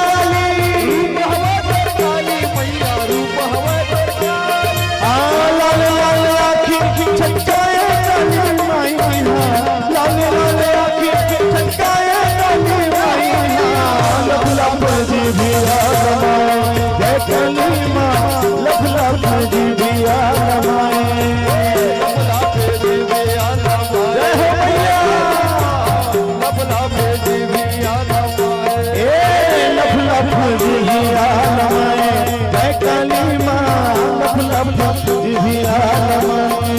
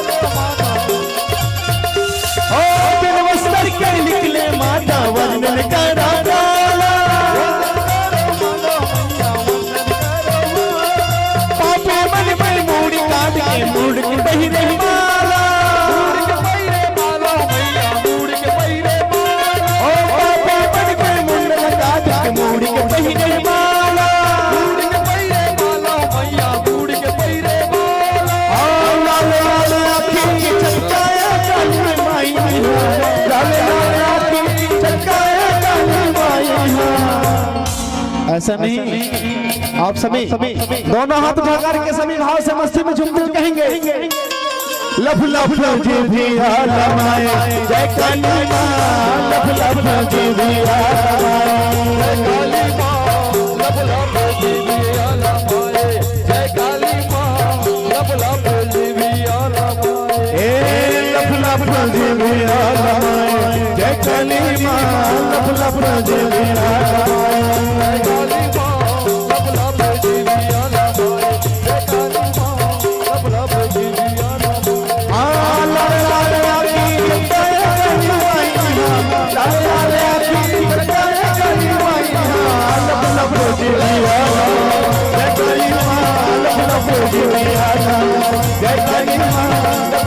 जिभिया जय काली माँ ओ लाल लाल आँखी चटकार काली माई लाल लाल आँखी चटकार काली माई लफ लफ जिभिया जय काली माँ लफ लफ जिभिया जय काली माँ लफ लफ जिभिया जय काली माँ लफ लफ जिभिया जय काली माँ लफ लफ जिभिया जय काली माँ लफ लफ जिभिया लाल लाल आँखी लाल लाल आँखी छटकाए काली माई लफ लफ जिभिया लमाए जय काली माँ लफ लफ जिभिया लमाए। बहुत पुराना भजन है हमारे राजा रामदास जी का पुराना फेवरेट भजन है ये लफ लफ जिभिया लमाए जय काली माँ लफ लफ जिभिया लमाए बोल काली मैया की जय हो।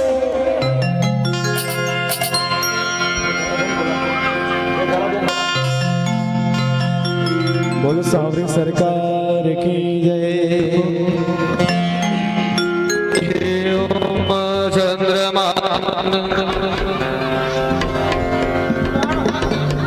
प्रेम से बोल वृंदावन बिहारी लाल की जय। श्री राधे राधे जय श्री राधे राधे। चलिए सभी भक्ति में माता भक्त वृंद पास में आ जाइए भगवान का सुंदर मंगलमय आरती। ओम श्रीमन महागणाधिपतये नमः। चंद्रमा मनसो जात दक्षो सूर्यो अजायत श्रोत्राद्वायस्य प्राणस्य मुखादग्निरजायत साज्यं सवर्ति संयुक्ताभिना योजिता मया दीपं देवेशं त्रैलोक्यां तिमिरापः भक्त्या दीपं प्रयच्छामि देवाय परमात्मने त्राहि मानिर्यात् घोराद्दीपज्योतिर्नमोऽस्तु ते। बोल बांके बिहारी लाल की।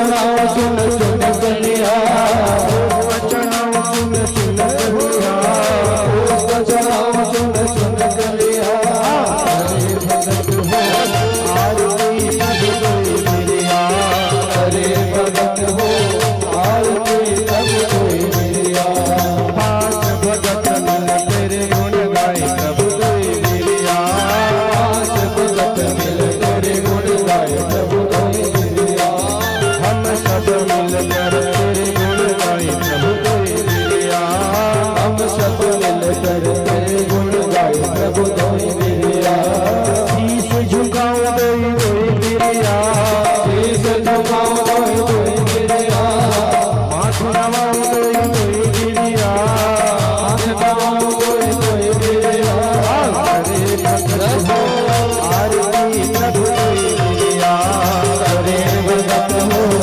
आरती सब कोई मिलिया हरे भगत हो आरती सब कोई मिलिया हरे भगत हो आरती सब कोई मिलिया सब कोई मिलिया सब कोई मिलिया सब कोई मिलिया सब कोई मिलिया सब कोई मिलिया कर्पूर गौरम करुणावतारम संसारसारम इंद्रहारम सदा वसंतं हृदयारविन्दे भवं भवानी सहितं नमामि त्वमेव माता सविता त्वमेव त्वमेव बन्धुः पिता त्वमेव त्वमेव विद्या द्रविणं त्वमेव त्वमेव सर्वं मम देवदेव कायेन वाचा मनसेन वा उच्चाटना वा कृष्णभावं करोमि यद्यसर्वं परस्मै नारायणाय समर्पयामि हरे राम